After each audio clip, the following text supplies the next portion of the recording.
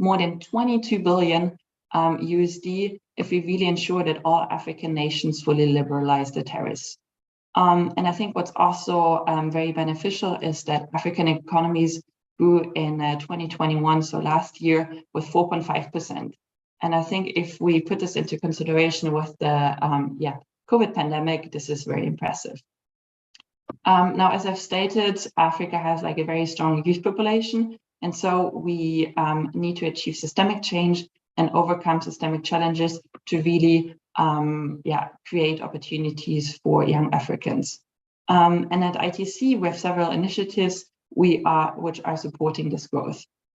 So we are committed to help African youth to take advantage of market opportunities made available under the AFCFTA. And I think in this regard, it is very great that African leaders have just recently added a Women in Youth protocol to help women and youth benefit from the AFCFTA. Moreover, we are ready to partner with the Secretariat and also youth communities like the ones we have around the table today to make this protocol a reality and a real game changer. In addition, we've launched a program which is called the One Trade Africa Initiative, and there we specifically empower, enhance, and enable African women and youth to take advantage of the economic opportunities under the AFCFTA. Now let me become a bit more concrete.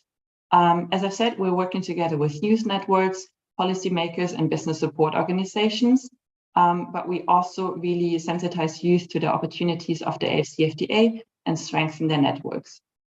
So we have published a white paper which is called Opportunities for Youth Employment and Entrepreneurship, Understanding the AFCFTA, to raise awareness to ensure that youth Africans benefit from the development of the single market. And also, where I'm really impressed with, that we've worked together with a young entrepreneur from Cameroon called Mechi Ama, and she has participated during last year's public forum in an international event where she has been directly speaking along our executive director to bring the concerns of African youth to the forefront of the development agenda. Now also to enable young Africans to tap into the full potential of the digital economy, we're supporting young entrepreneurs with skills on digital marketing, branding, and e-commerce training. For example, we've linked a young Ugandan entrepreneur who is called Julius with startup operations experts and a website designer. And as a team, they embarked on a mission to digitalize the business and to make its content available for the world to see online. So this project benefited Julius directly by exposing his story to the global audience and by allowing him for more connection and interaction with potential buyers. Together with the EABC, we have recently launched, or we're about to launch, the AFCFTA Women and Youth platform to ensure that particularly young people from East Africa have access to information on the AFCFTA, but also can kind of use this as an Amazon to connect with buyers and sellers across the region and the continent. We also know that beyond having access to networks and skills development, one of the biggest challenges for African youth entrepreneurs is still access to finance. And in a recent survey, we have seen that more than 47% of young African entrepreneurs are struggling financially, and 91%, so basically everyone, is seeking funding in either the forms of grants or loans or capital. Now in the next week, we will be launching a report which further sheds light on these issues, but also then propose actions to overcome them by collaborating with financial institutions, incubators, and accelerators. Now, it's also important to make the AFCFTA digestible for youth. And there, the young people we're working together with have expressed a desire to understand more about the agreement. And therefore, we have been collaborating with YADA, the Pan-African Youth Organization, to set up a campaign where young Africans become creative around this topic and really share in simple terms through essays, animations, and infographics what the African Free Trade Agreement means for young people. Now, to even further strengthen local, regional, and global peer-to-peer support networks, we have an online community for entrepreneurs between 18 and 35 years. And this community supports through local chapters more than 30,000 youth across 17 countries. Now, we've supported 15 business support organizations in their capacity to serve youth entrepreneurs in areas ranging from financial literacy to leadership to dealing with failure. For instance, when we look to West Africa, in Ghana, we've been working together with Kumasi Hive who is an incubator to connect youth entrepreneurs to opportunities and demand. Together with Kumasi Hive, we've implemented our Ye Boost Accelerator program, which is supporting export-ready youth-led businesses through a 14-week program, which is supporting them in becoming export-ready and linking up to international buyers. Now, I've given all of these examples really to highlight that we at ITC are guided by one goal. We want to support youth in overcoming the numerous obstacles you face when expanding your businesses. And together with you, we aim to clear the path for Africa's incredibly bright and young entrepreneurs. By tackling the challenges, all of these challenges about unemployment, about access to skills, access to finance, we will ensure that you can realize your full potential and generate significant economic benefits for Africa. Now, I'm very happy that today we have the chance to put our minds together for the betterment of Africa and our joint purpose towards helping African youth leverage market opportunities. Thanks a lot for your attention. I wish us now a very great event. Thank you.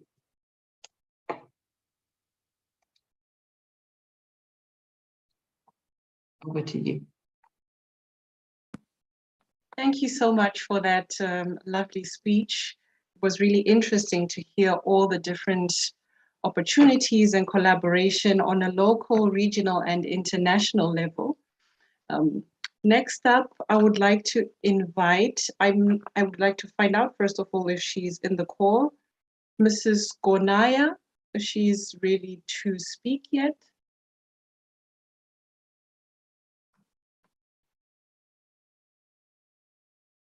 And if not, then I would pass it to our next speaker, Mr. Binning, if you can already speak next, seeing as I haven't heard any feedback from her side and from our team as well. Maybe you could find out.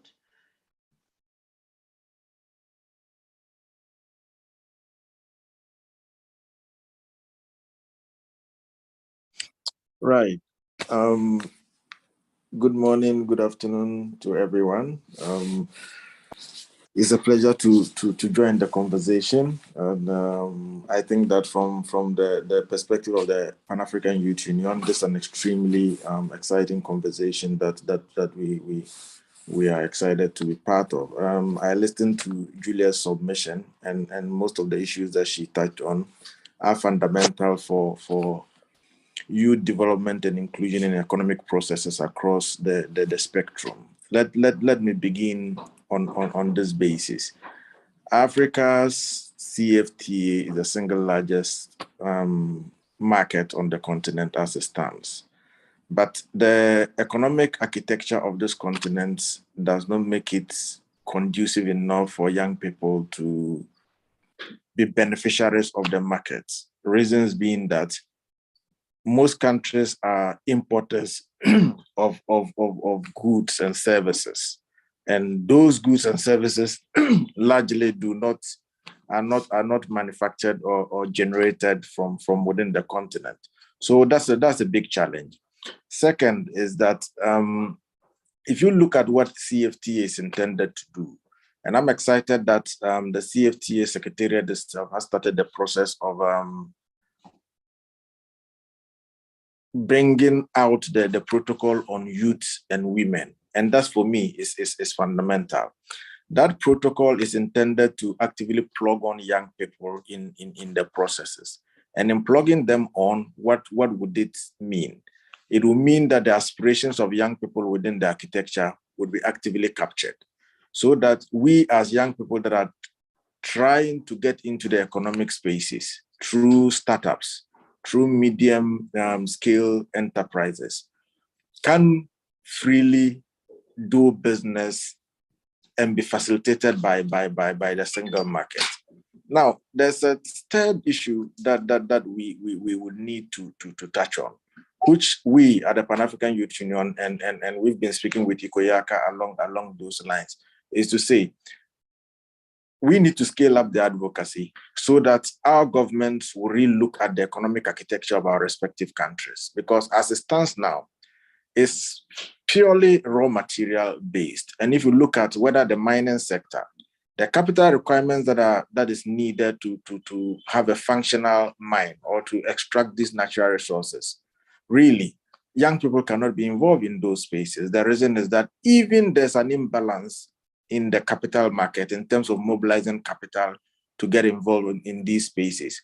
Now, that takes us to a second level of our inclusion. The blue economy is something that young people can actively engage because it's not the same as the extractive sector or natural resource appropriation.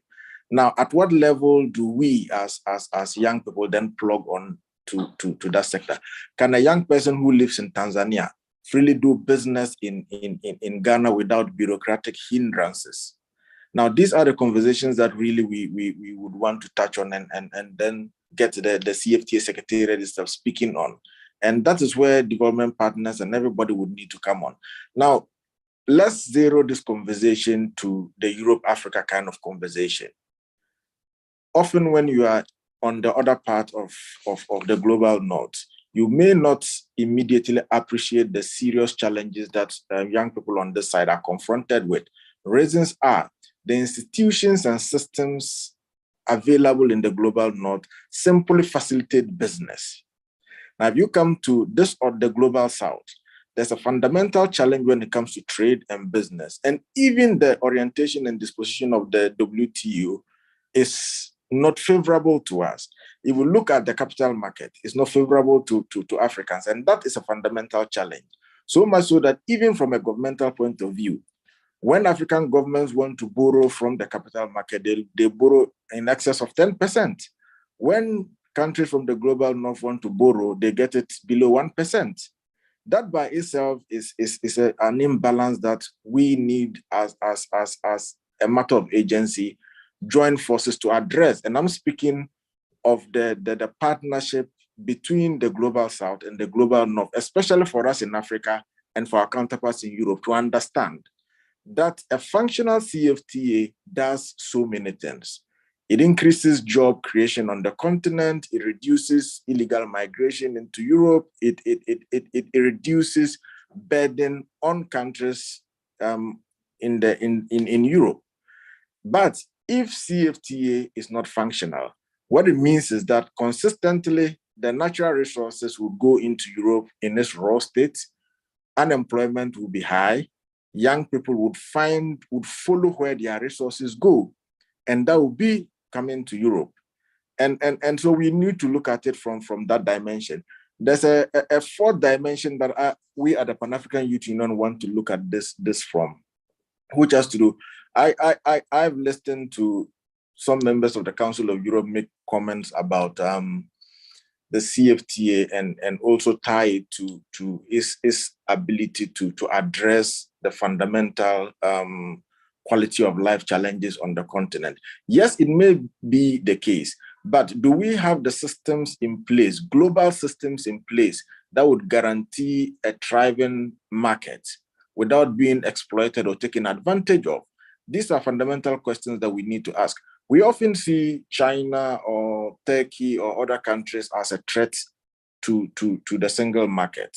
For us as young people, it's extremely, extremely important that the environment that we require to be able to actively plug on that is created. And when I say that, it doesn't become just an issue of African government, even though the primary responsibility rests on them to create that climate.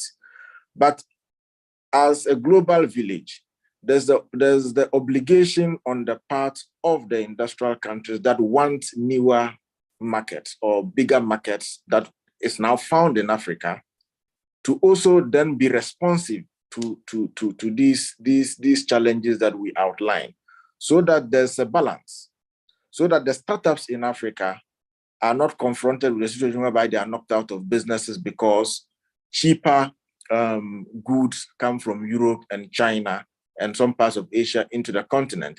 Now, when we begin to introduce that, I already see concerns of saying that Africans are introducing protectionist policies, which sometimes is necessary because a lot of countries and systems outside Africa equally do same. For instance, it is extremely difficult for a young person in Africa to take cabbages or carrots into Europe without going through a very rigorous and strict process.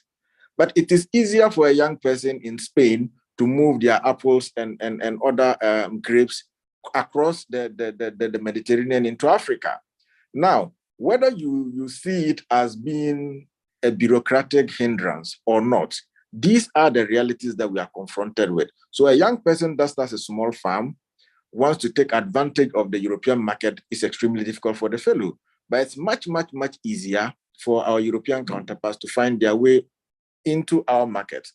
The question then is, between Europe and Africa, are we building a mutually beneficial partnership to take advantage of the 1.4 billion market that's being created by CFTA? Or will it be another exploratory conduit for those that are a step ahead of us in terms of the economic structure of their respective countries? These are critical questions that we really would need to raise and address. And for us at the Pan-African Youth Union, we are committed to joining our counterparts in ICOYACA, at the AFTA level, and all other institutions to ensure that the single market that's being created is fair, egalitarian, and is not confronted by serious challenges that the global economic structure poses to us, so that the young people can take advantage of the single market, improve their quality of life, and then be able to build and actively be included in the economic processes of the continent. I'll leave it at this, and then I'll come in at a particular point. Thank you. Thank you. Thank you so much for that thought-provoking input. And I can see already that the chat is extremely active. A lot of people appreciating what you've just mentioned and already asking a number of questions. So unfortunately, our third speaker will not be able to make it. And so we would like at this point, I will give this point to our chairperson, Emilot, to speak once more on everything that's been spoken on. And just to remind you once again that we will be having the session throughout the day. So don't disconnect when we have a break, or we are going to be open and present for the whole day. Emilot? Thank you, Nozipho. Just a minute, I think there is feedback.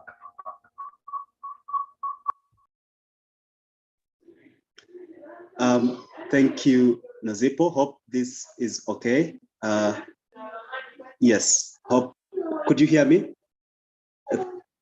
Perfect. Hope this is okay, but thank you so much. I see Rob. Before I say anything, maybe Rob, would you want to just come and give us an opening session? Then I know you will have a session coming up, maybe just your introductory remarks, then we could proceed to the next session. I think I will now indulge Kemi after Rob, after my submission to then was to the tearing down barrier session. You could stay a bit longer, Julia. Yeah. Thanks a lot. First of all, good morning, good afternoon to everyone. My name is Rob Kogel. I am from the Africa 1 division of the European External Action Service. And of course, I know that there is a big program, so I will go immediately to the point. We are doing a lot of very interesting work with young people, and without going around it, I will just immediately tell you that we are organizing together with the Youth Core Group. It's called a group of very active and dynamic young people, a big conference that will take place in Torino, in Italy, on exactly enhancing the partnership between Europe and Africa. This conference is meant to coordinate, to synergize, to harmonize the different youth forces that are working on the partnership, on the friendship between Europe and Africa, and that are doing excellent things, but that are often being scattered and unconnected. And this is why we have started like 6 months ago a serious work of trying to coordinate and to share more the information among the different youth realities in order to make them stronger, in order to make them of more impact, in order to give them the possibility to insert themselves meaningfully in the process, for example, of the follow-up mechanism that comes out of the recent European Union, African Union Summit that took place in Brussels in February 2022. And we have already had a lot of meetings with several youth realities, and we are, of course, working on the principle that the first thing is to connect with our African counterpart, and this is why we have started quite an active dialogue with a lot of youth realities in Africa, and also with the African Union Commission Youth Branch.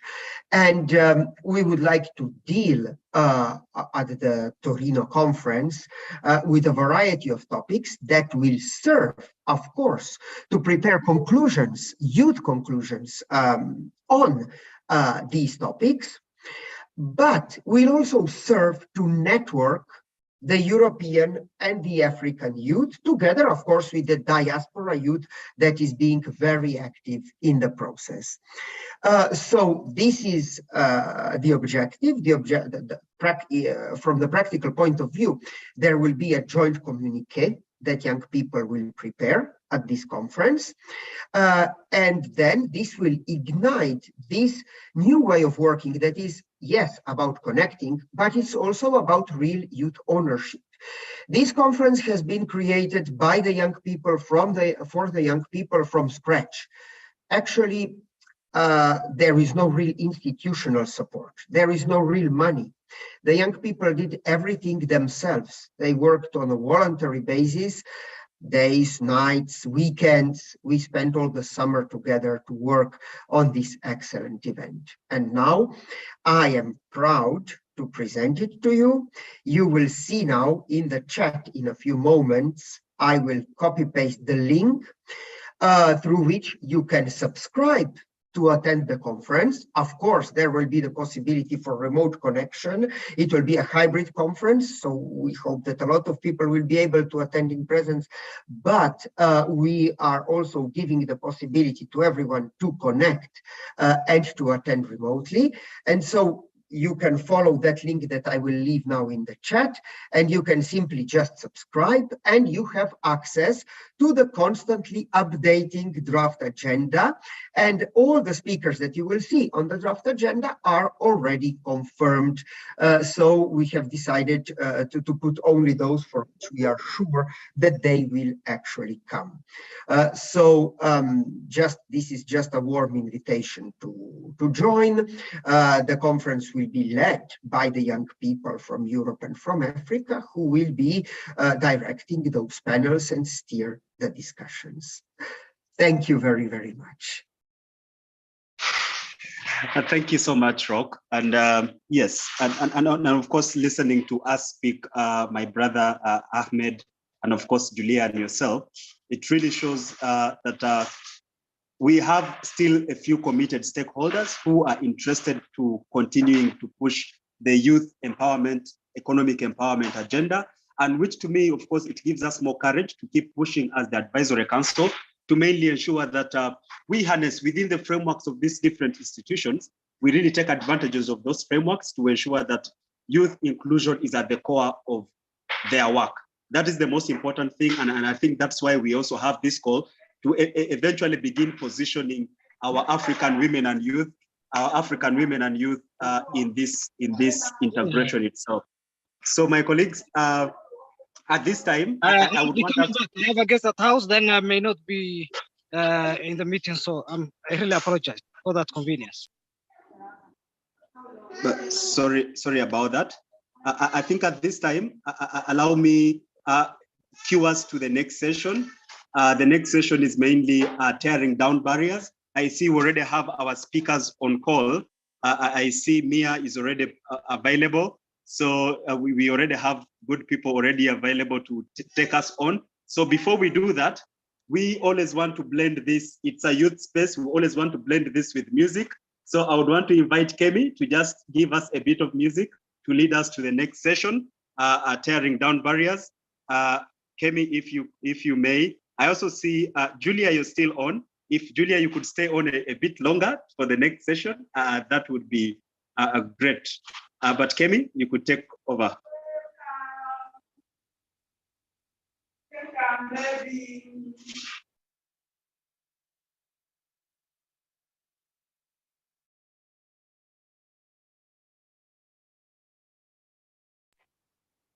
Okay, Kemi, are you there?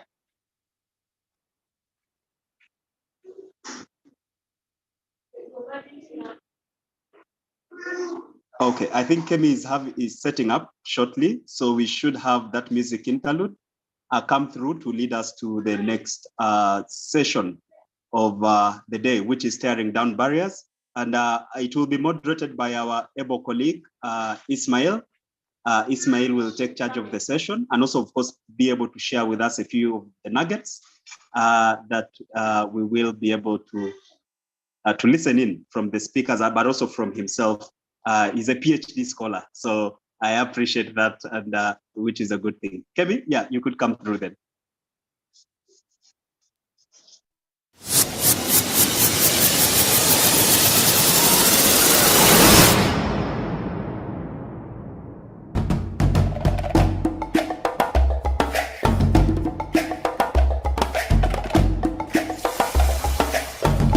We are giving it back to GIZ for supporting this initiative. Please stand up on your feet and give a rousing appreciation to GIZ. Please do that. So thank you so much, and also to the entire management. Pass our appreciation.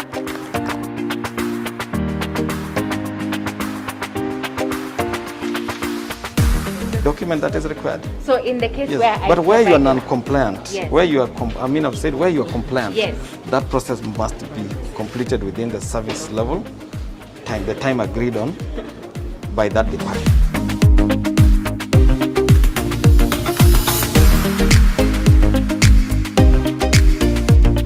We're going to hear from your representative, who will also give us a few remarks in less than 5 minutes, and then once he's done, we'll see your performance. So get ready, embrace yourself, whether you're going to start from there and come through.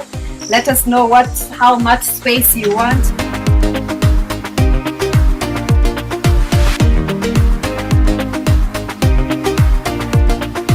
One Young Africa, we say yes to one Africa market.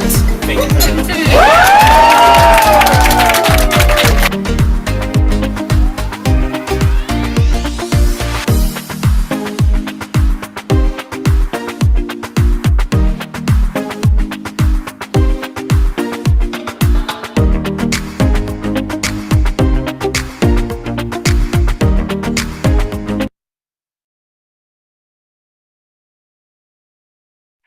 Thank you, Kemi, for this. This was, by the way, our AFCFTA bootcamp that happened last year. That actually, this bootcamp gave birth to the Independent Continental Youth Advisory Council. So the people you see there are the youth from all over Africa who were brought together to mainly get capacitated on the AFCFTA. And I see we have many champions, our champion, different chapters joined in on the call here. So it's great to have all of you join us. But at this juncture, allow me to call in Ismail to come through. Ismail?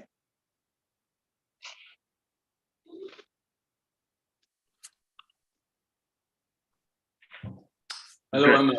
Hello, everyone. Great. Yeah, you could take charge. Yes. Okay. Excellent. So it's a pleasure to be here, everyone. Once again, welcome to all our lovely young people from all over the world, from Africa and Europe. So now that we had some people set the stage, some wonderful speakers set the stage for what the goal of this forum is to do together and to talk about how we can actually practically increase collaboration and economic cooperation between Africa and Europe, and to involve the young people, the young entrepreneurs and active people who want to play a role in society by creating jobs, by providing goods and services. Let's take a chance to use this session to hear from, we will have a couple of speakers, also lovely speakers to hear from, who will also introduce their work and how they're advancing this agenda in promoting African and European cooperation and how they involve the youth. And they'll talk to us about the practical sides as well, and what has currently been done and what also should be done. And then most importantly, throughout this session, we will, upon the closing of our speakers, after they present themselves and their work, we're going to have a plenary. So we're going to have an open question and answer. So this is the time for everyone to get very active and to be proactive with their thinking and with their questions. And what I would like all of you to do, for those who are present, is to think about the things that you would like to see in terms of building this type of cooperation between Africa and Europe, between connecting our markets together, between creating employment opportunities, between fostering trade through the African Free Trade Agreement, in all those things. So be ready with your questions. Think about what our speakers will have to say, and maybe you can address them as well. And hopefully that throughout our discussions here today, we'll be able to address some very important issues for you and for everyone across the continent, here in Africa and in Europe. And as a result, we'll come up with some actionable conclusions that we can take forward. And also then everyone in their own private lives can then advance, can improve their thinking, improve their thought process, improve how we approach these issues as well together. So let's use this as an opportunity to move forward in that way. Dave, Amelot, I don't know if we have our speakers ready, because I can't really see. There's so many participants, thankfully. But can you tell me if we would like to hand over to one of our valued speakers to introduce themselves first? Yes, we could begin with Miss Mia. Mia is here. Then Rock will come back again during the same session. But yes, they're available. Mia is around. Okay, excellent. Then please let's have a warm welcome for Miss Mia. I leave the floor to you, and can you please introduce yourself and the lovely work you're doing, and maybe address some of the issues that have already been talked about today, and then we'll move on afterwards from that. Thank you so much.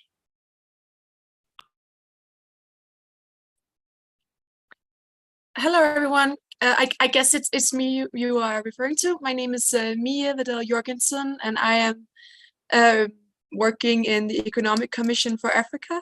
And I'm an associate expert in economic affairs, particularly working on youth engagement in the AFCFTA negotiations and implementation. Is it me you're referring to? Okay. I wasn't sure if I was going to speak in this session or the second. So excuse me if some of it is a little bit off topic, but I'll do my best to speak to the issues of trade barriers in the first session. Is that okay? Yes, that'll be perfect. Please go ahead. Okay. Can I share a presentation, or would you prefer that I go without? Excellent. Yeah, if you can share your presentation, please do. Okay. Okay, so that's not possible. I can also do it without. Emma, can we make sure? Can we grant her? Yeah, I think Mia, you can do it now. Okay, great. I can. Okay.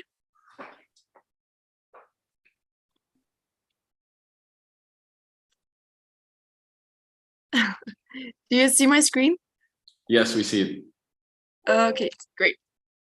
So I will be addressing some issues on youth inclusion in the AFCFTA and what are the main barriers for youth to be included in the AFCFTA in Africa, and what the AFCFTA is enabling youth on the continent regarding to job creation, financial inclusion, but also to emphasize the role of the youth in achieving the successful implementation of the AFCFTA. So some of the key issues for youth engagement in trade, and the main trade barriers that are for youth, is that most youth is represented in the informal and micro-sized, the informal, micro, small, and medium-sized enterprises in Africa. IMSMEs, they account for around 80% of Africa's businesses, and many of these are led by women and youth. So youth are really key for growing this part of the economy in Africa. The informal economy creates 20 to 75% of jobs in Africa. So this means that there is a large share of the benefits of formal trade which youth are not at the present time enjoying.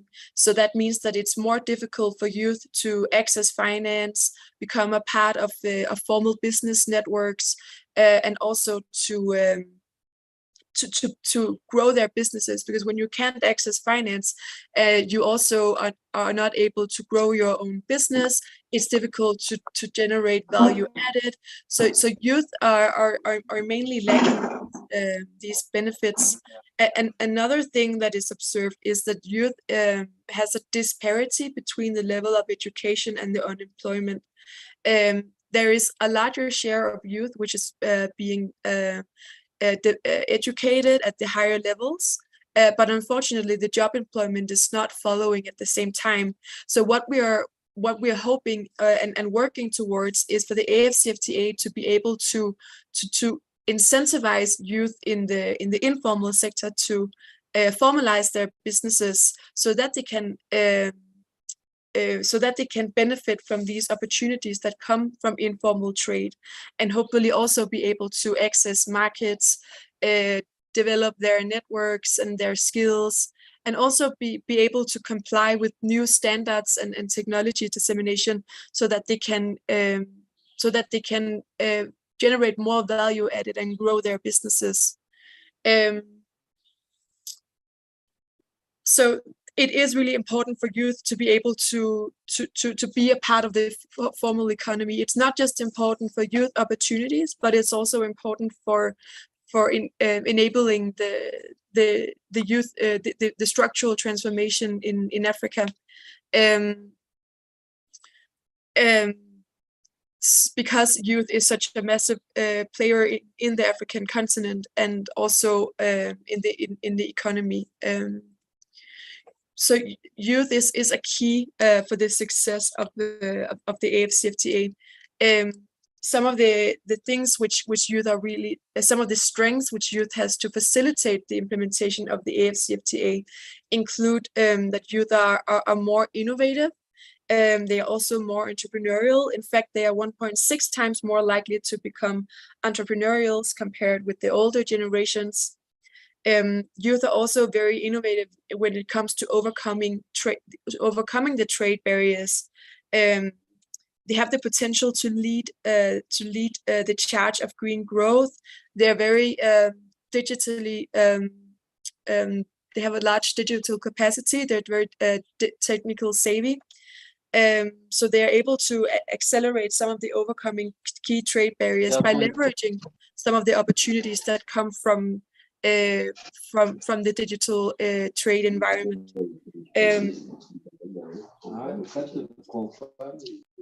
Some of the things that the youth can also do is that they can leverage e-commerce.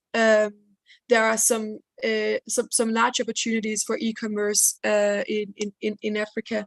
In fact, the value of digital trade in Africa grows more than 40% annually, and it's exceed by 300 billion by by 2025.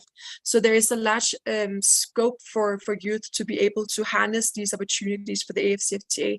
But it's very important that we as institutions and the governments make sure that the right frameworks are created for youth in order to be able to leverage these kind of benefits we see in the continent, and also which can be leveraged even further with the implementation of the AFCFTA.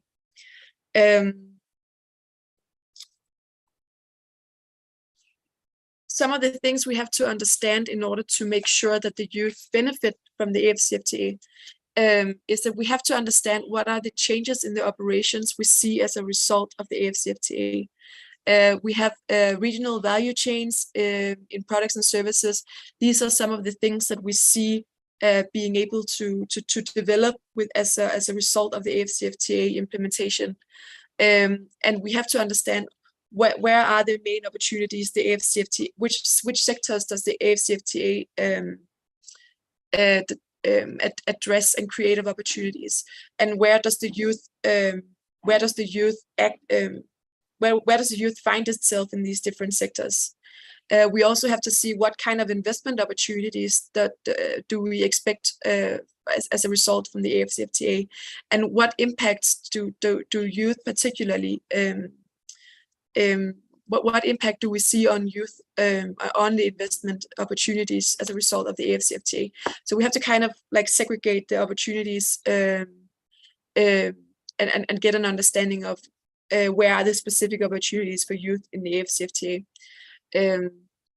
One thing that's also important is that we need to understand what are the particular bottlenecks for the AFCFTA. So there are a lot of different bottlenecks for youth, which are more youth specific compared to the bottlenecks which are more specific to SMEs or women in trade. But it's important that we go and identify the particular barriers that are specific for youth. That can, for example, be age discrimination. It can also be lacking know-how of how to trade, how to leverage the rules of origin under the AFCFTA. How to access new markets, and some of these non-tariff barriers which are particular for youth. These are some of the things we are working on in the Economic Commission for Africa. And in some of our research, we have identified some particular sectors where we see opportunities for youth to both to benefit from the AFCFTA, but also on what kind of barriers that should particularly be addressed for youth in order to benefit these opportunities. So one of the sectors is the creative sector. The creative sector is very key to enable productivity and networks, and also to create new ideas and innovation for value added. And we see in Africa that there are a lot of a very spurring creative sector, both in the music and the music industries, and in the video, the cinemas industries. But one of the things that's important we have to address in order to enable youth to benefit from these opportunities in the creative sector is that we have to look at how to create a framework that enables youth to harness a continental set of intellectual property rights. So that means we have to build the capacity of the youth in Africa of how do they go and obtain patent of the products they have developed. We need more simplified registration systems so that it's easier for youth to protect their innovations. We also need to provide some capacity building on the business management issues, because youth in the creative sectors are perhaps very talented at being creative and developing the products, but there's also the business side management, which is very important for them in order to be able to access the regional market in Africa. Another point is, or another sector is the digital sector. I did speak about it earlier about how the digital sector in Africa is growing with more than 40% annually, and it's important to enable youth to benefit from the digital sectors. by incentivizing the informal traders I spoke about earlier to enable them to trade formally. And the digital sector is one of those sectors that can make it very cost effective for youth to engage in formal trade. Plus they're very tech savvy, so they're also more inclined to use the digital services. So it's very important that we develop digital services that are possible for youth to take advantage of, and that is both the urban youth, but also the youth in the rural areas. So it's very important that we create services and infrastructure that are inclusive for the youth in the rural areas, as there are still more youth represented in the rural areas compared to the urban areas. So it's important that we also have this inclusive focus when we talk about the digital services. Other things we can look at is access to the digital infrastructure and skills development, and the enablement of a startup capital, so that the youth can get access to the market and enable their access in that sense. We can also look at the financial services. Some of the key issues for youth engagement in trade is the lacking access to finance. And some of the things we are looking on is how can we facilitate financial support and lines of credit to youth-led businesses? How can we in the Fcfta create incentives or create a framework that enables youth to facilitate these kind of issues? There are also in the design of insurance schemes that will enable youth to have more stability. As an entrepreneur, it is very unstable, and there can be many reasons for youth to not being able to commit themselves full time in their entrepreneurial careers. But by designing insurance schemes for particular youth-led SMEs, can also help them benefit from the AFCFTA at a more advanced level. Target youth in fintech opportunities is also a potential for youth to engage access to finance in a more inclusive manner.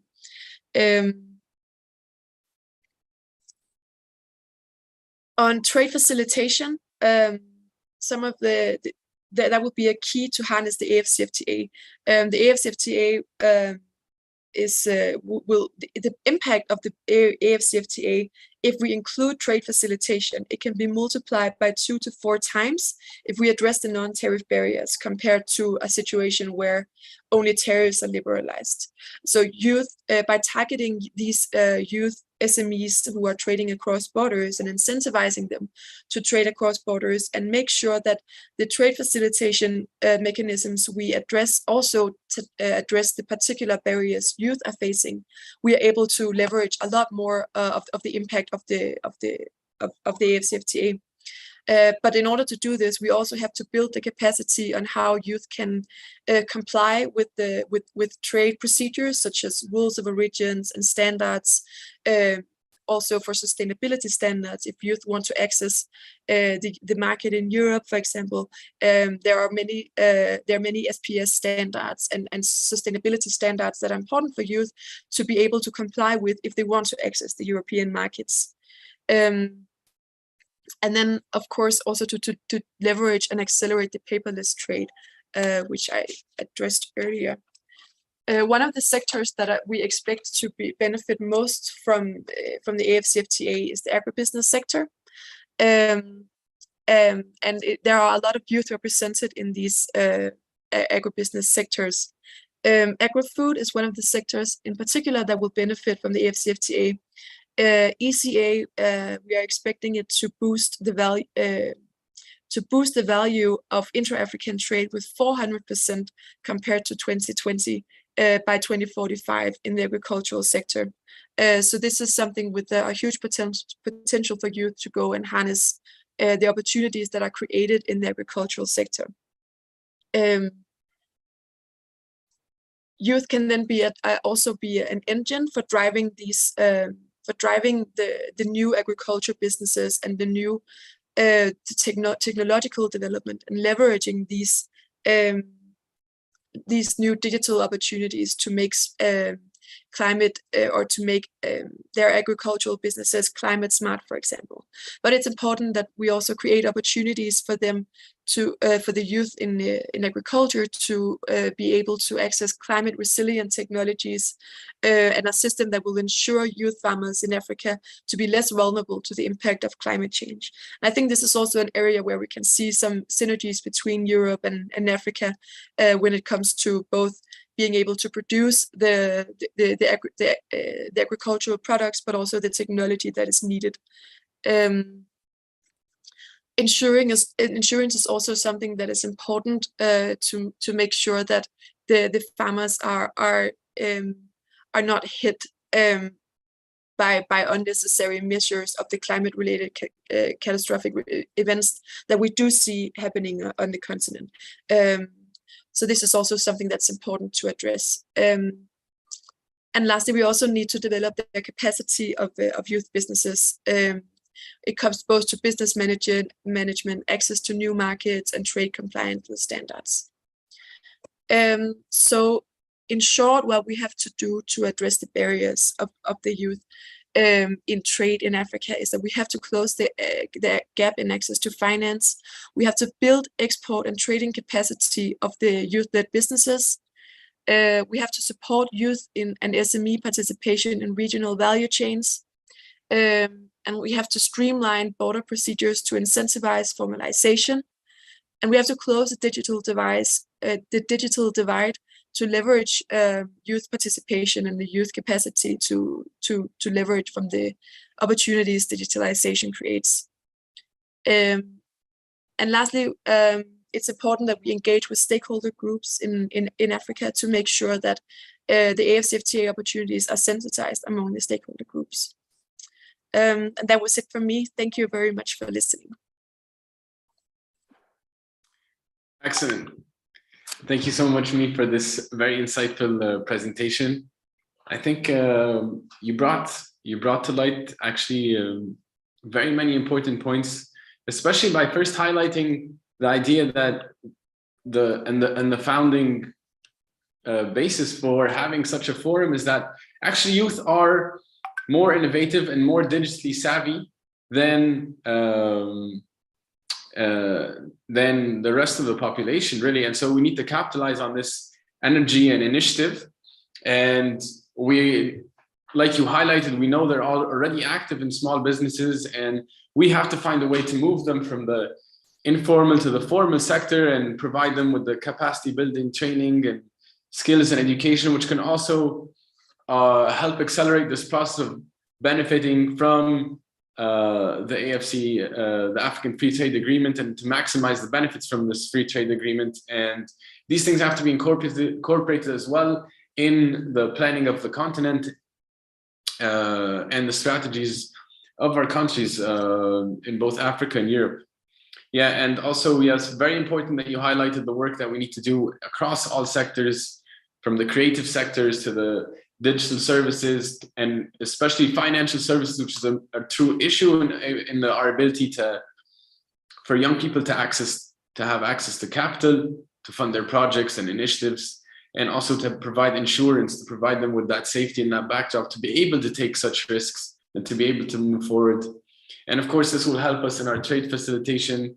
And obviously, sectors like agribusiness are also very fundamental, especially for a continent like Africa, which is very rich in its agriculture industries and products. And it's very important that you mentioned these sectors of work and the actions that we need to take moving forward. Thank you so much for this intervention. I'm seeing that we have a lot of people joining, actually, maybe a little bit later than we hoped, but welcome all of you to our session on tearing down trade barriers once again. Maybe let me introduce myself very quickly once again. So just for everyone who has just joined, my name is Ismail Darwat, and I'm an Egyptian, and I'm here as a capacity serving as a member of the African Union, European Union Youth Hub, and I'm a member of the business cluster, and this initiative is working to provide co-create projects between Africa and Europe. And on the other hand, I'm also a professor of economics and at the American University in Cairo. So very happy to be here with you all. Thank you, Mi, for your intervention. I know we're also going to hear from from one or two more speakers yet to confirm, but I know we have Rock, who was also happy to. We just heard from him in the opening session discuss about the conference in Italy that we'll be having in a few months' time, and with the fostering relationships between grassroots relationships between Europe and Africa, which is lovely. Rock, I welcome you back if you're here to give us some more insight on the work that you're doing and how we can move forward in building this economic cooperation between Africa and Europe, and concretely what steps can be taken by the youth and what needs to be done from both sides. Maybe you can, you are welcome to take the floor. Thanks a lot, Ismail. Actually, I don't have anything to add to what was already said by Mrs. Wedel and by other experts. I am not an expert on the economic and trade issues. However, of course, returning to our conference in Italy in 2 months' time, there will be a specific panel, panel number 4, that will be completely dedicated to the implementation of the Agenda 2063, to the sustainable industrialization, to the African Continental Free Trade Area, and specifically the creation of infrastructure projects, Pan-African infrastructure projects that could promote industrialization, sustainable industrialization of the continent. We will also be discussing about how this could be then put together with the big European Union initiative that is called Global Gateway, and that indeed foresees the creation of infrastructure, both physical and digital. And so this will be one of the panels. And voila, and that would be all from my side. Thanks a lot for the opportunity. Thank you, Rock. Excellent. Indeed, I think we all look forward to the conference you will be hosting, and I think we're looking forward to the outcomes of the collaboration in those sessions. I think it will be very valuable indeed to promoting economic integration and to involving youth in this process, which is very important. Let me just remind everyone here, it would be great if you guys can drop your questions in the chat, or if you can just make sure to have your questions ready, so then once we open up for plenary, you are all ready to engage, ask your questions, bring your insights, and hopefully we can have a healthy dialogue once the plenary starts. So Emlot, if I'm correct, do we have Saul from the European Union ready to speak as well? Yes, Ismail. Saul is there. Then we could have Ahmed come back on to share also a brief. Then we could go to an interlude. Then we queue into the next session. Yes. Excellent. Please, Saul, you have the floor. Welcome.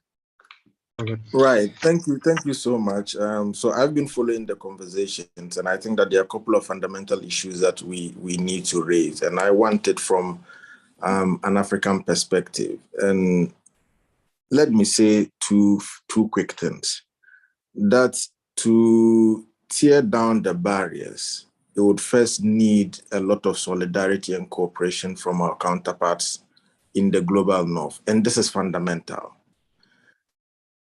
That sense of empathy and understanding that there are fundamental structural encumbrances on the African part is a first step to ensuring that we have a more egalitarian, fair trade system that can help African young people actively plug on to the global market.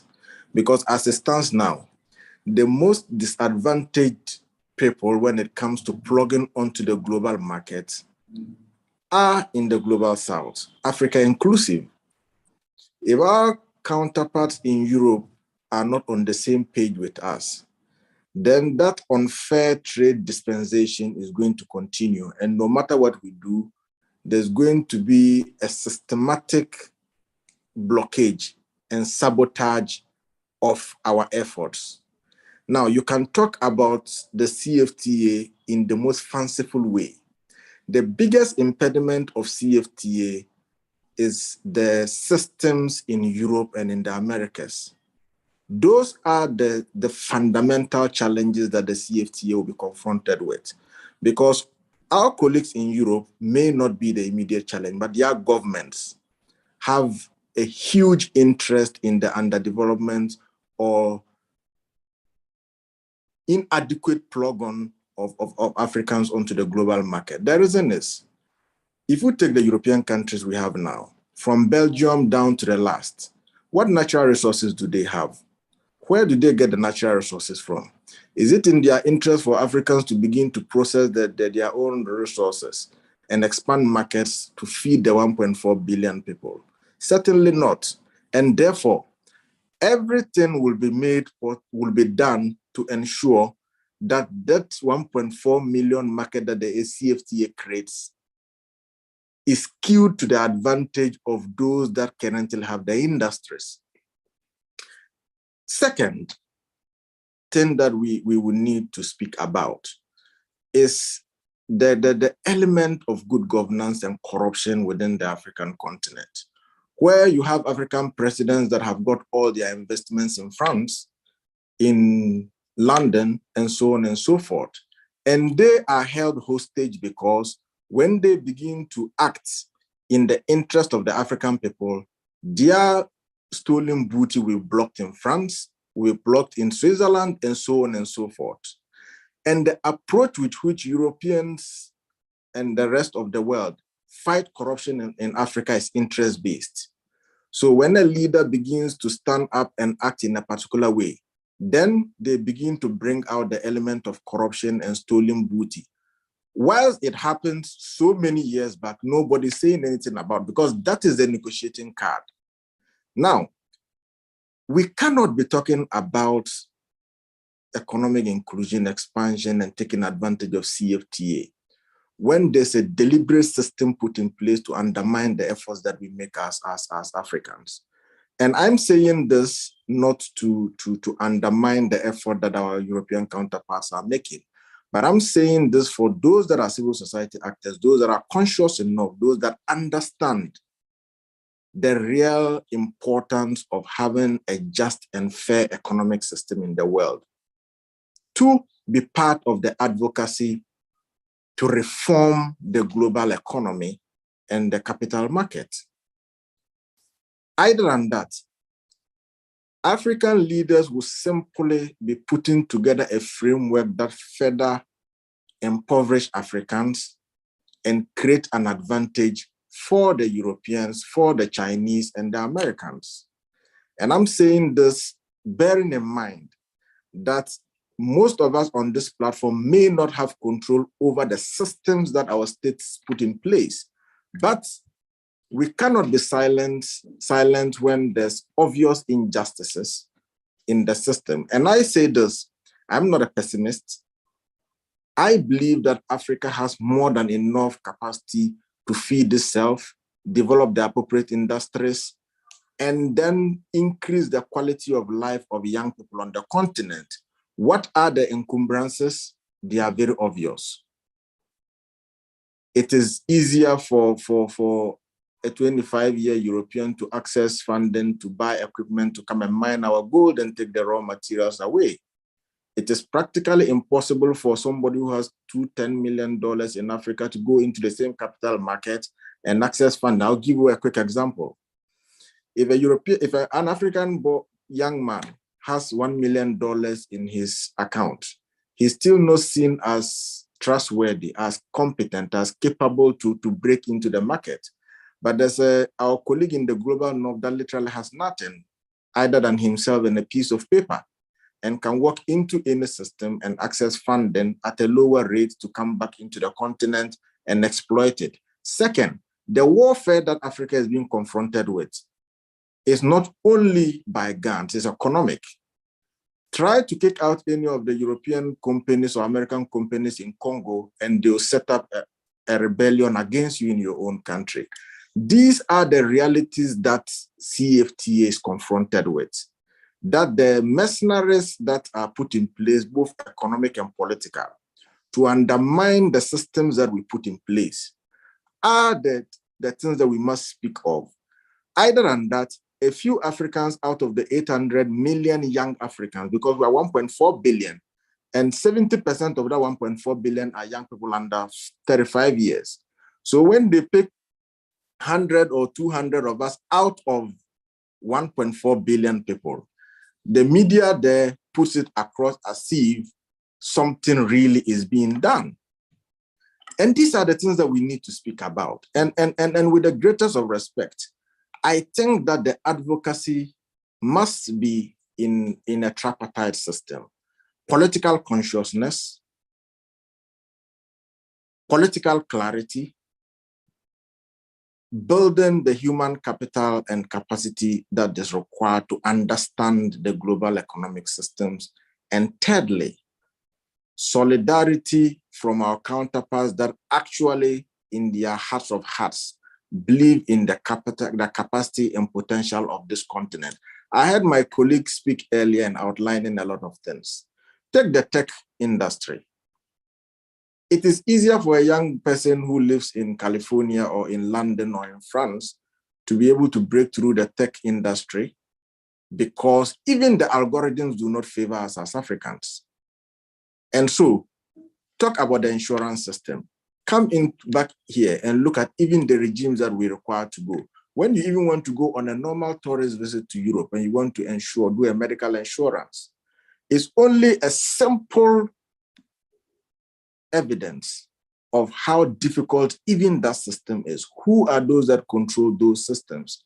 And when our African companies begin to set up their own systems, the biggest encumbrances are the so-called ISO standards, certifications, and so on and so forth that we do not control, that will prevent you from getting into the same market. And so I would urge each of us on this platform, Africans, Europeans alike, that the challenges that we are confronted with may not be the fault of the normal citizen of the European system or the American system, but they equally have a responsibility toward it, because the young African would follow where their resources go. And I can even tell you for a fact that the issue of migrant crisis that we speak about in Europe, and for the reason that the Economic Council of Europe would want to address as an emergency, is exaggerated.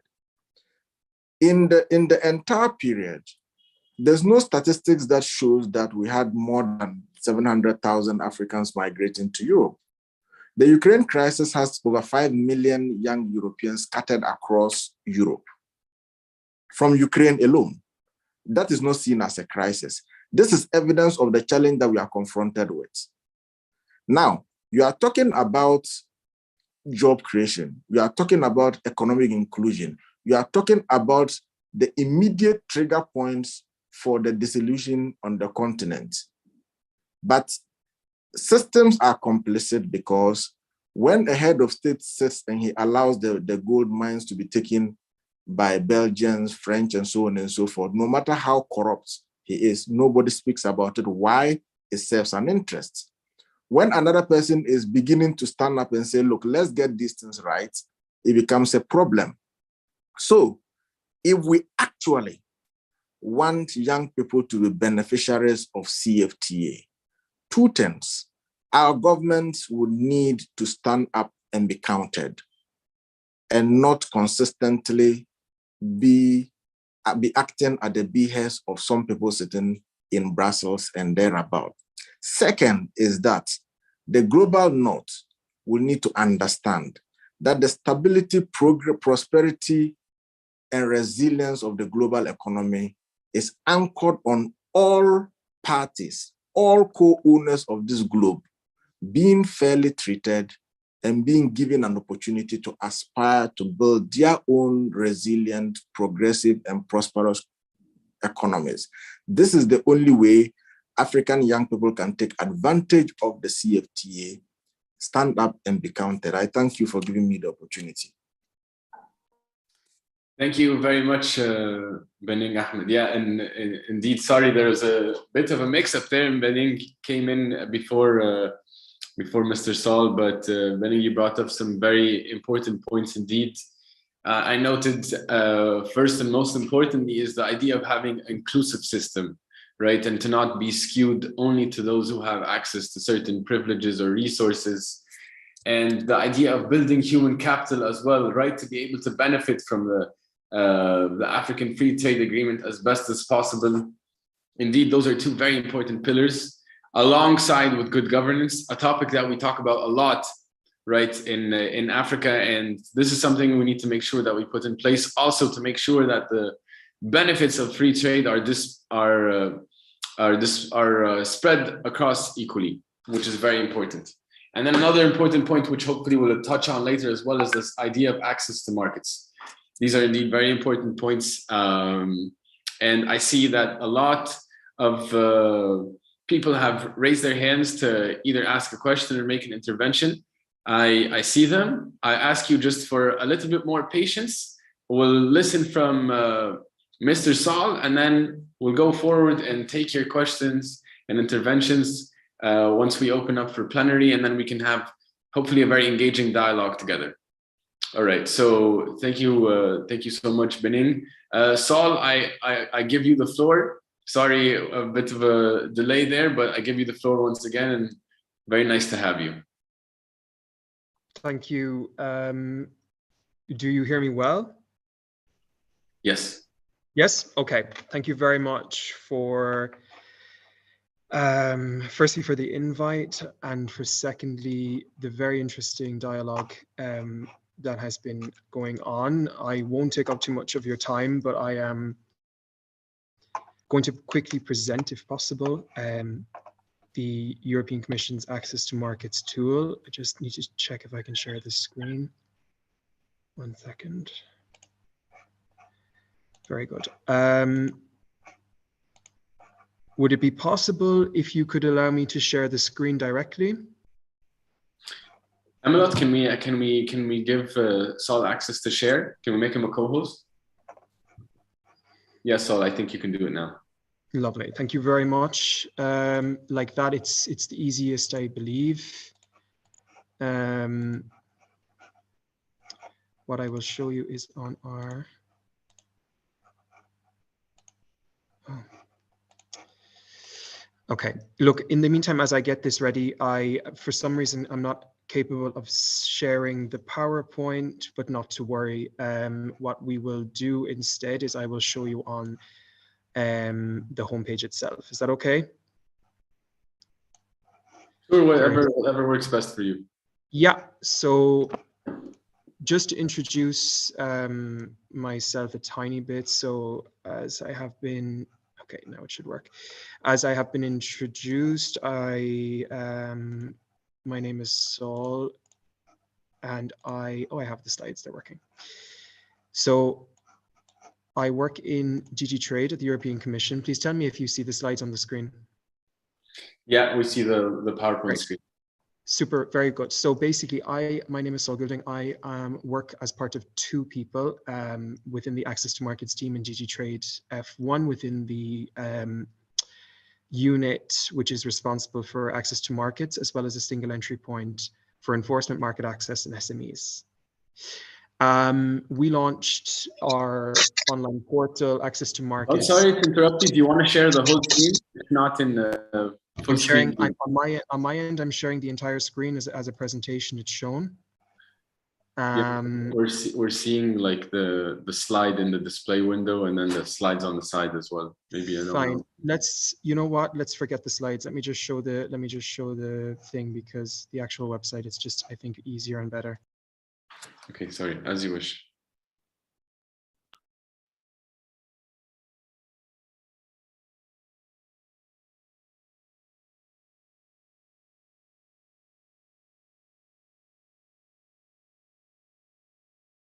You're muted, Saul. We can't hear you. Sorry. You're still on mute.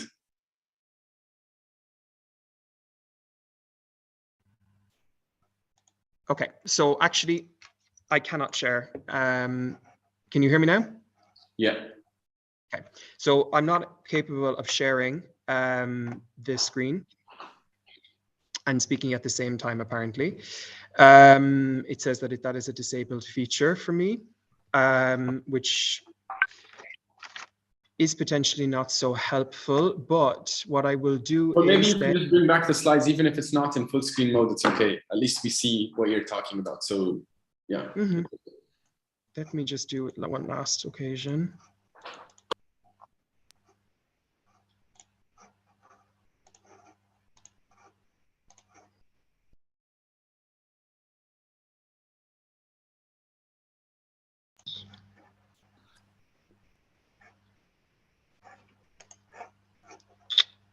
One second. I'm sorry that this is normally I've just come out of a 2-hour training on this exact topic and shared screen and shared audio with over 200 people. So this seems to be on my That's end. okay. That's okay. It's a simple thing. If you you'll just share the slides and it's that's perfect. We'll just take yes, but it should be big screen, no? On our screen, it's not in full screen mode, but even at least if you scroll through it, maybe that will be enough. Okay, but this is not. What about now? Is it better for you? No, it's still not working. Listen, I turn off my camera and then let's see, does this make a difference?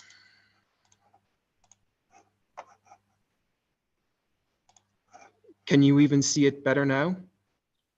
We see the same window. Yeah, we've seen the slides. Yeah.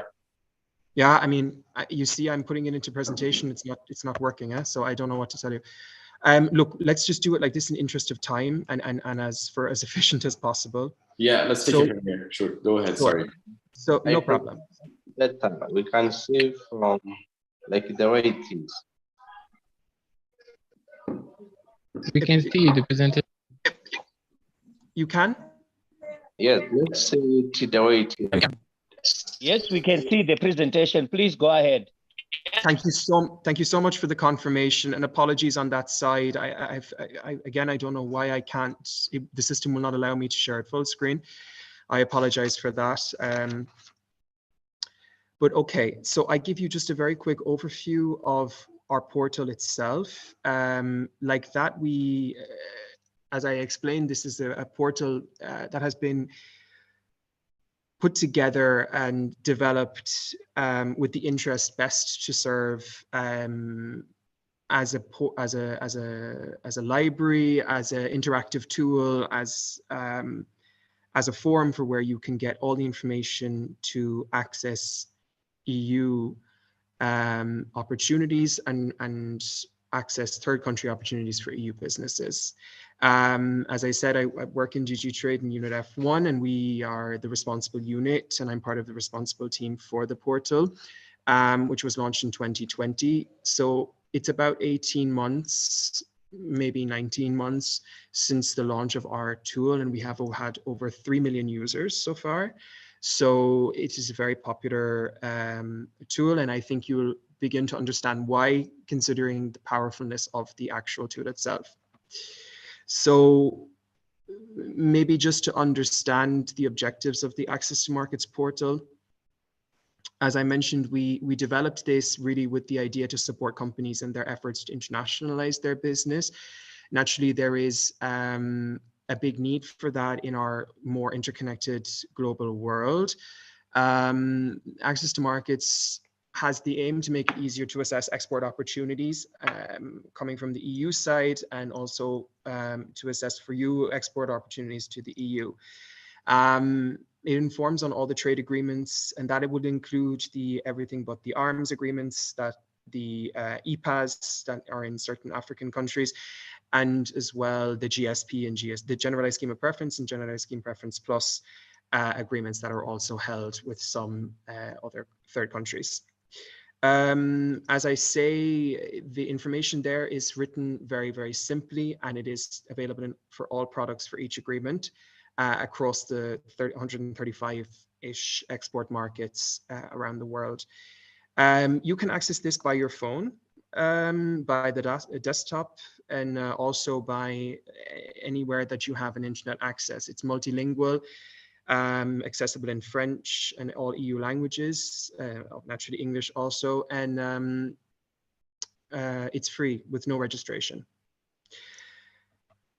Who is it for? Companies, SMEs, both here within the EU and around the world. So it is accessible to you, be you sitting in France or be you sitting in Angola. It's accessible. So you'll have information on how to access the EU. From outside of the EU, you'll have information on how to access, from our perspective, third country. Also very beneficial for organizations, associations, trade promotion organizations, administrations. It is very useful to assess what is there for you, who you can contact, and what you can learn on a certain product.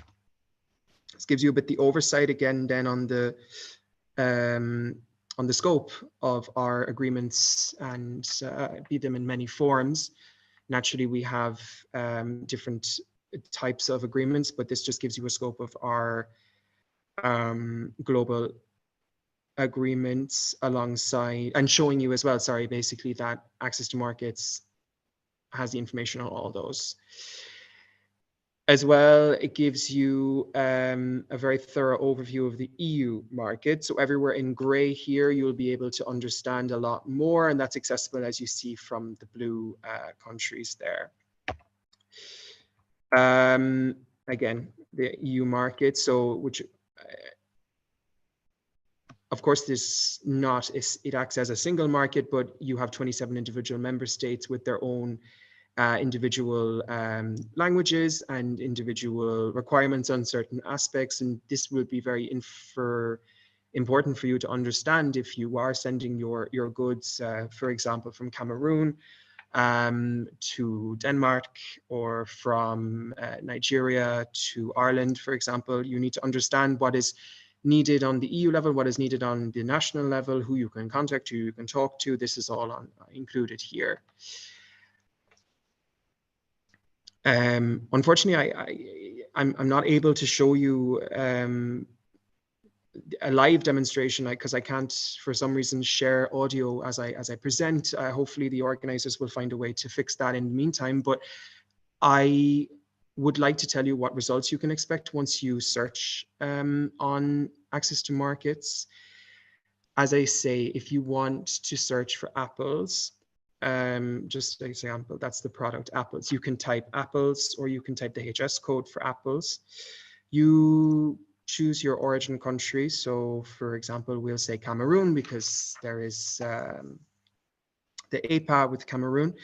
And you say, okay, I want to send these to Spain. I want to send these to Denmark. Once you click on this search, you will be able to see the tariffs, the internal taxes of the member state. So this will be your value-added tax on your product, rules of origin, requirements for your product, the customs procedures, product requirements that are applicable to the product for which you are exporting and trying to import into the EU. You can also get information on the trade barriers that exist between the country of your interest and the country that you wish to import to or export to. You will also see the statistics on trade. I won't go through the single entry point, nor will I go through the services and investment tool because they are not relevant for this presentation. What I can show you is the contact form. Here is the link. I will put the link in the chat for you all to access. I will also put the link for the Access to Markets homepage in the chat for you to access too. I will try one more time to share the screen for the website. So if I can give you one live example, I'd like to have done that. Just bear with me, and I'm going to try one last time to share with audio the browser. 1 second. Like that, I can give you a very thorough, quick view. If not, I'll just have to send you the links.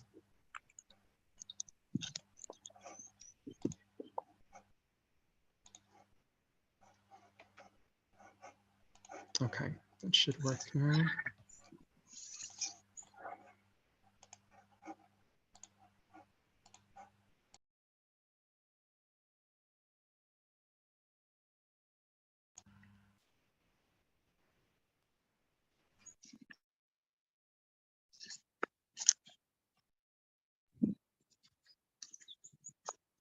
Yeah, sorry, I have no idea. I think on the organizer side, you should be able to activate a setting to allow me to share with audio, but that is a bit I'm putting here in the chat the website link URL that you were able to access. This is the Access to Markets homepage. Please peruse that at any point, and you will be able to give a product name, give a country from, give a country to, and get the information you need. Also, you are able to find out as well about the EU market. On this page, you are able to find out how to contact us. On this page, and all other information is on the site. I really wish I would have been able to show you more live, but again, I cannot seem to share with audio, so I hope the slides were useful at some point. And I'll let you ask any questions that you have. I can only stay for another few minutes, so if there's anything there I can help you with technical wise on the website, I'm very happy to answer. Okay, great. Thank you so much, Saul, for this very interesting presentation about access to markets. Indeed, it's a very useful tool, especially for those, as you mentioned, who are looking to either internationalize their business and seek other export opportunities all across, not only Europe, but across the world. Mm-hmm. And to hear that it has over 3 million users up to this point shows just how valuable and effective the tool must be. So this is excellent. I think for all our young people listening from both Europe and Africa, this tool can be very useful in terms of them growing their business or seeking opportunities to take part in the international trade markets. Very, very valuable. So this is a perfect opportunity for us to open for plenary. So if anyone has any questions, maybe let's prioritize the questions for our friend Saul, because he won't be staying too long. But so if you guys can just start raising your hands, and we can start calling on people to bring forth their questions.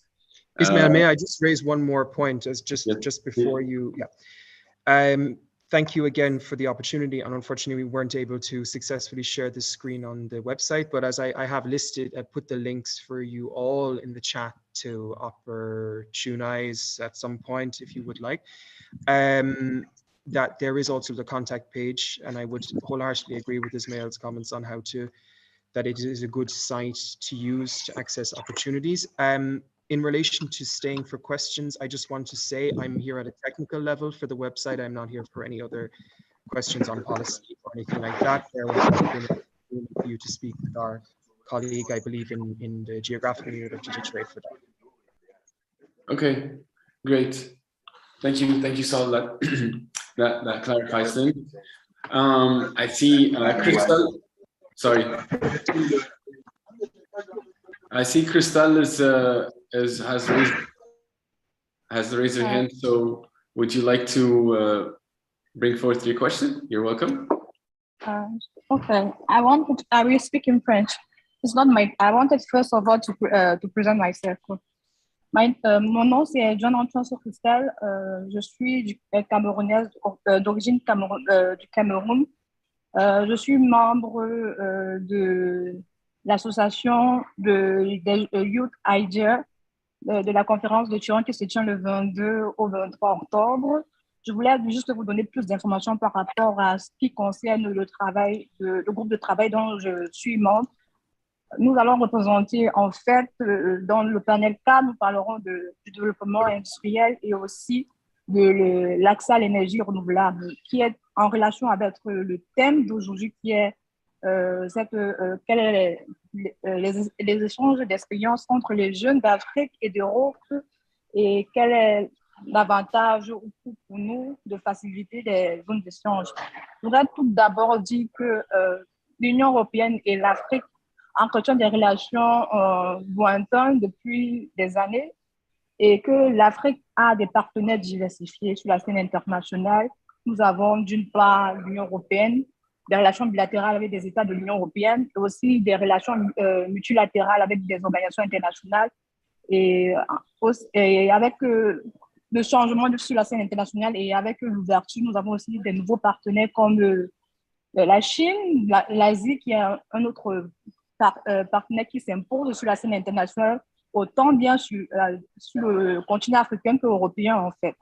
Et ce que j'aimerais mentionner par rapport à l'intégration économique, que ce soit du côté africain ou européen, c'est de montrer qu'il y a, nous ne devons pas parler en termes de développement de pays plus développés, mais parler en termes de potentialités et défis. Parce que ces deux continents ont des potentialités et des défis. Et concernant l'Afrique, nous avons des potentialités par rapport au capital humain, par rapport aux ressources renouvelables comme le pétrole, notre sous-sol, les terres arables, l'agriculture, mais seulement nous devons repenser l'intégration économique africaine. Repenser l'intégration économique africaine demande de pouvoir comprendre qu'effectivement, chaque pays ou bien individu qui constitue cette union a un rôle important à jouer. Et ce rôle doit faire taire nos pensées ou bien l'esprit de leadership des rivalités entre les États. Et j'aimerais aussi par ailleurs vous présenter mon livre, l'ouvrage que j'écris qui parle du commerce entre l'Union européenne et les pays ACP, le cas de la banane camerounaise. Et j'ai aussi briefé d'autres éléments tels que du cas du cacao, du produit du cacao, parce que je parle des produits de base. Donc, je vous invite à lire, aller sur FNAC, sur connaissancesavoir.com pour ceux qui connaissent ce site, et aussi à me suivre sur ma page, je vais mettre le lien ici. Donc, c'est un peu ça en fait. Donc, les challenges sont des deux parties. Et il faut bien qu'il y a des avancées du côté de l'Europe, mais il y a des faiblesses parce que ce n'est pas un modèle arrêté ou bien un modèle. On devrait s'inspirer de ce modèle même. On doit être regardant sur les réalités anthropologiques africaines. Le développement n'est pas seulement l'industrialisation, mais le développement est aussi comprendre quelles sont les capacités d'un pays à répondre aux besoins des générations présentes, sans toutefois oublier celles des générations futures en fait. Et ce que je voudrais dire pour ma part, c'est ma contribution. Merci. Ok, bon, ben merci beaucoup, Crystal. Merci pour votre intervention. Crystal was just introducing herself and making some comments about the fact that we need to make sure that development and making benefit of these intercontinental agreements, such as the African Free Trade Agreement, take into account the human capacity side and the human capital side, and not just the industrialization side. And also the role of women, which of course we acknowledge is very important. I would like to please ask you all to bring forth your questions, and then we can leave some time in the end to talk about other things, but please let's bring some questions to the table, perhaps our panelists, and then we can also move on from there. So thank you very much, Crystal. I know also we have Rokiatu, who has hand raised, so I give you Rokiatu.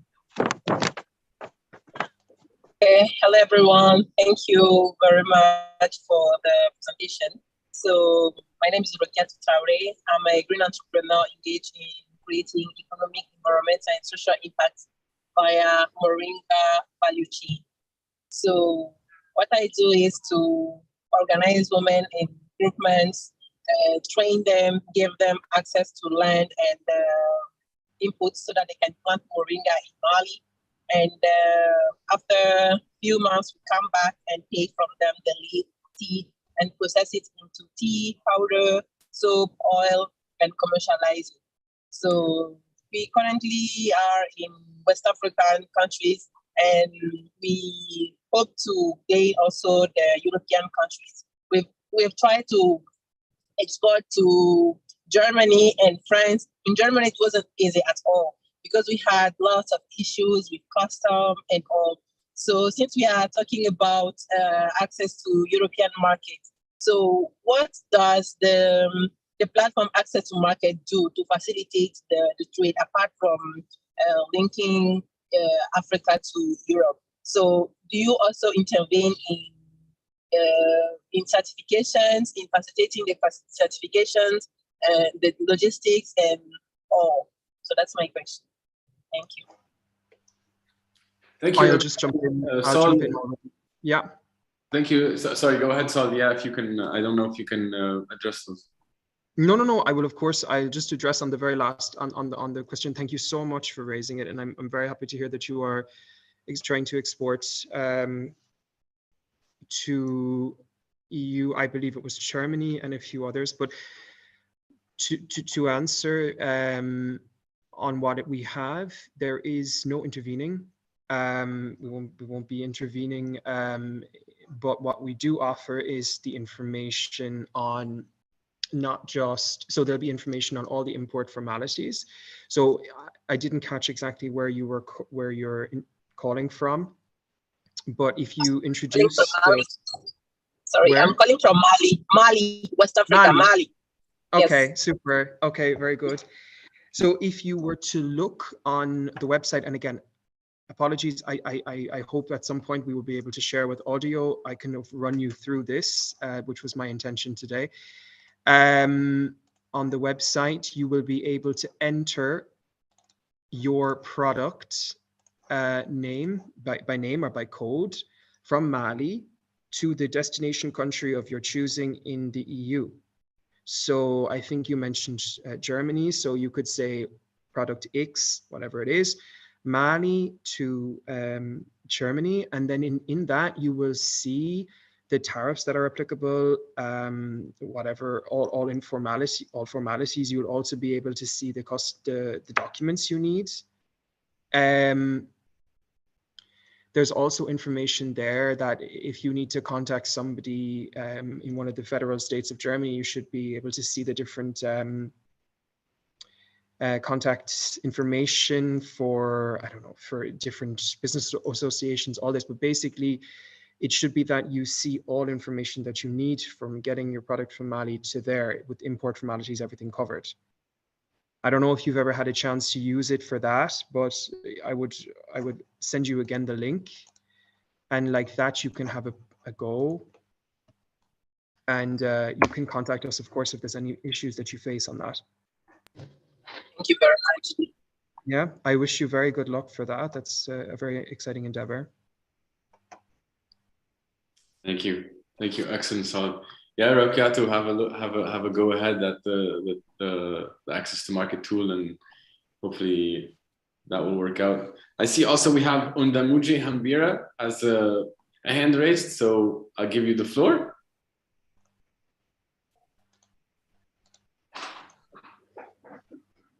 Undamuji, are you still there?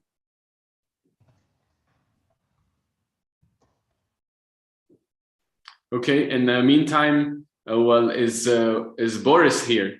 Boris, I see your hand raised. Would you like to speak? Yeah, thank you very much. Can you hear me, sir? Yes, we can hear you very well. I'm so happy and very proud of, for this wonderful initiative.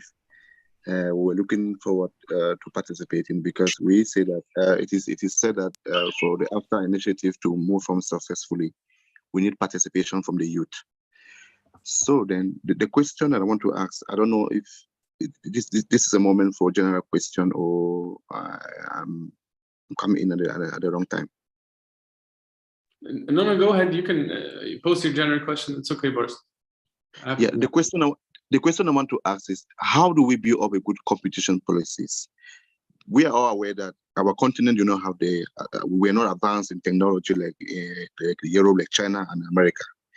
And are we just, when we said we are launching the AFTA is launched, or by the way, it is launched, and when we say we are moving into the AFTA, the African Continental Free Trade, are we just trying to gather all the 55 countries again and hand it to China? China is advanced in technology. How do we protect our own, how do we put on good competition policies that will protect our local businesses from the advanced nations?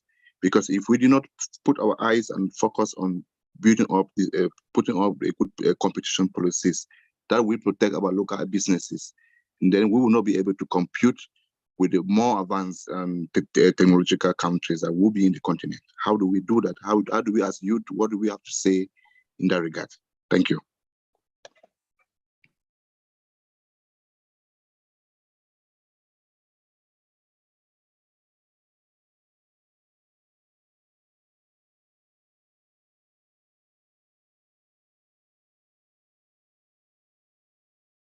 Ismail, you're muted. Oh, sorry. Okay. Thank you, Boris, for the question. Yeah, so if I understand correctly, the question is, how can we deal with competition coming from abroad? And how can we protect local industries in light of increased competition with the African Free Trade Agreement to promote industrialization and so forth? As would you like to perhaps try to answer this question? Thank you very much, and thank you for that question. I think first, the competition policy of the protocol of the AFCFTA is currently being negotiated, and it's before it has an effect. It's going to take many years. The current level of competition policy and competition policy enactment in Africa is not at an implementation ready. It's not a stage where all countries are ready to implement a continental set of competition policies, continental competition policies. There are, I think, around 30 countries in Africa that doesn't yet have a competition, a national competition authority. And in order for the AFCFTA to have it, to have enough teeth to protect the national competitions and to promote effective competition on the continent, there needs to be a lot of capacity building at the national levels for the countries to be able to enact the competition policies that are agreed at the continental level. To see how we are protecting competition from China, I think it's important to establish that what the AFCFTA does in international or in trade is that it promotes intra-African trade.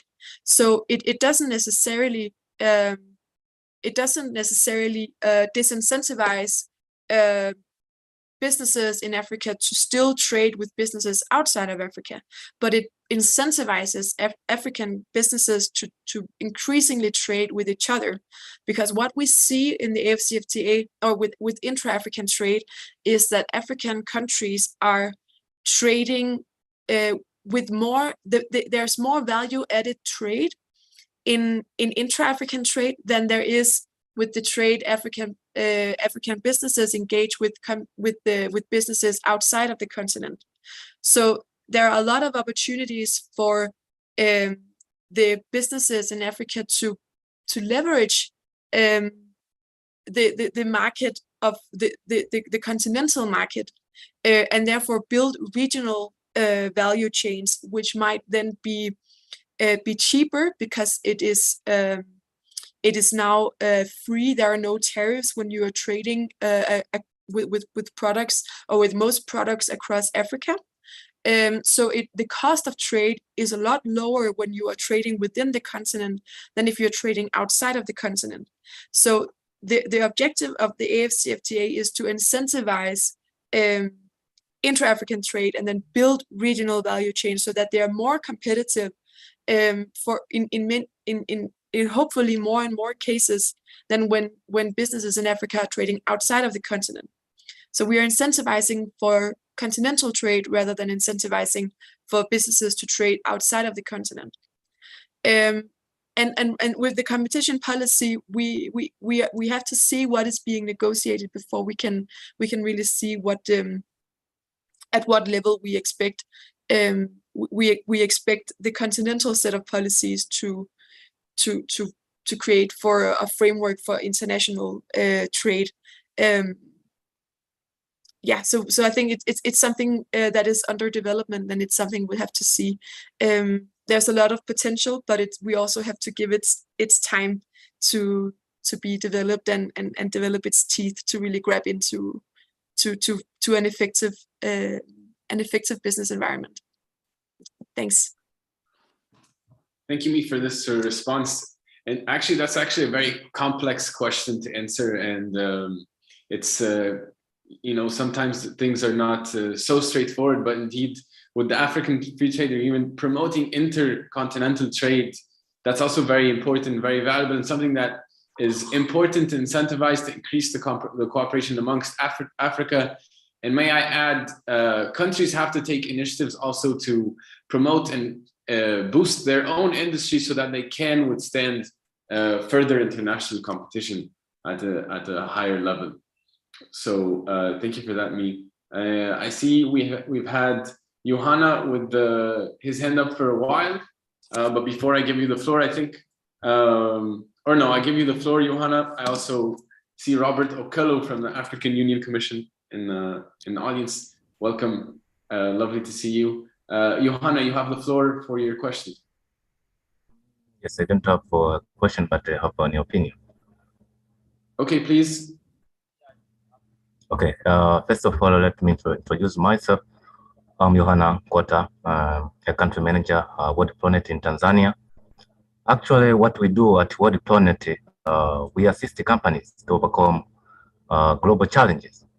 As I listened by one of the speakers talked about corruptions from the government, as well as different challenges that African businesses, African companies, they face, such as certification of the product.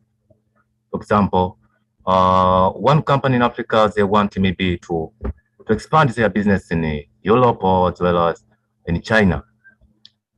This challenge we face, we counter most of them while trying to discuss with different CEOs and owners. Maybe they want us to say, okay, Mr. Johanna, we wanted to expand our business in China. How we do World Planet help us to achieve this goal? First of all, what we do, we make a marketing research for them. After then we come into discussion. After here, then we try to see their business is much competitive. Is the target market for the product is needed in that location. But after understanding those things, we come up to the solution that in order for us to help those businesses or companies, we must make sure that we use our local peoples in a specific country. So in any country that a country or a buyer or someone want to expand their business, maybe in China, we use our local people in China who speak Chinese language, as well as any countries, maybe in Ghana, because we have around 300 representatives around the globe, and those representatives, they help us to handle different businesses as per need of African business companies. We help them in certification issues.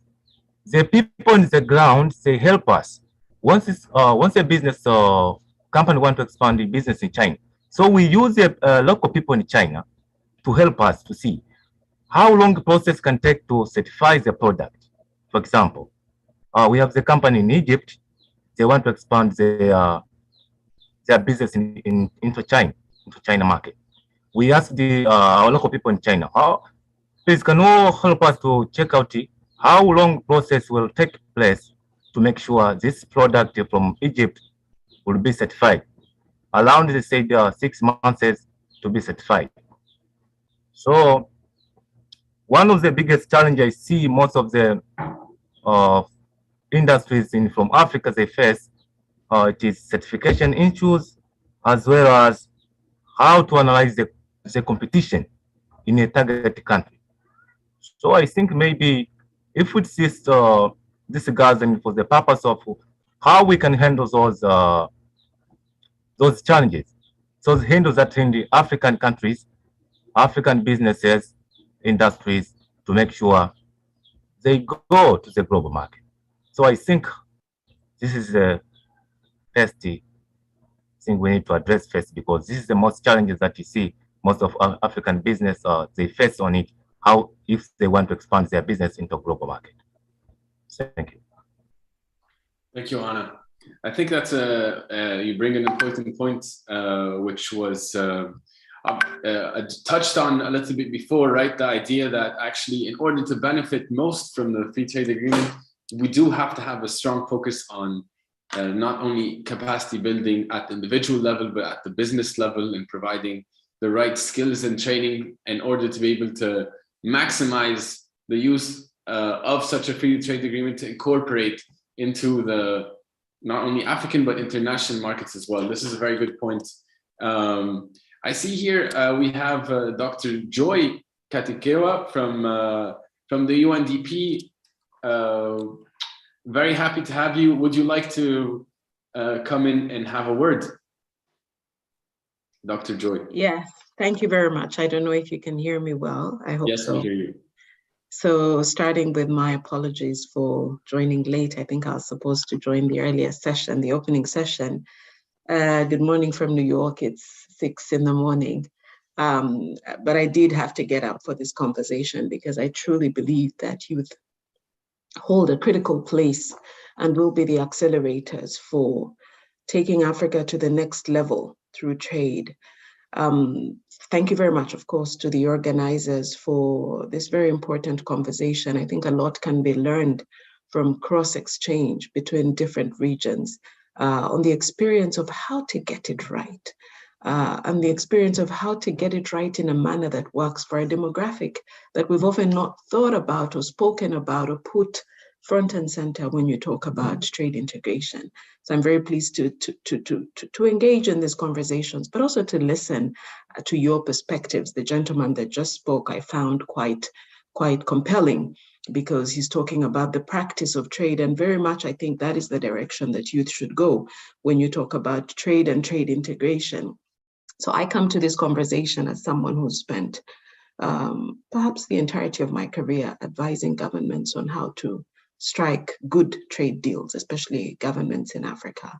You know, I've done this at the multilateral level, at the regional level, at the country level. And in situating the AFRO-EURO trade arrangements, I think we need to sort of understand what is really happening in terms of the positioning of Europe as a partner of trade in Africa, and then use that as a basis to locate how Africa should engage in an exchange even with Europe on this, and then find a pathway to what would be useful in terms of a collaboration. And so when you think about the scale of the numbers, the tyranny of the numbers, you're looking at a continent that is very much Africa's largest trading partner. Number one for North Africa, but number two for Sub-Saharan Africa, second to China. You're thinking about a continent that has a large footprint and large historic trade partnership with Africa, which has a series of instruments that pull in that direction. So if you put the multilateral trading system, the WTO regime, and the EU as a member of that aside, and you think about the EU's 5 economic partnership agreements with 14 African countries, and then you think about what is left out of there, the 4 neighborhood arrangements with North African countries. And then you also think about what's left there in the basket, which is the LDC regimes in everything but arms. You realize that there's a sophisticated regime that has taken care of multiple parties on the African side to engage with Europe. And you recall also that if the EPS had succeeded, they would have expanded the entire scope of the continent of Africa. These are reciprocal agreements. These are agreements that have a different kind of qualitative implication for Africa as compared to EBA, for example, which is non-reciprocal. And so all of these arrangements have started to create a level of difference in Africa's footprint on the European market. So you're starting to see a bit more of processed goods going to Europe. You're starting to see a bit more of light manufacturing going to Europe. But I think it's also true to say that the bulk of Europe's engagement with Africa in terms of importing goods from Africa is still very much raw materials. And then you also think about the footprint of investment in Africa. Europe's investment in Africa, huge. I think the 2018 numbers are in the range of 212 billion. You ask yourself, what but is under there when you try to unpack it. You're looking at investment mostly also in the extractive sector and some services and so on. But you're saying really that the footprint is largely in the extractive sector. So if that is the footprint of what we're seeing, and you're asking yourself, how does Europe and Africa engage, especially the youth who are futuristic, who are determined to make a difference, who are not married to any sort of ties over traditional relationship that defines post-colonial European-Africa relations, then you have an opportunity to change things, I think. And so you ask yourself, how does the AFCFTA fit in that? And I think there are three main points. One is that focus and scope matters. The second one is that sequencing matters. And the third one is that scale matters. And on scale, it's very much mirroring the points the gentleman who just spoke, Johanna, made. So when you talk about scope and focus, I think I took some time to paint the picture of Europe's trade with Africa very much to help us to locate what kind of scope should preoccupy Africa's youth at this stage in the AFCFTA process. I truly believe that the AFCFTA and its development imperative or ideology even is to try and correct some of the problems with the pattern of Africa's trade, not only with Europe, but with the rest of the world, in the sense that you're trying to boost intra-African trade. You're trying to create an industrial base on the continent of Africa. You're trying to create diversification and so on and so forth. And therefore, when you think about it like that, the scope and the focus of the AFCFTA is essentially an intra-African trade legal instrument that is trying to right the wrongs of the structure of trade policy in Africa with respect to how it looks at intra-African trade. And so Africa's youth should be thinking about, how do we participate in this instrument whose strategy and whose pathway towards successful implementation belongs in the continent on strategy tables within the continent. And so if that's the first thing, the second one then is, how do we sequence economic integration with Europe? And there we have to think about the idea that integration is supposed to be beneficial. And so when we start with this footprint that I laid out at the start, you start to ask yourself, how do we engage in a manner that unlocks the obstacles that make it very difficult for Africa to export beyond raw materials to Europe? So you're looking at NTBs, you're looking at standards, you're looking at really trying to create a regime that looks at trade facilitation beyond issues at the border, that looks at trade facilitation as an investment in building trade capacity, in building those products that would then end up at the border in this context trying to get to Europe. So you're looking very much at a sequencing that privileges trade capacity building in a manner that increases the exports so that they can ultimately go to those countries, other countries, including Europe. And therefore, in a simple way, the right sequencing of a Euro-Africa relationship on the AFCFTA and on trade in general is to ensure that for now, the focus is how can we partner together to increase trade capacity, because it's really about getting the numbers up. We all know Africa has about 2-3% of the world's sort of export quotient of manufacturers, for example, and less for services. And therefore, the partnership, a partnership ingrained in development should be about how do we get the capacities up. The third point is that when you've done the focus and you've done the sequence, scale matters. And so how do you use that capacity building investment to increase the scale of exports to the world, to Europe, and of course, in the context of intra-African trade? And that is where it's important for Africa's youth to understand what is on offer in the AFCFTA. And they encourage you to look at the Futures Report 2021, a report produced by UNDP and the AFCFTA Secretariat, where we identify the 10 value chains that are emerging out of the AFCFTA. Everything from automobiles to lithium-ion batteries, to soya, to cocoa, to textiles and clothing, leather and leather products, vaccines, pharmaceuticals, creatives, mobile financial services, it's all in there. And so how are you positioning as Africa's youth to benefit from that? The final set of arguments I'd like to make is around how do EU's youth then fit with Africa's youth in a partnership at this point in time?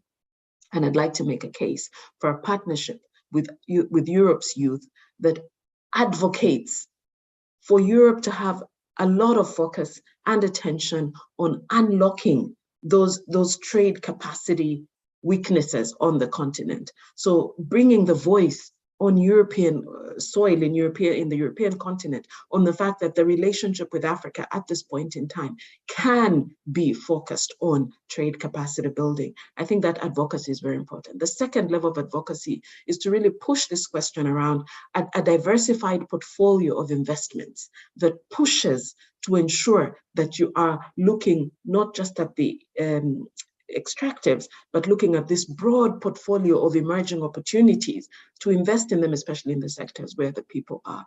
The final point, of course, is to think through now, all of the young people would be situated largely in the same space from the point of view of history and understanding how integration worked. But I think Europe stands out as a champion in terms of having held a trade integration union. What is there to learn? What is there to learn? And then on the African side, bringing this important lesson that we've structured the integration ab initio on the basis of a development promise. And so there's a lot to learn, but I think what's important really is to recall that the AFCFTA is first and foremost an intra-African trade agreement. For it to make sense, it must be useful for Africa's youth within Africa. So Africa's youth must be preoccupied about understanding it, preparing to produce those goods so that they can export on the market. And then engaging with others to learn from them, but to also share your good practices. And my biggest talking point, if I were engaging and lobbying, as I used to do in the past when I worked with Oxfam, for change, policy change, my biggest talking point would be really this question around how does Europe go big on boosting productive capacity on the continent of Africa. Thank you very much. Thank you, Dr. Joy. We're so happy for you to be able to be here on so early in the morning over there, but you're making some excellent points indeed on the idea that there is much to actually gain from the interaction and cooperation between the African youth and the European youth in terms of unlocking these trade capacities and building beyond just the extractive sector of raw materials and believing in the African youth power and abilities to go beyond and to have value-added services. And indeed, with such a large trade partnership with the EU, we do need to reevaluate it and think more about not just this idea of extraction of raw materials, but on how we can build further on that and capitalize on the actual skills of that are currently existing in Africa and their energy and their innovation. Excellent, excellent addition. Thank you so much for being here. And I see we still have also lots of people who want to ask us some questions or bring up some points. I give the floor to Ifini Odufu. Sorry, Ofudu. Would you like to have the floor? Thank you very much. My name is Ifani Ofodo. I don't know if you can hear me. Can you hear me, please? We hear you. We maybe get a little bit closer to the mic, but we hear you. Okay, that's fine. Thank you so much. So I want to contribute on this issues.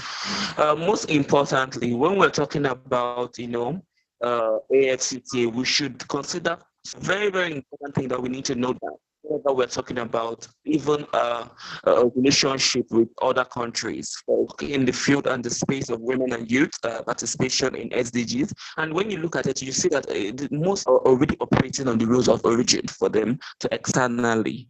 And I think when we're talking about cooperation with European youth, we should be looking at intensifying human resource capacity development, because I believe that is where we can have this interrelationship we are regarding Europe as what the developed countries that are advanced to an extent in trade facilitations. But we know that Africa is just starting. We are regarded as developing countries. We still have some loopholes. We still have some gaps to fill. So when we want to talk about corporations, connectivity, and operations, we should talk about how best can we learn best practices from Europe? How best can the youths of Europe teach the youths of Africa, for example, people in Nigeria, on how to better develop their rules of origin, on how to better put in use manufacturing raw materials over here. So I realized that it's an important aspect of this operation. And I believe that if we actually believe we can do it, we can do it. In Nigeria, we have a lot of companies that have started doing a lot. For example, the Flatter Wave. They have started creating the channel for youths to begin to register into these apps and connect with other people in different African countries. So even though we still have the problem of operationalization, we people are doing a lot of things. There are a lot of sensitizations and advocacy, and I'm always happy to connect with other amazing youth, and I'm ready to, get this rolling. Thank you.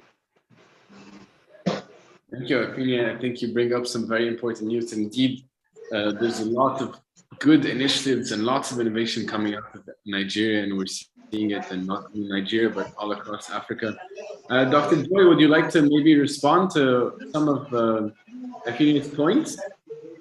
Well, I think that I didn't get the name right. Ifeanyi's points are spot on. I think he echoes, in a sense, what I was talking about from the perspective of sequencing.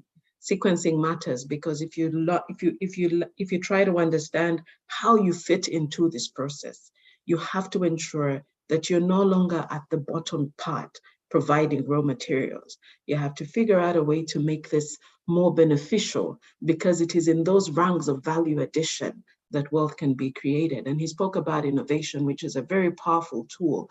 And indeed, for us at UNDP, we truly believe that Africa is leading or can lead the fourth industrial revolution. And some of the innovations that he's spoken about come to mind. And so that is why at UNDP, we've started this new initiative we're calling Timbuktu. The name might be familiar to some of you, because this is one of the most historic places in the world where, it's shown at a time when Africa was leading in constitutionalism and commerce. It is the home of trade when you think about the days of old of Mansa Musa and so on and so forth. So the Timbuktu initiative is really trying to create the ecosystem of innovation to give Africa's youth, especially young entrepreneurs, fertile ground on which their ideas can thrive. And so we're looking at creating a financing facility that would have the right resources in there to help these ideas to go from ideation really to commercialization. We're establishing hubs that can be homes, almost like centers of excellence on the continent of Africa, along critical verticals: ed tech, clean tech, agri-tech, creatives, trade tech, and so on and so forth. So there can be places where you can come and think, make, and expand. And on top of that, we're working with governments to ensure that the whole ecosystem of regulation and policy is supportive of that. So Timbuktu is something to keep an eye out on, because it is meant to help exactly what Ifeanyi has been talking about. But I'd like to also talk about some of the other initiatives of UNDP. We come to this conversation from the perspective of capacity building. And capacity building is important, because if we don't sort of double down on that, we shall spectate on the Fcfta, and we shall talk about it in policy spaces as an idea. And so because UNDP is on the ground in all of the countries that have ratified this agreement, our resident representatives and our teams on the ground are working with different stakeholders, especially women and youth, to understand what it is that needs to be done to increase that capacity building. We just came back from Tanzania, where we launched an important report, The Engine of Trade. And what this report really does is capture the voices of women in trade to help them to articulate what it is that how they want the AFCFTA to be transformed into an instrument that they can use. And so again, just to lock off in saying, yes, the points are right. Innovation is critical. Innovation is important for the ideas that can transform production. And so it essentially comes down to how are Africa's youth positioning to produce for the African market. Thank you. Excellent points, Dr. Joy. Indeed, this idea of going from ideation to commercialization is one of the central points that we need to focus on. And in order to benefit most from the African Free Trade Agreement, indeed, that's something that we need to prioritize with the African youth and providing them with not only the structure, but access to capital to move forward in that sense.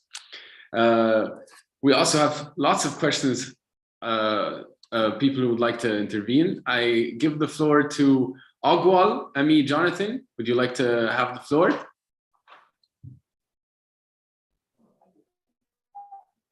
Yes, thank you so much for this opportunity.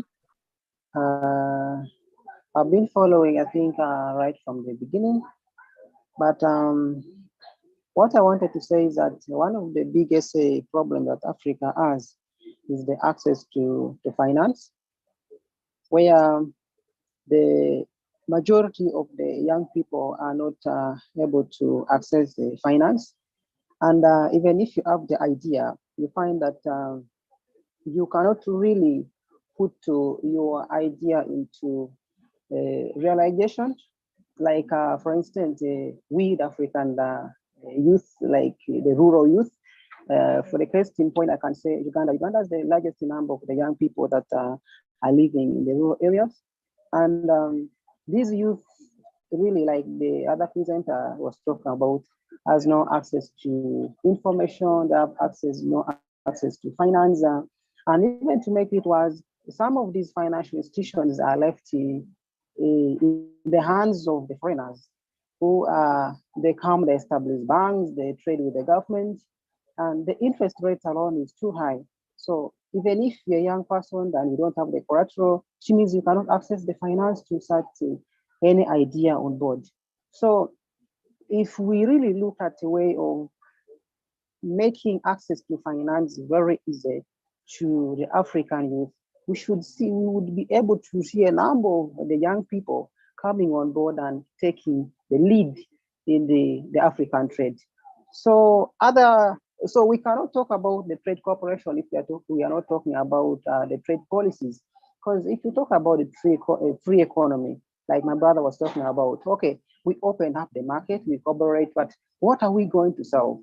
Like Doctor was saying about how are we positioning ourselves as African youth to produce for the world market becomes a big problem because we don't have access to finance because of poor government. Like my brother was talking about, government having the power, the system that support the youth. So as young people, what can we do? The people who hold the power, who are blocking our way to access to things that would help us to prosper or to lead the African trade.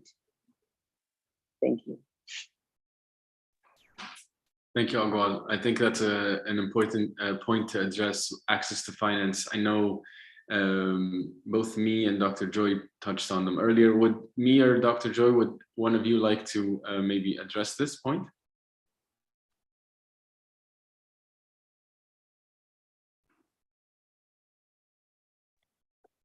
Dr. Yes. Joy, just go ahead, Yeah, and I can always contribute afterwards. Yes, this is an important point that could be thought about in terms of advocacy.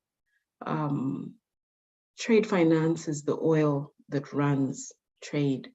You need to be able to access affordable, maybe even cheap financing to allow for the industrialization that is coming in a space that already has a lot of players. So it's almost like when you think about the levers that will push production, financing sits squarely at that. And so when you talk about a partnership with youth in Africa and Europe, why not advocate for the establishment of a financing facility that can make available to youth-owned enterprises and their initiatives the resources that they need on affordable terms to allow them to power the production that's needed. When you think about some of the initiatives that have come out of the Afro-Exim Bank, very important initiatives, the Pan-African Payments and Settlement System will make an important contribution, because once you start to engage in cross-border trade, you start to see the reality of the limitations of having to use foreign currency, or having to dollarize, or having to sort of exchange in euros rather than shilling to naira, for example. And therefore, I think what the PAPS is doing is really to take that space and say, we shall settle that. And it is estimated to save the continent about 5 billion that is lost, so to speak, by African business annually in these whole transaction processes. Those solve some of the broader systemic questions, but in order even for that initiative to be something that you interface with, you would have had to produce. And therefore, youth have power, youth can lobby, but bring concrete things to the table. And I think a financing facility is very much in the range of what makes sense to power Africa's youth production. Thank you. Thank you, Dr. Joy. Me, would you like to add anything? Yeah, yes, just a couple points, more as a contribution to what Dr. Joy has just said. So I think one thing I can say is that there are quite a lot of webinars out there, both facilitated by us, the Economic Commission for Africa, but also together with YALDA, the Youth Leaders Development Association in Africa. YALDA is the abbreviation. Also with the ICOYACA, I know they're also doing a lot of webinars. Speaking for our webinar we have at the moment, we have been first of all explaining to youth what is the AFCFTA and what kind of opportunities does that bring for the AFCFTA. I know ITC also has a lot of webinars offering for young entrepreneurs and how the AFCFTA can be leveraged. So I would like to encourage all the youth entrepreneurs participating today to go out and see what kind of offers already exist online, because I know there are quite a substantial amount of online webinars to train and advocate of the opportunities that exist already, of how youth can get ready to leverage the benefits that are provided by the AFCFTA.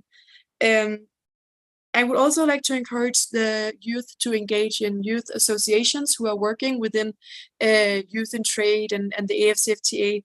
That will give you it will be an opportunity for you to convene the different youth voices in your different countries or the regional economic communities. I think it's very important that or it does give a lot of opportunities for youth to provide this advocacy to the governments by convening all of your voices. So I think I will leave it to that as some concrete examples to what youth can do to facilitate or to promote access to finance, because it's something which is very important. But we also need to learn from youth on what are their main barriers, and what do you see as a success criteria for governments or for international institutions to help you overcome some of these very particular barriers to grow your businesses and to access new markets. There is a new protocol in the AFCFTA on women and youth in trade, which will be negotiated in this year. And I think that will also be a great opportunity for youth to raise their voices. I know we in ECA are planning to convene with youth to learn from you as well on what are your experiences and what are your priorities in the AFCFTA protocol on women and youth in trade. So there are a lot of initiatives going on right now. So yes, stay tuned and follow us on Twitter and the various social media accounts for all the different partners that are participating today. Because because there are a lot of things going on at the moment. So there will also be some offers that are helping youth directly navigating in the AFCFTA and how they can leverage it. Also mentorships from many of us. So yeah, stay tuned. All right, thank you, Mi. That's some practical tips and advice for some of the youth entrepreneurs, hopefully, that are here participating. And it's true that while communication is never perfect, at least from the youth side, really go out and look to find, to search for some of the support that you want, and maybe you'll be surprised to find some things that can fit your needs. Excellent. And so we still have some nice questions here coming up. I've seen Davey, he's had his hand up for a while now. Sorry, Davey, it took us so long. Davey, would you like to have the floor? Yes, thank you very much, and I hope I am audible from my end. A quick introduction. My name is Dave Chisale Jr. from Malawi, an independent activist and advocate working with the LGBTIQ+ community, women and the girl child, and the youth. I think for me, it was a question towards the AFTCA in terms of its structures of inclusivity and its structures being put of people of representation. This in terms of, I don't know how far we have gone in addressing, in as much as we are incorporating the youth towards trade. Have we sat down and seen the specific objectives? I'm talking about different groupings of the youth. I'm talking about the LGBTIQ+ youth. I'm talking about the youth who are physically challenged, disabled. I'm talking about those who are convicted as well as youth. How inclusive have we put them towards the AFTCA? And also to touch down a little bit based on the corruption and how it's been. I think my brothers and sisters across Africa would agree that it's become a norm that our political structures have normalized corruption. We have golden issues of, oh, there's this much money being stolen and there's nothing being much done. And there's so many questions around. You say, okay, but then how come there's still so much money still coming in, yet the structure has been proved to failed? It has proved to failed the governing of the country, and we're having these issues. So I don't know, from taking advantage of the space as well, how far have we ensured in such issues of corruption in as far as implementing new strategies or implementing new proposals in as far as trade is concerned in Africa? Thank you very much. Thank you, Davey, for your question. I think some of those points might have been addressed early, but does Dr. Joy or me, or would you like to maybe add something to that?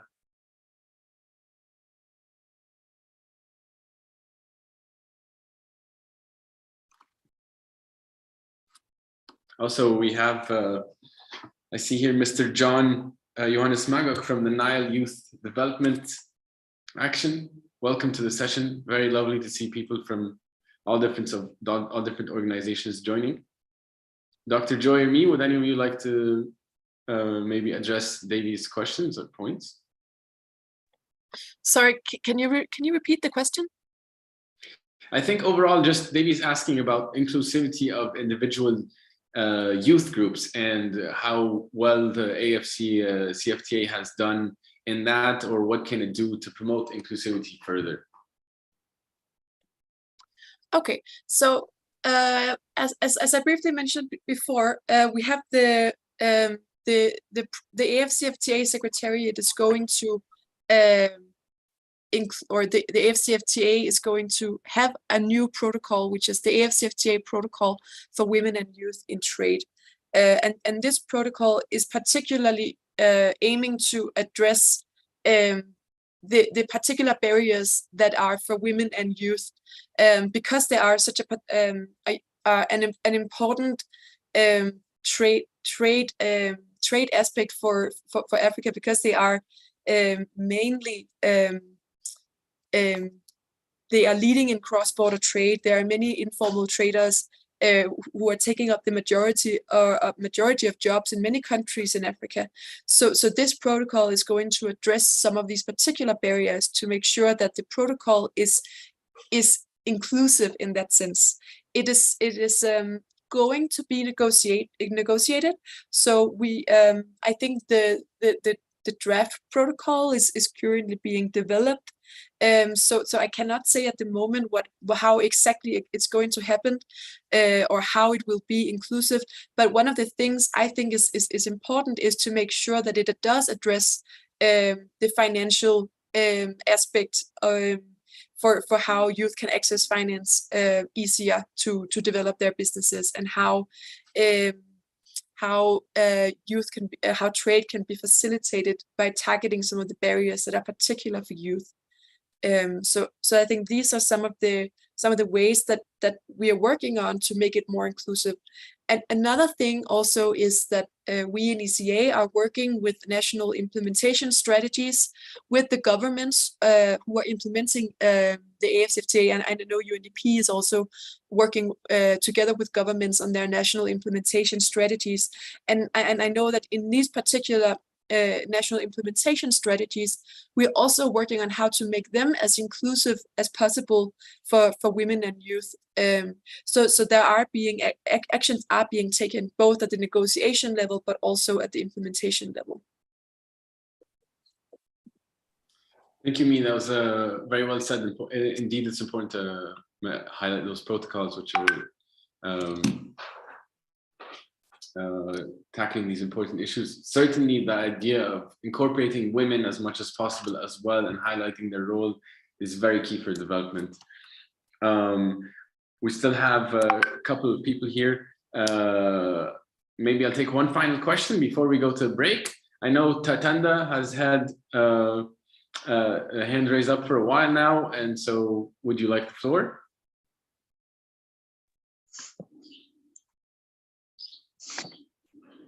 Good afternoon. Can you hear me? Yes, we hear you well. Okay. The good doctor has mentioned something that the AFCFTA is mainly focused on intra-African trade. So my question, and also a pointer to the participant, is how can we have a knowledge transfer as African youth with European youth for innovation and diversification of investment beyond the extractive sector? Because as the doctor has mentioned, we are seeing a growth of the digital economy. We are seeing a growth and a movement away from the extractive sectors. So how can we be innovative and also have a knowledge transfer mechanism between us as African youth and the European youth, so that we can share knowledge and use that knowledge in the implementation of our own one market in Africa? Then another point to do with the main regional arrangement that we have across the continent. Me coming from Zimbabwe, but an arrangement in Southern Africa, and I think there's also an arrangement in West Africa, East Africa, across the entire continent. There are many regional economic arrangements. So my question is, how can we coordinate these regional arrangements across the continent and relate them to the AFCFTA? Then my last contribution and question is, we are seeing a move away from carbon-based energy. So what can we learn from our European counterparts and implement the same in the African Renewable Energy Initiative? Excellent. Thank you, Tatanda. I think you bring up some very important questions, some complex questions that probably won't be able to answer in a short 1-minute reply. Unfortunately, we don't have too much time, but I see Dr. Joy is, I think she's unavailable at the moment, but Mie, would you like to answer this one last question before we move on? Yeah, thank you for that question. It's a very, very good and very rich question.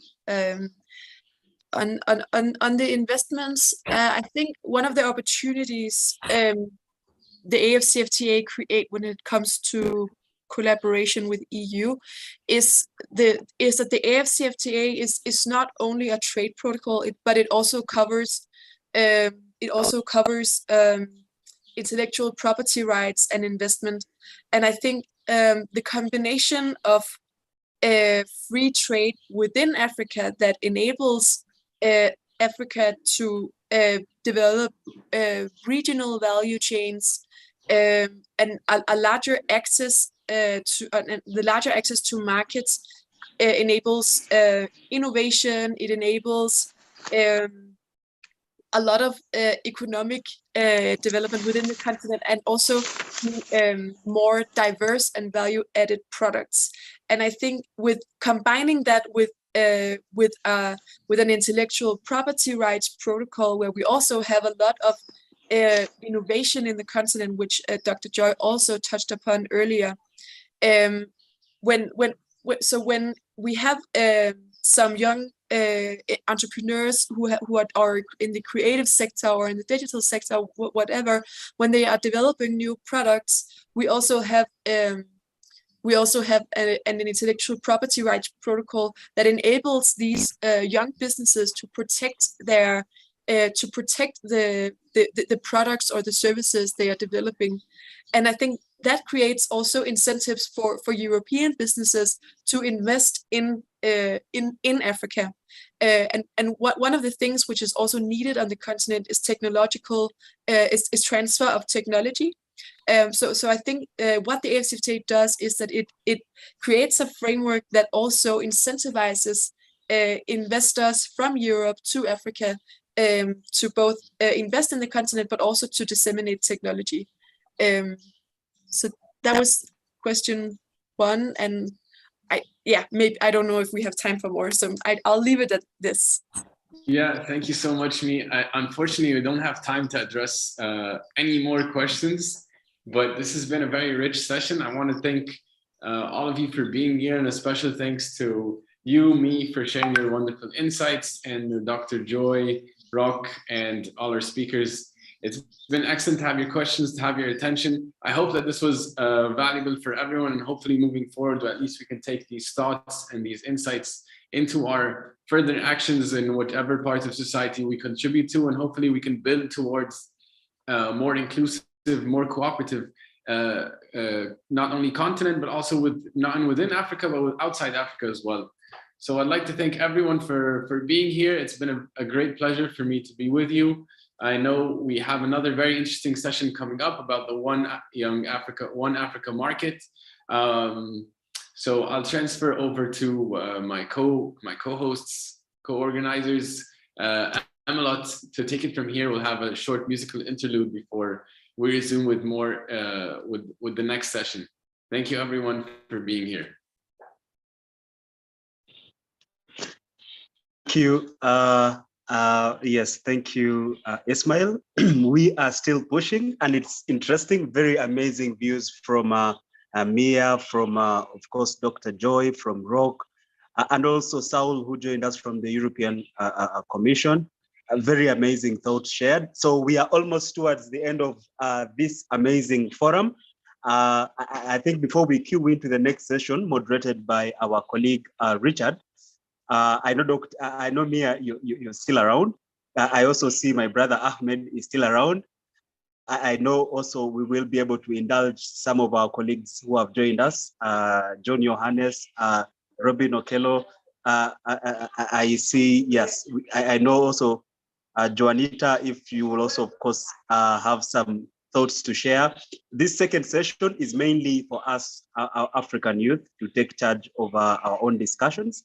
So yes, so we will just have a small music break, then we can you could stay online, it's just 2 minutes, then just to break the monotony a bit. I know we have taken in a lot of content, to just break it a bit, then we could come on. Yes, my team, you could just come, take charge, Kemi.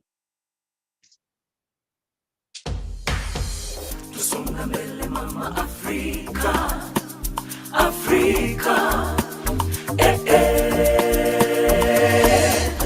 Tusonga mbele mama Afrika, Afrika. What can we do to reduce unemployment? Can we be job creators rather than just job seekers? The only business you can go into, whether you are a public figure, or public official, or otherwise, and nobody will trace you or probe you, is agriculture. This is where the ideas of young people can begin snowballing. We need to get into technological innovation.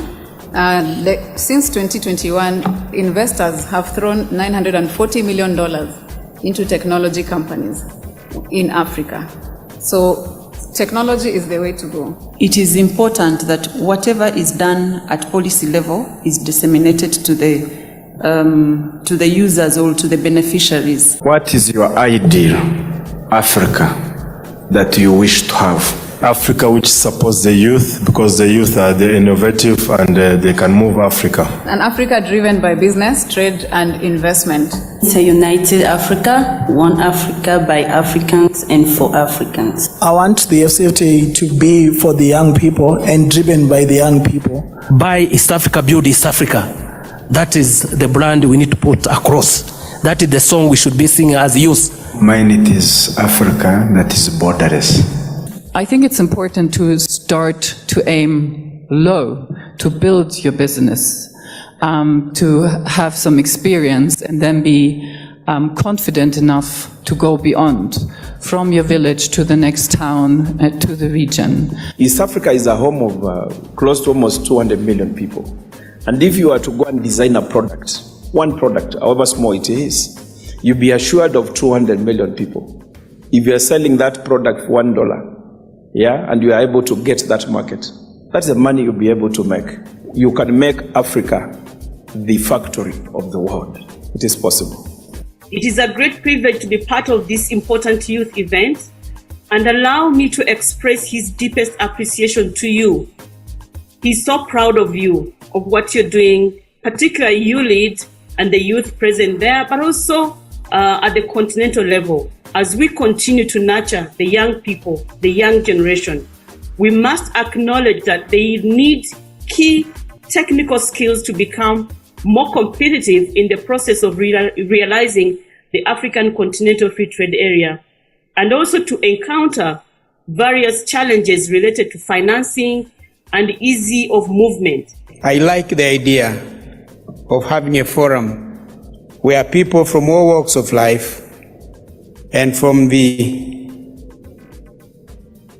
various social, economic, and political backgrounds sitting together under one roof to discuss issues of common interest. The Arusha debate will seek to discuss and highlight pressing African issues which would require regional, continental, and global policy attention and action.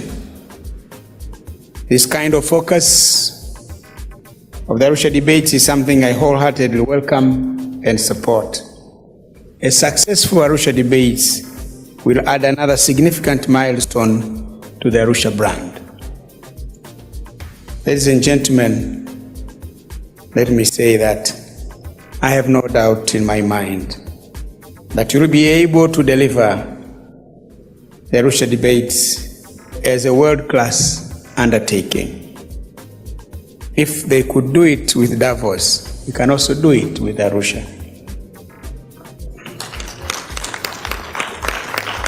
Excellencies, ladies and gentlemen, after those many words, it is now my singular honor and pleasure to declare the inaugural Arusha debates officially open. Best of luck.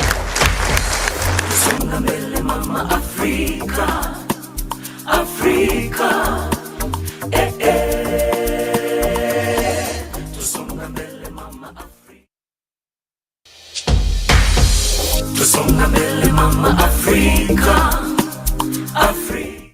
My name is Daniel Akinjishe and I am from Nigeria. My name is Rod Kedogdar. I'm from South Sudan. My name is Etiang Timothy George. I'm from Uganda. My name is Emolot Alan David. I am the national coordinator of the African New Charter Hustlers Uganda chapter. I think networks should be created where young people can collaborate and partner on issues that have to do with trade for the prosperous and sustainability of the AFCFTA. If youth could be involved, I think the implementation can take place. People having ideas which are bigger than their country. So the AFCFTA gives them an opportunity to spread these ideas across the globe and improve and ground the economy of Africa as a continent. One Young Africa, we say yes to one Africa market. Thank you.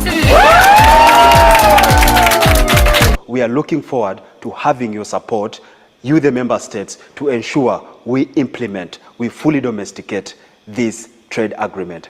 Asanteni sana.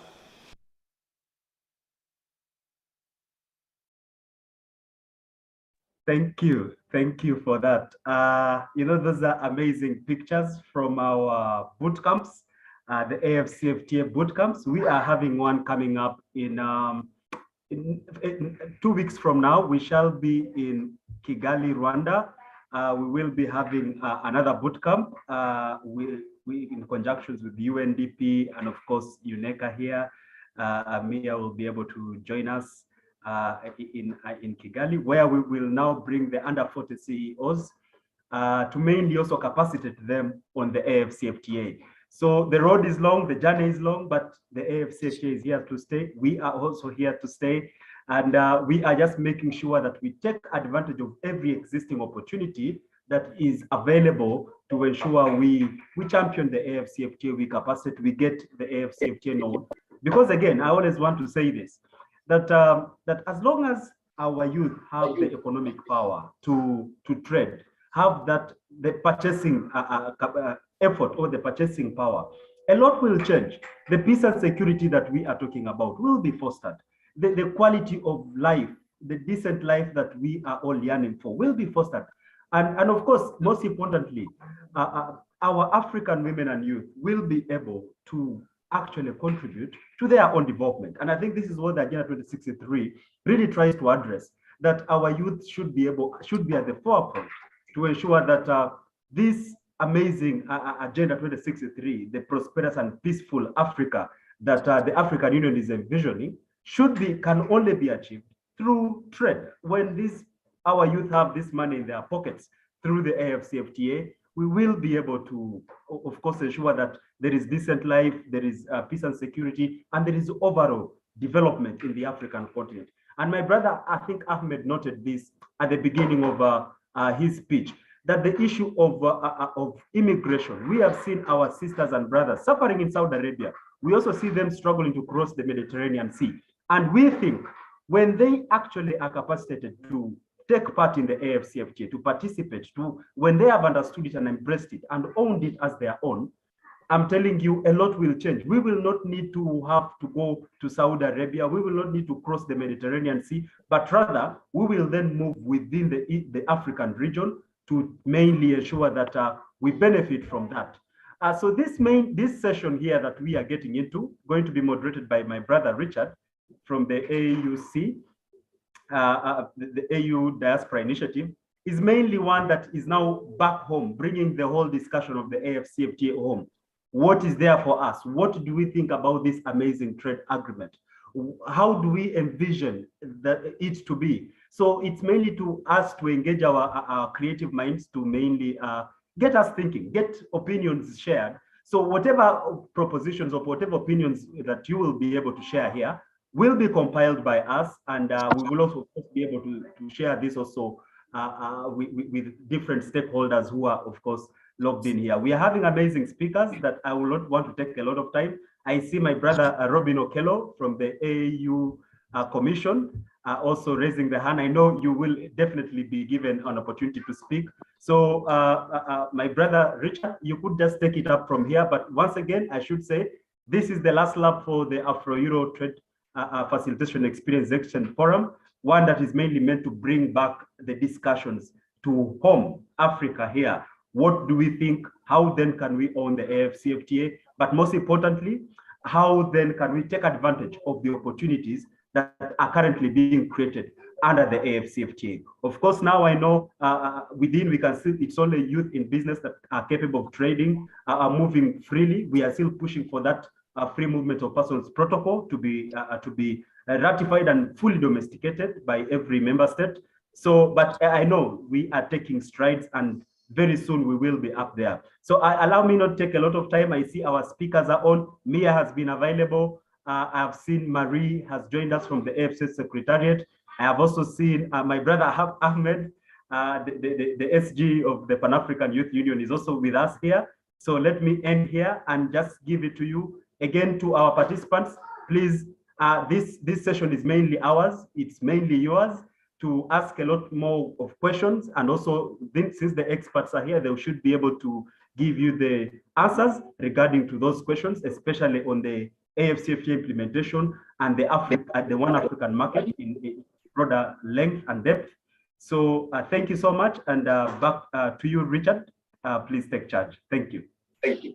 Thank you very much, Lot, for that interview. And thank everyone for joining in the session today. I also want to thank Ishmael for moderating the first session, and our wonderful speakers for the insights they've given to us about the AFCFTA. This session is all about the One African market. What is it for us, the youth? What are our perspectives about the common market or the One African market? My name is Richard Edu. I am from the African Union Diaspora Youth Initiative, which is being mandated by the AU Permanent Mission to the EU. And our aim is to foster improved cooperation among African diaspora youth and also to mobilize on the social and political development of the African continent and some issues pertaining to the AU. So today, it's all about the One African market. What are your perspectives? Before we even go into the conversation, we will go to our guest speakers who will give us a highlight of the youth perspective of the One African market. And afterwards, we will listen to you, the youth, what you think the One African market is all about. So without much ado, I'll call on to Mr. Prudence Sebehazi, who is the Chief Technical Officer of the AFCFTA Secretariat.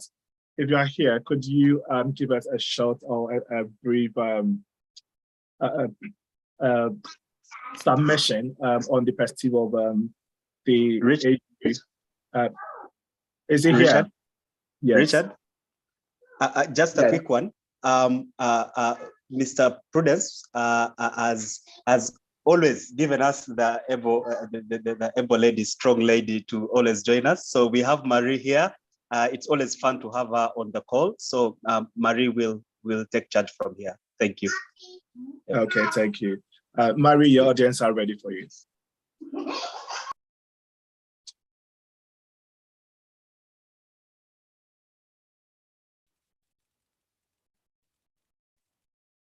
Do we have Marie here, please? Yes, colleagues, good afternoon or good morning, depending on where you are. Emelet, I think Mr. Prudence might be able to join us. Just allow me to check with him very quickly. Apologies. Just give me a minute. Okay, great. Yeah.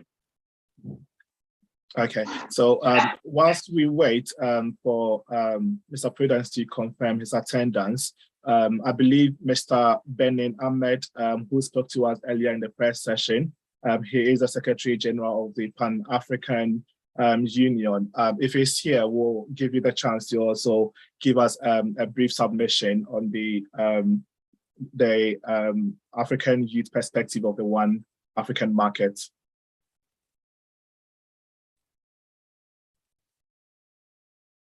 Mr. Benin, are you still here? Right. Thank you so much, and thanks once again for giving me an opportunity to make a brief submission on this. So I think that the aspirations of young people resonate with the aspirations of Agenda 2063. And these aspirations of Agenda 2063 can only be achieved through the proper mainstreaming of young people within economic processes, and also the inclusion of young people at all levels, economy being topmost. Because all the issues that we raise relative to the welfare of young people, youth employment, resilient and safe communities, climate change, all these are anchored on economic processes. And the single market that we are talking about here is at the center of this entire conversation. So for us, two things would immediately come into mind. That in taking advantage over this SPV, this special purpose vehicle that the African member states have introduced, how do young people become an integral part of operationalizing the CFTA and the single market? Because again, if you are talking about the operationalization of this big market, the single market, you are looking at the most important demographic or the most strategic demographic actively engaging in that process. Because if there's a single market with the numbers, but there's no human capital to ensure that we benefit from the single market, it becomes extremely problematic. That's where the CFTA Secretariat comes into the equation to say, as an operationalizing secretariat, at what levels do we engage young people to encapsulate their aspirations relative to African development within the modus operandi of the Secretariat? That's fundamental. I've heard previous speakers in the other session talk about the just ended conference in Tanzania. That was a fantastic idea, because if we take youth and women, they constitute literally the most strategic demographic. Now, post that, at what levels will we get young people and women also to not only be supporters of the policy framework, but beneficiaries of the outcome of these policies? That then comes down to the issues of realigning our economic priorities in countries, harmonizing our customs regime, tariff regimes, harmonizing even our strategic industrial and business sectors across board. Now, you would realize that whilst we have these conversations, young people keep calling for the elimination of visa regimes on the continent.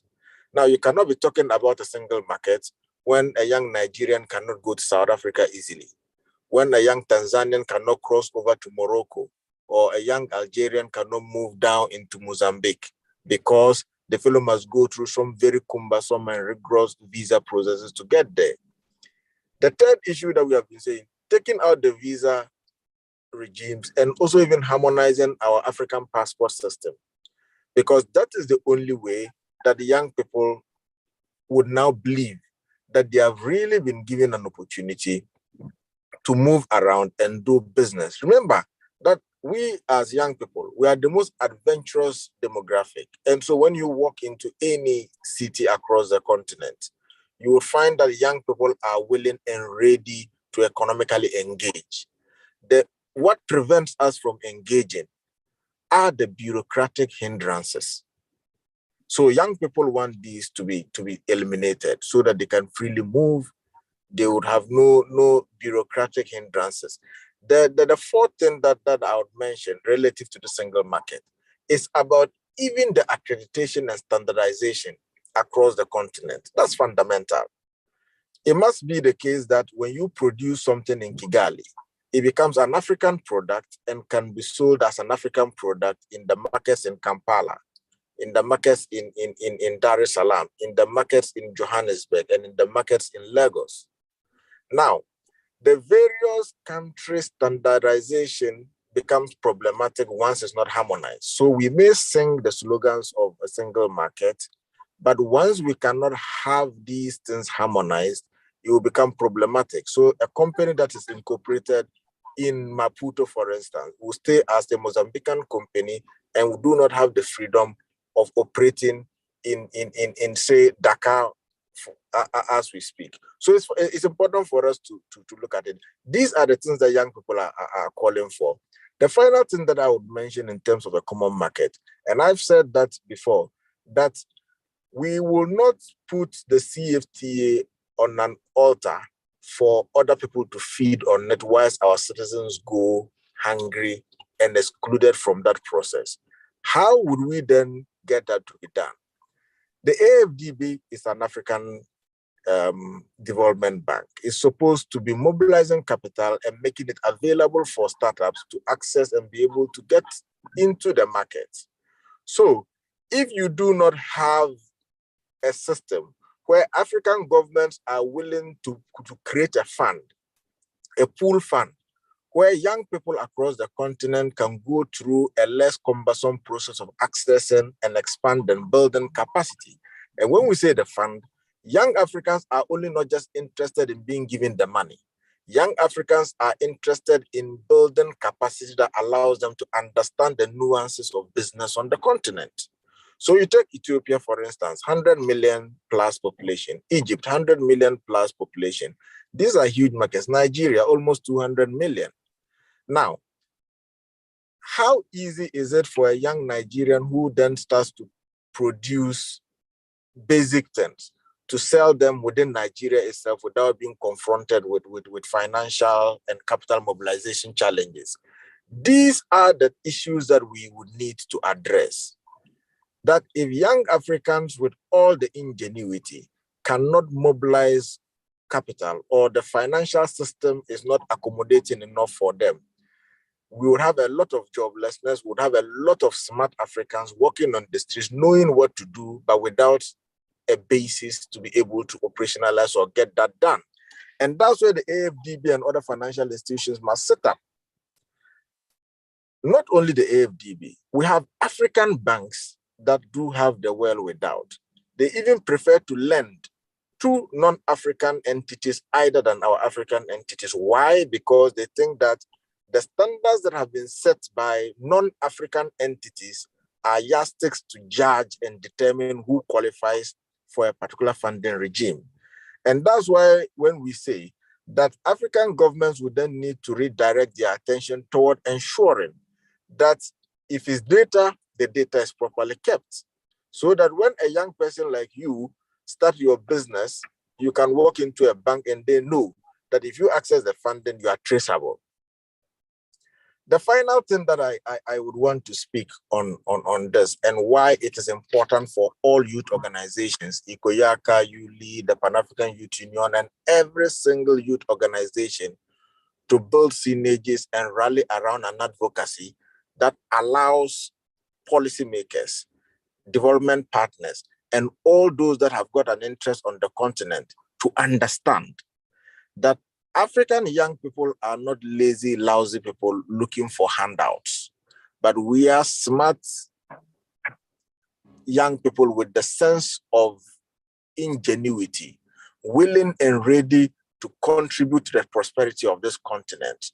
All we are asking is that the technicalities, the bureaucracies, and the deliberate attempt to exclude us using documentations and so on and so forth must be broken down, so that the young people can use the single market as a basis to contribute meaningfully to the attainment of the aspirations of Agenda 2063. Because without this, we would have been defeated in our attempts to achieve quality of life. We would have been defeated in our attempts to end the unemployment, would have been defeated in even trying to build resilient and smart communities on the continent of Africa. I think that all of us in this meeting recognize that we are in this meeting not because we want to say something, but we are in this meeting because each of us within our hearts of hearts believe on the continent of Africa, believe that we have the capacity, if the systems are properly aligned, to support Africa to become not just a developing country, but to become a continent that really is at the center of ensuring that the global goals are achieved.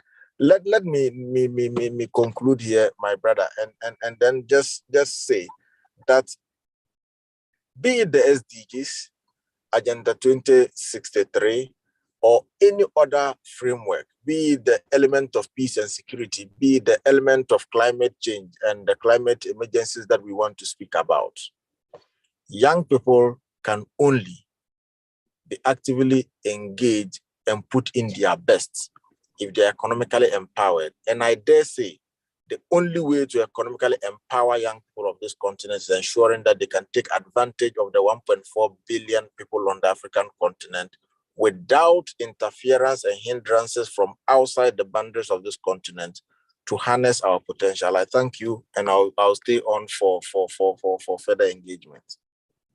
Thank you very much, Mr. Benin Ahmed, for your submission. It's really, really key, and we agree with most of the points that you have submitted. But I think later on, we will deliberate more on some of the issues that you raised by receiving submissions and questions from our participants. I just want to re-echo on just a few of the points that you did mention. That the youth needs to be included in all aspects in the common market.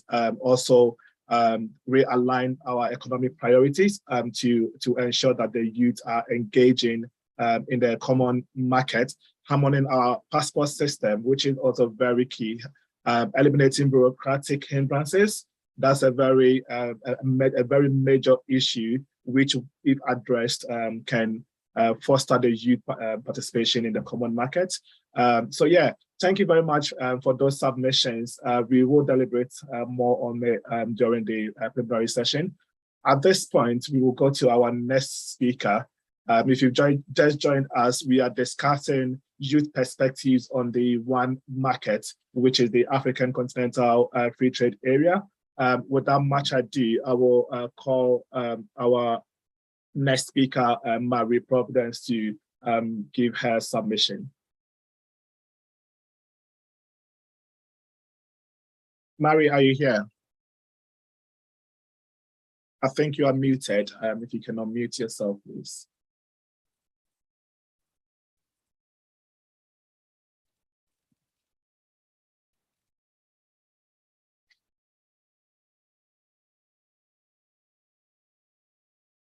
Do we still have Marie with us?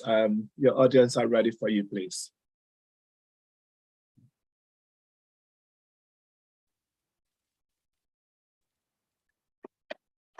Thank you, Mr. Moderator, and I apologize for the technical glitches that I'm currently experiencing. There seemed to be a network issue in the office.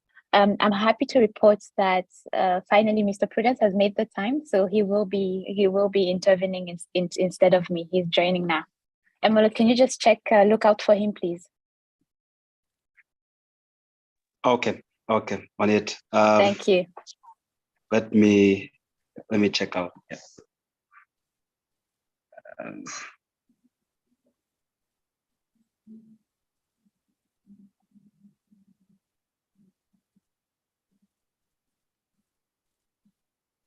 I think we are still waiting. He should be coming in shortly. Yeah. Should we move to the next speaker then while we wait for him to come on? Mr. Chair, with your permission, allow him to make his intervention before, as he has another meeting, but he really wanted to be a part of this conversation. I hope you can accommodate. Thank you. Yeah, that's fine. We'll just wait on a few minutes for you to join in. Thank you, I appreciate. Great, for as long as you'll stay back to answer the questions, Marie. Yes, I will. Yeah. Okay. Still waiting on him, so he should maybe you could just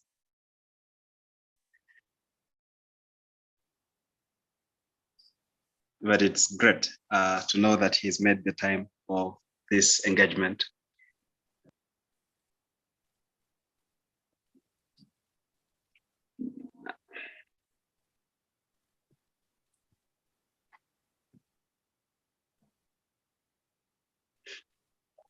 Okay.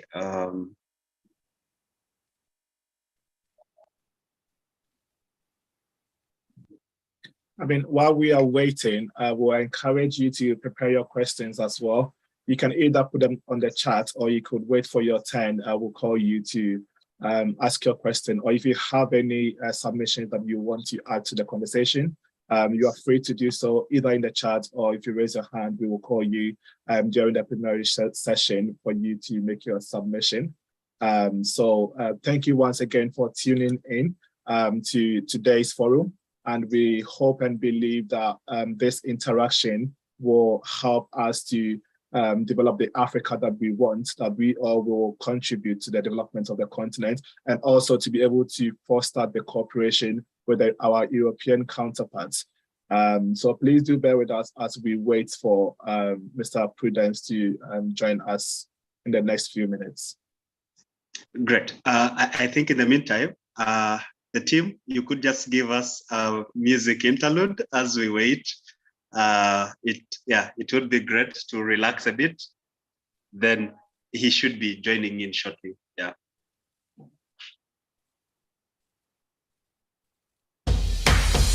Tusonga mbele mama Afrika, Afrika,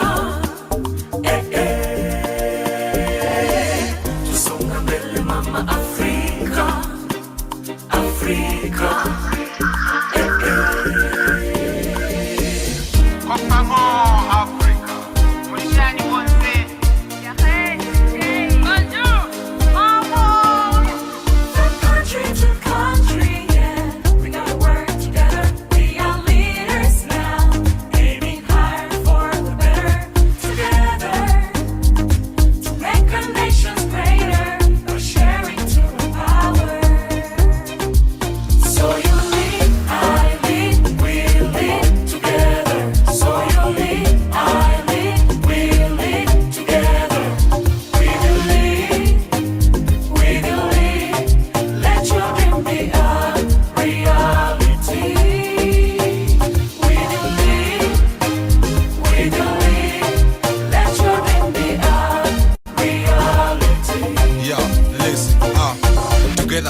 young men and women, with the pillars, with the future, here we are, let's join together, with ability to change communities, with love, with peace, to respond to our need, to call for unity. Africa, hear me cry, never leave me alone, as I see light in a brighter future, let's join hands for youth and women, let's join hands for youth and women. I lead, we lead together. So you lead, I lead, we lead together. We will lead, let your dream be a reality. We will lead, let your dream be a reality.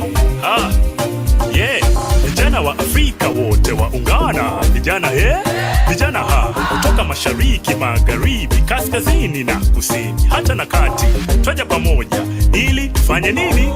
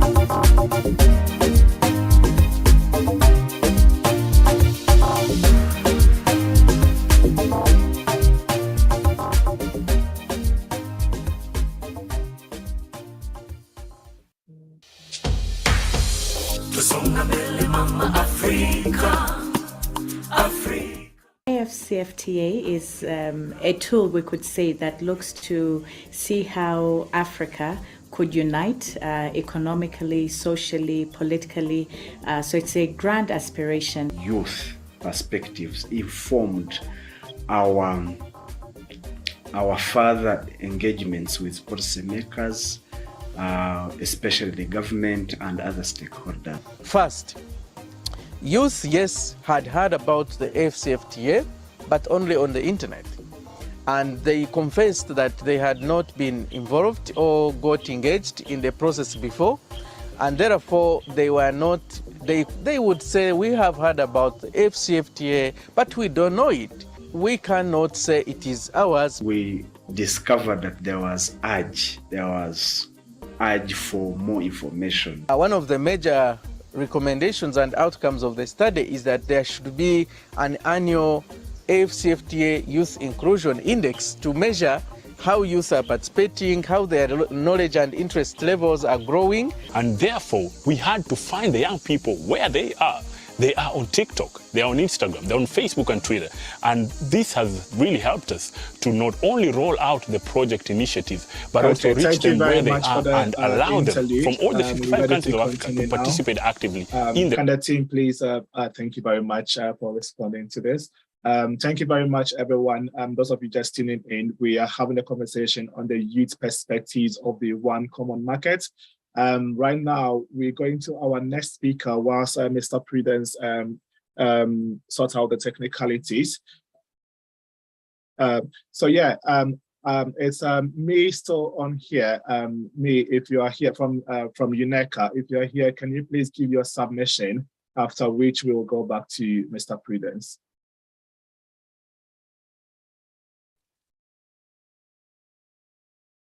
Me, Vedo, are you still here, please? Richard? Yes. I think we could have Robin Okello come through.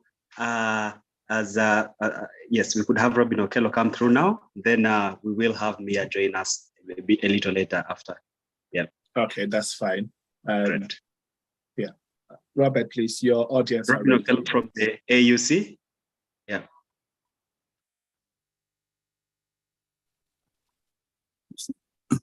Hello. Can everyone hear me? Yes, Robin. Yeah, great. Yes, thank you, the organizers, for giving me this opportunity. Actually, I forgot that today we had a meeting. I think I've put in my calendar. So my name has been said.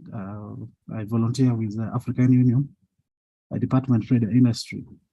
So I'm handling industrial policy and agro-value chain analysis, actually where the SCFTA mandate also fall to create that single market we are talking about. So I wanted to talk in the first session, especially if you could allow me, maybe we'll be cross-cutting also to this session. So I wanted to talk about the kind of products we are making across the continent. Last week, I was invited to attend the conference on the economy of Francesco in Assisi in Italy. So I had... Robin, sorry to interrupt you. Are you able to amplify your voice a little bit? You sound very far away. Sure.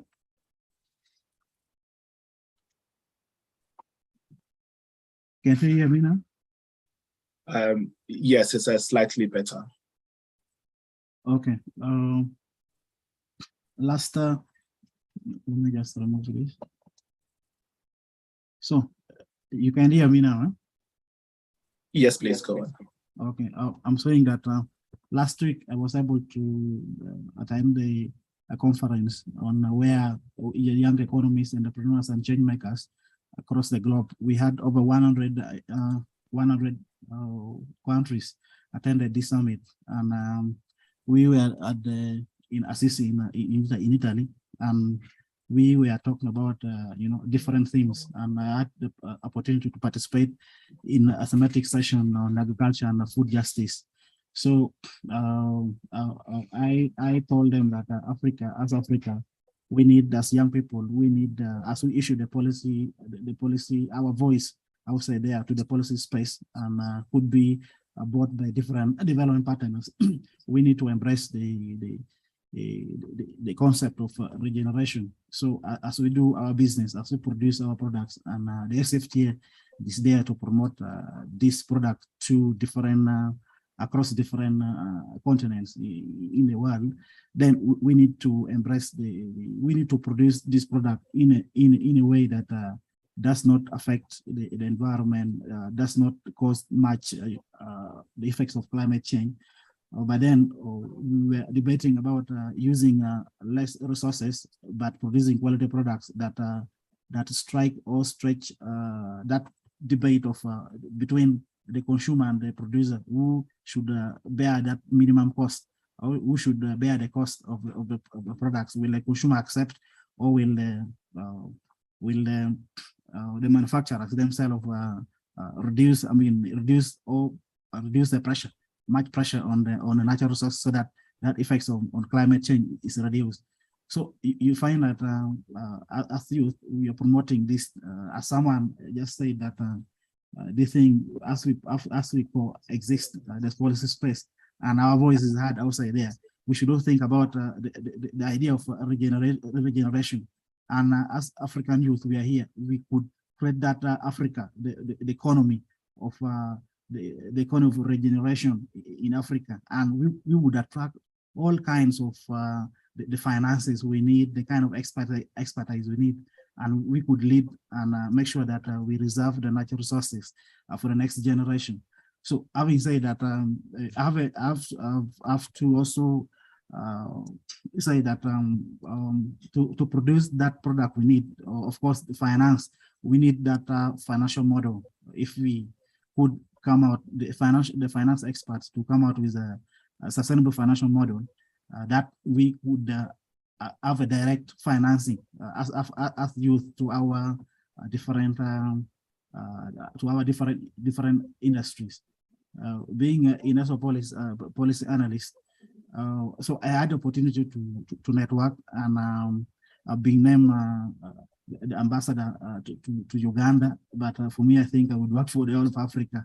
So there's financing, there's direct financing, and I could, if any of you is willing to connect to me, I would link you to one of the crowdfunding platform in Europe, from Poland, so from Kosia, the international crowdfunding center is much willing to bring this crowdfunding opportunity to African youth, so that the issue of banking and all that, once your concept is embracing the four principles of regeneration, the people, planet, and the profit, then you should be able to attract as much funding as you need for your enterprises.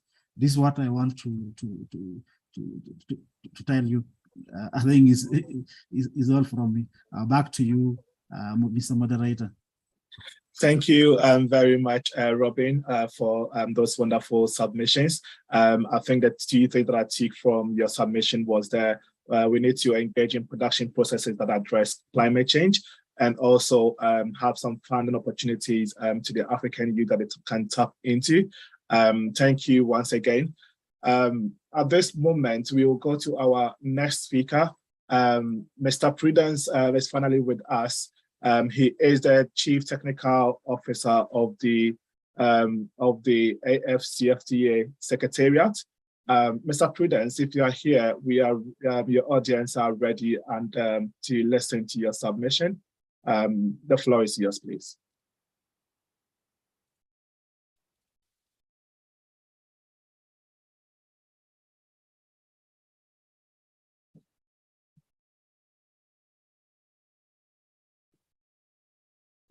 Mr. Prudence, are you still here with us? Yes, how are you? I am doing very well, and we're really honored to have you in our presence today. How are you as well? Yes, I'm good. I have been in another meeting, so I was trying to connect. I hope my sound system is working now. Yes, we can hear you. Okay. That's the slight challenge that I had, so I'm trying to address it. Okay. Are you ready to make your submission? To give us a brief submission on the perspective of the One African market, the youth perspective? Yeah, definitely. I'm about to get ready. I'm just trying to figure out if, all right. So you can see me and you can hear me clearly, right? Yes, we can see you and we can hear you. All right. So thank you very much. I will not go through the protocols. I have not been in the meeting at the beginning, so I don't know who is here. Let me just greet you all. Let me greet you all and all protocols observed. Since I have been requested to speak at this event, I would like to thank the organizers for inviting the Fcfta Secretariat to be part of it. I already have my colleague who are also in this meeting who are following the deliberations. I would just like to say a few words that will highlight what the Fcfta Secretariat vision is about the youth of the continent. You know, the young people in Africa are the biggest asset for the continent. We already know that Africa is known as the youngest continent in the world, given the fact that the people under 35 years old represent more than 1 billion people in Africa. And we have 500 million, again, who are between 0 and 14 years old, and 500 million between 15 and 34 years old.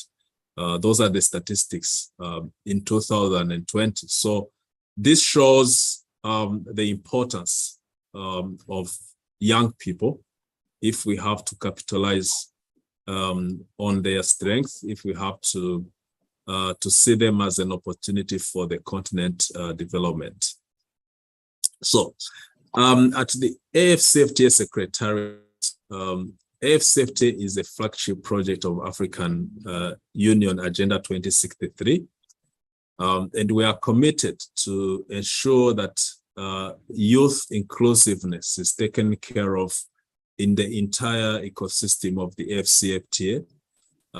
We are in the process of developing a protocol on women and youth in trade to make sure that we address the specific challenges that youth face when they trade across the continent, when they invest in different African countries, and when they do business in general on the continent. So we have gone through this consultative process to make sure that we identify those challenges and also ensure that the agreement, once it is developed, it speaks to the needs of the young Africans who are interested in business.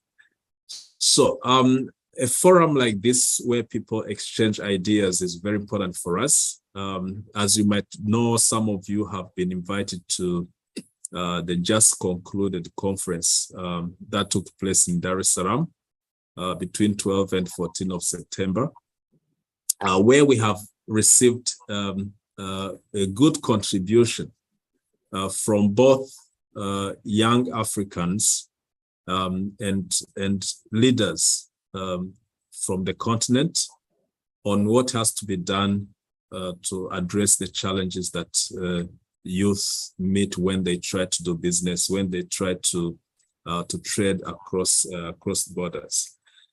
Of course, we know the challenges are there. They have been identified. We also know that the challenges of the continent are not only for young people, they are for all people doing business in general. That's why the agreement aimed at first addressing trade challenges so that we can boost intra-African trade. But this protocol on women and youth in trade is going to focus more on those specific needs that we have to address to ensure equal participation in the market by all categories of the population. We would appreciate every input that will come from young people in particular, but we also appreciate input that will come from experienced people, both in trade area, but also in issues and matters related to youth. This protocol is now work in progress. We are still receiving inputs. As part of the roadmap for conclusion of negotiations, we believe that by end of next year, we should have a protocol on youth in trade that is ready. So we welcome all the inputs, we welcome all the ideas, and we believe this AFCFTA has to be designed by Africans and also has to benefit Africans. There are two aspects attached to young people when it comes to the AFCFTA. The first one is related to innovation. There is no way you can create value. If you want to trade, you have to create value, but there is no way you can create value if you don't innovate. And we believe that young people are better positioned when it comes to innovative ideas, when it comes to innovation, when it comes to creativity. So that's why we believe young people are very important for innovation on the continent. The other aspect related to AFCFTA, we have a protocol on digital trade. And again, we believe young people are more positioned to reap the benefits of technology, especially new technologies. So when it comes to digital trade, we are going to count more on young people than old generation. So in the near future, when trade within AFCFTA start expanding, there will be more trade done digitally than physically. So we encourage young people to understand the rules of the game, to understand trade rules for the continent, and participate using their competitive edge in technology, and also using their innovative ideas to create value for what is being traded on the continent, whether it is services or goods that are being traded. So that was my message, my appeal to you as we reflect on a number of issues related to the FCFTA market, keeping in mind that the role of young people is very much needed when it comes to innovation and when it comes to implementing the protocol on digital trade. So thank you very much. I have, as I mentioned, I have my colleague on the platform. If there is any specific question related to the FCFTA, we'll be happy to address it. Thank you very much, Mr. Prudence, for taking time out of your busy schedule to address us this afternoon. We are very, very delighted to have received your submission. And just to re-echo some of your points, that innovation, we the youth stand a chance, or we the youth are in a better position to create value by innovating. And also we are in a better position to implement the digital trade protocol, which basically we need to understand the rules of the game, or the trade rules, and also be able to use our competitive advantage if we want to foster digital trade. Thank you very much, Mr. Prudence, and I believe your colleagues will answer some of the questions that will come later on. At this point, we will take one question before we go on to the next speaker. So Ahmed, I can give you the chance to ask your question.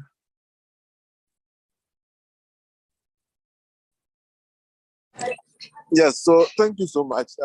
My question was on how the CFTA Secretariat itself is harmonizing the youth organizations. Because for us at the Pan-African Youth Union, we are a rallying platform. We federate national youth councils and equivalent structures. Now, these national youth councils are Article 12 of the Africa Youth Charter organizations. That makes them statutory organizations within member states. Now, in all these consultations, there's never been an instance where the Pan-African Youth Union or the national youth councils have been engaged in these consultations. Now, you expect a protocol to be passed that is supposed to be operationalized within countries, and these national youth councils are going to be custodians of the processes of operationalizing it. Yet, we have never even had an opportunity of being invited, or our national, or even convening our national youth councils to be invited through these processes. So I'd like to know from Mr. Prudence, what has been your methodology in terms of engaging young people in these processes? Because it seems member states have been effectively left out of the equation. And when I say so, it is because the national youth councils that are Article 12 organizations established by the African Youth Charter itself have been left out of the equation. And I remember, for those of you that were at the consultative dialogue in Rabat, when we convened it, it was one of the major issues that was being raised. Why an institution that federates these national youth councils have been left out of the equation, and why the institutions themselves have been left out of the equation. So we don't get it. Whether it's because there are state structures, or because maybe we don't have no people within the ACFTA, we could even respond to it. So we have to bring back the question to you, Mr. Prudence. Maybe you could provide clarity on this. Thank you. Thank you very much, Ahmed. Mr. Prudence, are you okay to answer or address this question? Yes, that's a very good one. Of course, I will have to take it back to you because when we are engaging stakeholders, we want them to be organized. When you look at the structure of the African Union in general, we made sure that we have specific department that will deal with all the stakeholders. When it comes to youth, we will have a specific department that will engage youth. But the way youth or young Africans are organized in different countries differ from one country to the other. Most of them are coordinated by a ministry in charge of youth. So as intergovernmental organization, as Fcfta, we have to coordinate the work of young people through their coordinating ministries. That's the first point of departure, which means that if we want, for example, to engage in negotiations, we will have to convene meetings through the line ministries that are in charge of young people. But when it comes to stakeholders consultations, of course, there are a number of organizations that are already recognized either by their respective countries or different regions, or even at continental level. We also know some of them, and we were in touch with them. So when we have like an engagement with young people, we have to convene them through those organizations. But now the question is, how do we harmonize those existing organizations? I think that is a very good one. We have recently reflected about it and agreed to mobilize resources to convene representatives of all those existing organizations across the continent. Because we might have that convening power, but we do not know exactly what is the mandate of each of them. So we will organize a workshop, a kind of continental workshop, where all those youth organizations can be invited. And then we discuss the issue of structuring them. That can be discussed. It will be an open discussion, but the form and shape that you give to the structures will depend on you. I give you one example. We have the business community. We have African Business Council that is now being established. We have different business councils at regional level. But for better engagement with FCFTA, the business community has come together to establish African Business Council. So we believe if those youth organizations across the continent come together, they might end up having a continental committee, which can be used as a line of engagement, or they can organize themselves in such a way that they can have a continental organization and regional chapters and national chapters. I think that is just the brainstorming that I'm throwing to you. The moment we convene these stakeholders, we rely on your ideas. We'll make sure that we invite all those that are known, but the way that we get organized is going to be to depend on them. The other element that you have to also bear in mind, young people, you are not young forever. So it's like, it's a transition. Today you are in the youth category, but after tomorrow, then you graduate to another category. So if youth is defined by age bracket, so it means when you get out of that bracket, then you cease to be a part of the youth. So I think it will be very important to also think of dynamic structures where everyone will feel comfortable to engage at that point in time, but also to make sure that you do not go outside existing structures, either at continental level or at regional level, because we will not have a permanent structure for young people. People will just use that structure as a transition. So if that structure is let's say attached to an existing organization, let's say we want youth engagement through regional economic communities, then you make sure the regional economic communities become the institutional memory for those youth organizations. If it's about the country, we go through the ministries of youth. If it is at continental level, then we create a department that will deal with young people at the Fcfta Secretariat, and whoever wants to know what happened like 10 years back, then we'll get information from that institution. I think that's what I wanted to also appeal to you. People will use the youth as a transition. There will be no institutional memory if we do not use permanent structures that exist on the continent. Thank you very much, Mr. Prudence. I understand a lot of you have questions for Mr. Prudence, but we also need to acknowledge that he won't be with us for long. So his colleagues are on here to answer some of the questions that we may have later on. We do have other speakers around to also help address some of these issues. So please do bear with us. Mr. Prudence, may I ask how many more minutes you have with us, if we can throw more questions to you. If not, we will just leave them for your colleagues to address. Apparently, I'm receiving a number of calls because I was engaged in other activities. But if you have a burning question, I can take it. But I can't promise to stay with you. Okay. My colleagues are already online. You can ask one more question, but my colleague can still be also free to respond.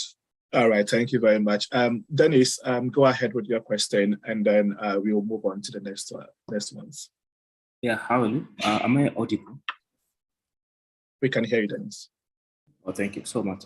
Thank you, Mr. Prudence, for letting us. So I have a question to ask. So the question is, how can we as the youth ensure that the energy transition, for example, in Africa does not lead to social inequity and also social inequality, and also due to the black energy that is revamping, and also climate change, climate aspects which I'm involved in also are how can we, like, as the youth, gear up and also ensure that the policies that are in place for trading the coal and also the clean energy, for example, solar, electricity, hydro, are managed to involve us in the decision-making table.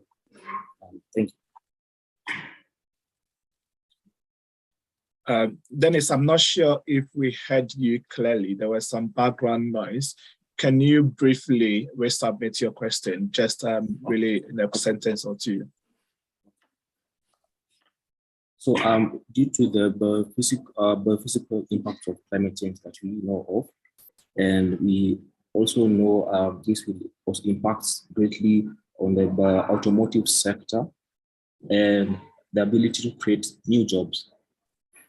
How can the automotive sector needing electricity, secure and effective supply electricity, and this leads to, does not lead to energy or to social inequality and social inequity? And how can we as the youth in Africa join hands, with the help of these bodies, with the help of these associations to fight against these big enterprises so that they can include us in ensuring that we have social equity and as well economic. I'm not sure if the question was clear, but I will allow Mr. Prudence to come in if he heard you. If not, we will ask Dennis to put your question. I struggled to get Dennis, but I think I can guess what he wanted to ask. I think with the new technology, with new technologies being put in place to deal with impact of climate change, how can we make sure that youth are not negatively affected, and how can we ensure that they are not excluded from the I think from the business, because multinational companies will be the one reaping the benefits of new technologies. I think that was mainly the question. One of the solutions that we are proposing as Fcfta is to develop regional value chains. He gave one example of automotive sector. Automotive sector is one priority sector where we want to develop continental and regional value chains. And when you develop value chains, you facilitate what we call both horizontal and vertical integration. If you are in agriculture, for example, you can find your way of supplying inputs into the production process of a car. You are in agriculture, but you can still be integrated in the production process of a car. You are a small and medium enterprise, even if the car making industry is owned by a multinational, but you can still find a way of getting integrated into the value chain. So this concept of a regional and continental value chain is going to look at how do we allow each and everyone to participate in the production process at their level. If you are able to supply, a car has many parts, and each of the parts are produced differently using different technologies, but the parts can also be exported from one country to the other. So whether you are involved in logistics, whether you are involved in transport, whether you are involved in production of tires, whether you are involved in the production of, let's say, leather, because like the car seats are made of leather. So we make sure that each enterprise on the continent plays a role in the making of the car, rather than importing a complete car from outside the continent. We want to encourage assembling of a car within the continent to make sure the car will meet the rules of origin, but will meet the rules of origin because the making process of a car has used the components that are produced from the continent. So what Fcfta is bringing, what is new for the Fcfta is that the Fcfta will encourage local production. It will encourage. So by encouraging local production, you are creating jobs for people operating on the continent. But if you allow a market to import everything, like now we are importing everything. When you import everything from outside the continent, in one way or the other, you are exporting your jobs. So you are giving jobs to others. But when you encourage production on the continent, you are encouraging job creation on the continent. So that's the way Fcfta is going to create opportunities for young people. That's the only way you can include the young people in the production process or value addition on the continent. And by doing so, you are protecting them from being excluded in the economic activities on the continent. It seems a bit complex, but I think I have tried to make it understood. Thank you very much, Mr. Prudence, for addressing the issue. And I really like the fact that you mentioned that if we import everything, we are exporting our jobs, which is really true, because I mean, some basic stuff like tomatoes, we shouldn't be importing. And if we're able to add value to these processes, we will create more jobs within our continent, and that will help us to develop the continent and for us to stay on the continent rather than moving out, and also to increase intra-African trade amongst ourselves. Thank you very much, Mr. Prudence, for having the time with us. We will continue the session, and we believe your colleagues will answer some of the other questions that will come that related to the AFTA. Before I continue, I will ask Emila to take over briefly.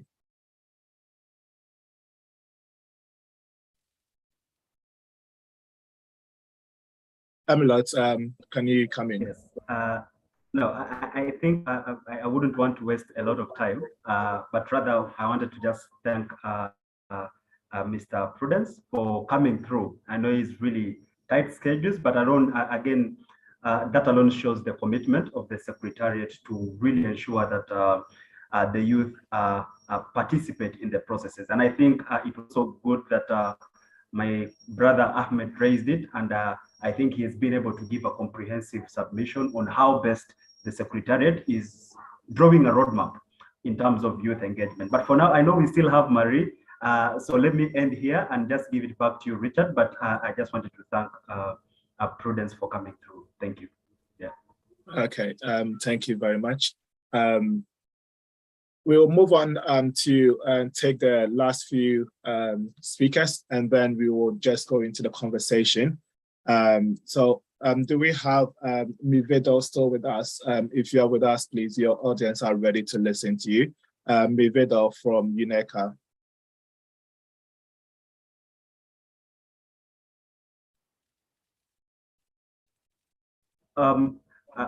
Okay, just again, I think I just gotten a quick message that, of course, Mia has been with us the whole day from morning. So I think she got an emergency meeting.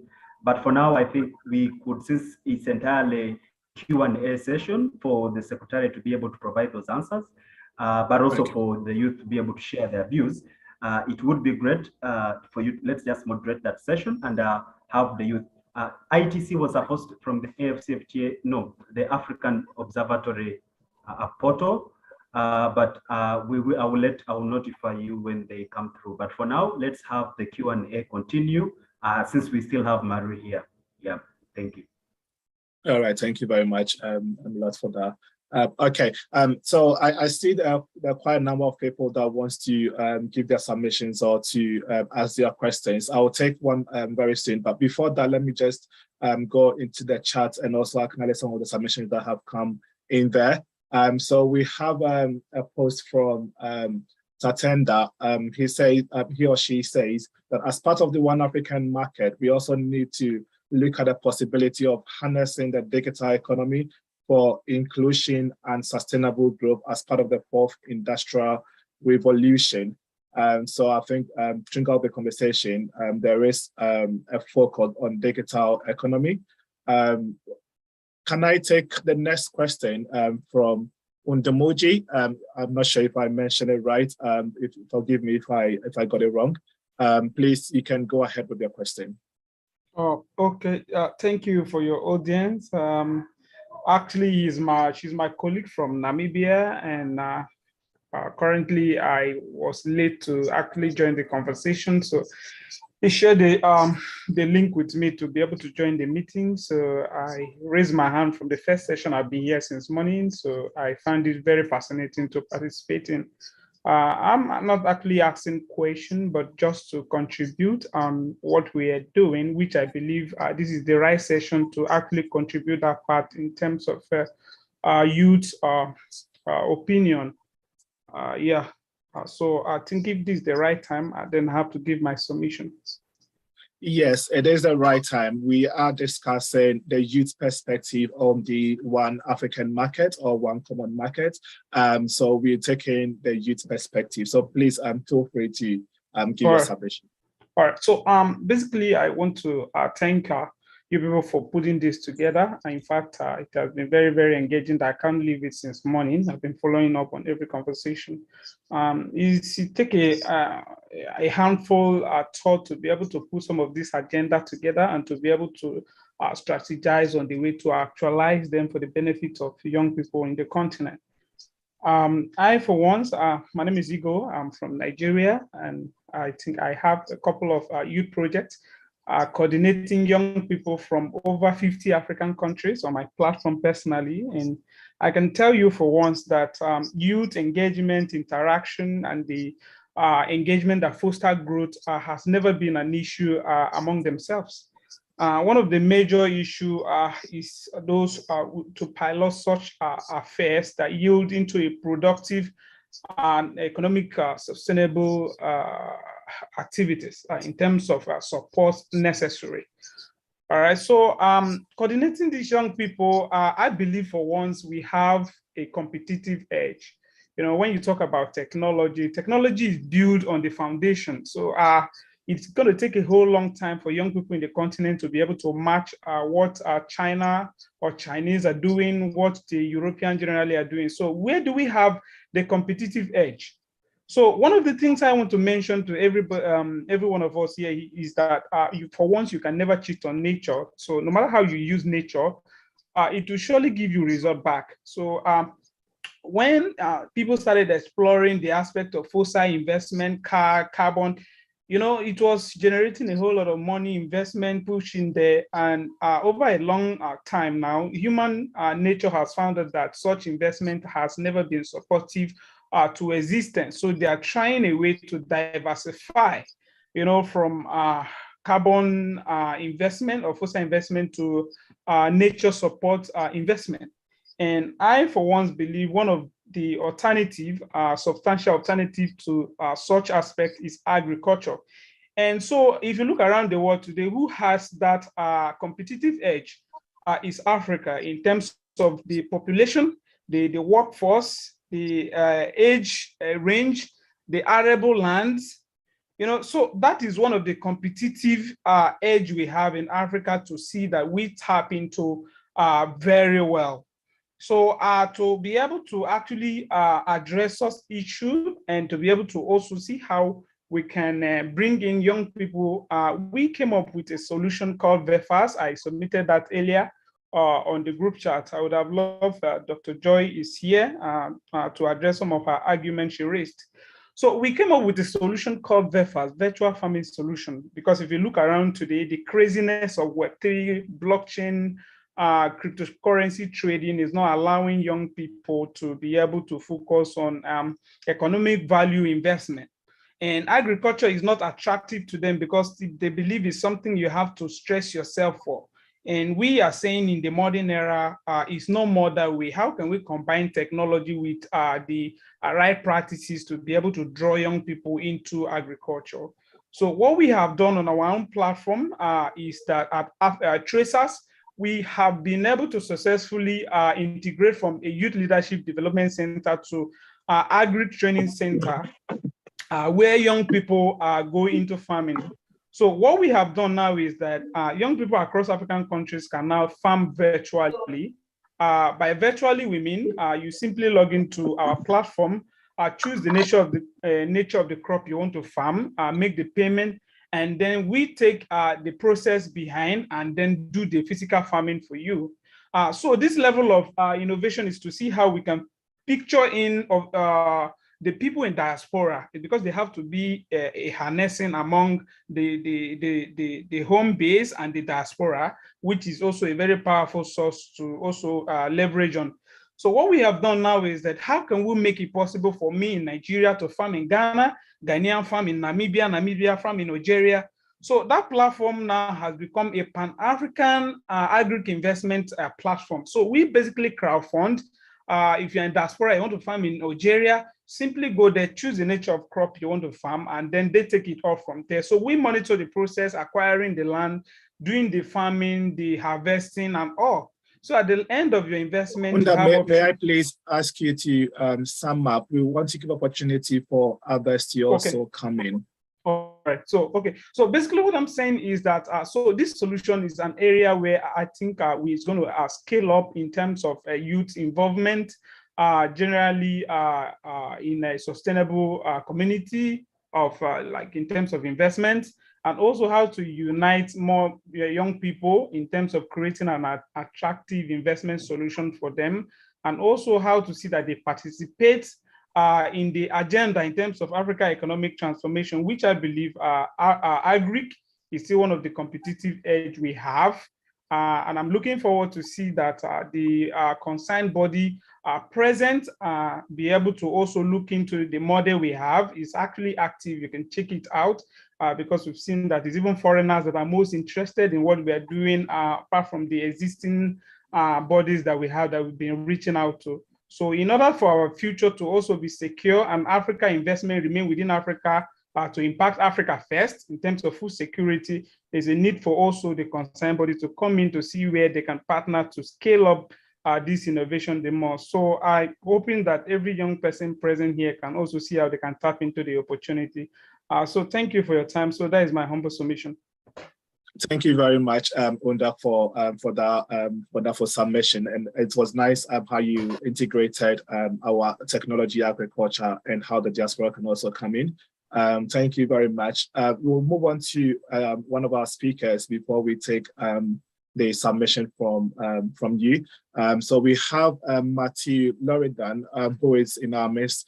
He is the senior market analyst for the International Trade Center, and also the African Trade Observatory team. Matthew, if you're here, can you please give us your submission briefly on the youth perspective of the One African market? Thank you very much, and good afternoon to everyone. My pleasure to be with you. So a lot has been said. I've been following you since the morning, and a lot has been said on the use and the potential of youth to participate to the implementation and to the benefit of the Fcfta. So I'm here not to, I'm not a specialist of youth, but I'm a specialist of trade intelligence, trade information, and I would like to quickly present you one tool we are developing for the Fcfta, but most importantly for small businesses to grab the benefit of the Fcfta, and this concerns mainly, youth that are in those small companies. So I will quickly share my screen if you allow me. I will just ask the host to give me the rights to do so. And let him help us with this, please. Can you try? I believe this should be okay now.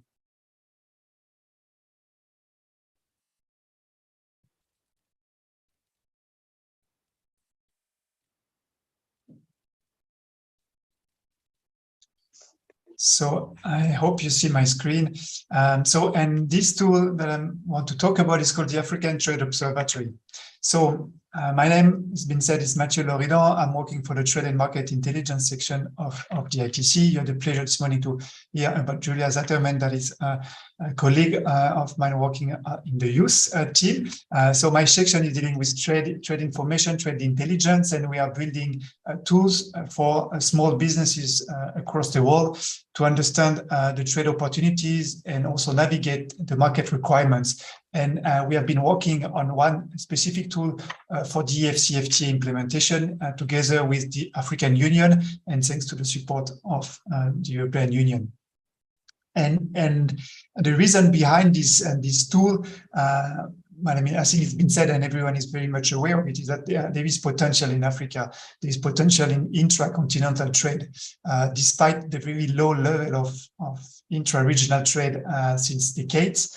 The share of intra-regional trade is growing in Africa relatively in a higher speed than in other regions, which are at different level of integration. Of course, the EU is the best example where it's being super well integrated, and it's very nice to have this type of forum today where we also talk with European youth and get their insight. So behind this tool, we want to make sure that the integration continues, and in particular, we see it as something that is very much needed and that can benefit to small businesses, and in particular, businesses that employ women and youth, because what is very particular in Africa is that trade is mainly, intra-regional trade is mainly on processed and semi-processed products. It represents more than half of the trade within the region, which is quite different from other regions. So Africa has this potential, if trade increase in those areas, to really use it as a way to promote formal employment and economic participation and inclusion of women and youth.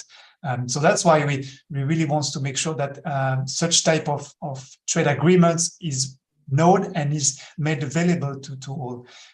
According to our estimation, there is a huge potential of intracontinental trade that we estimate to more than 20 billion in total. And as you can quickly see from this screen, I mean, the potential exists in all sectors. So here you see the different sectors, and when it's the color is light, it means that there is additional potential. So you can see that from most sectors, there is almost a 50% unused potential to grow, to trade, to do more within Africa. And this represents a total of 20 billion, as I was just saying, that could be achieved in 5 years' time by 2026.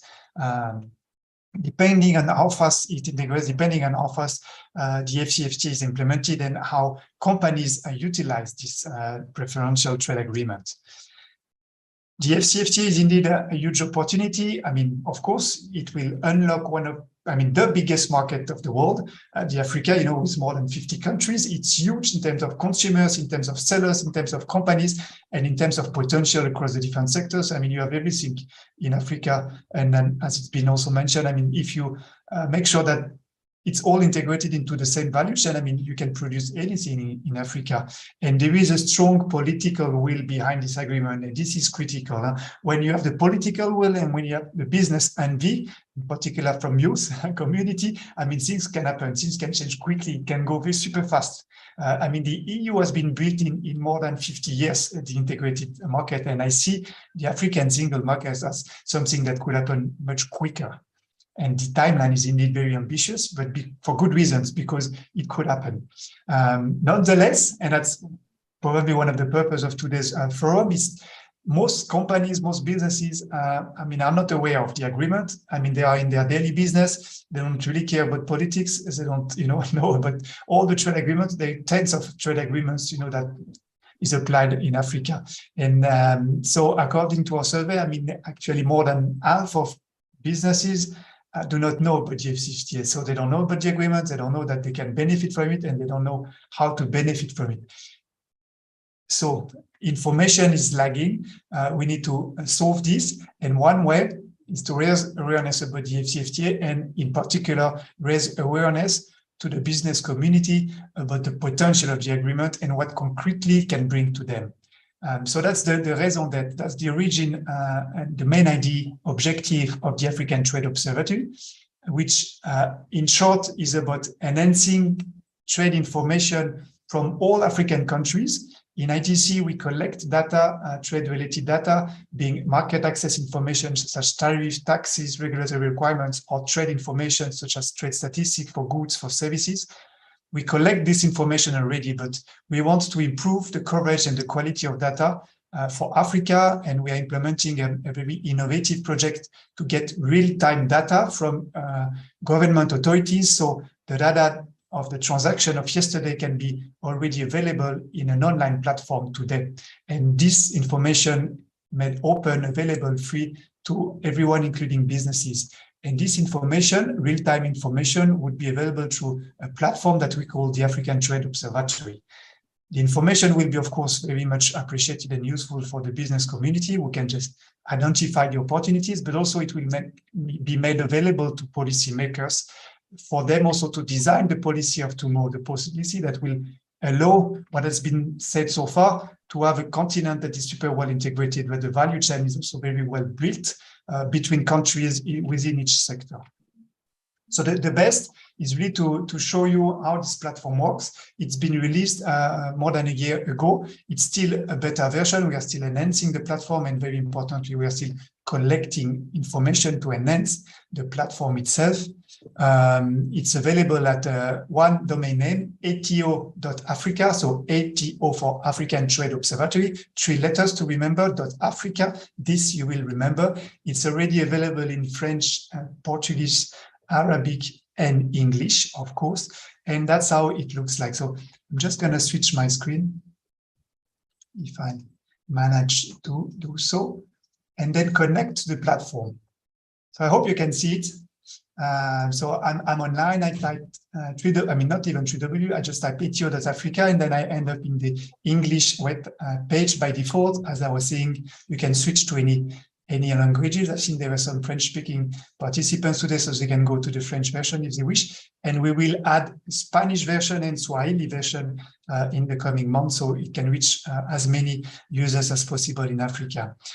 So the platform has 3 main features. The first 2 features, compare and explore, are fully open and free for the business community. They help them to first identify where to trade and what to trade, and then to navigate the different market access conditions, so the how to trade their products to a certain destination market.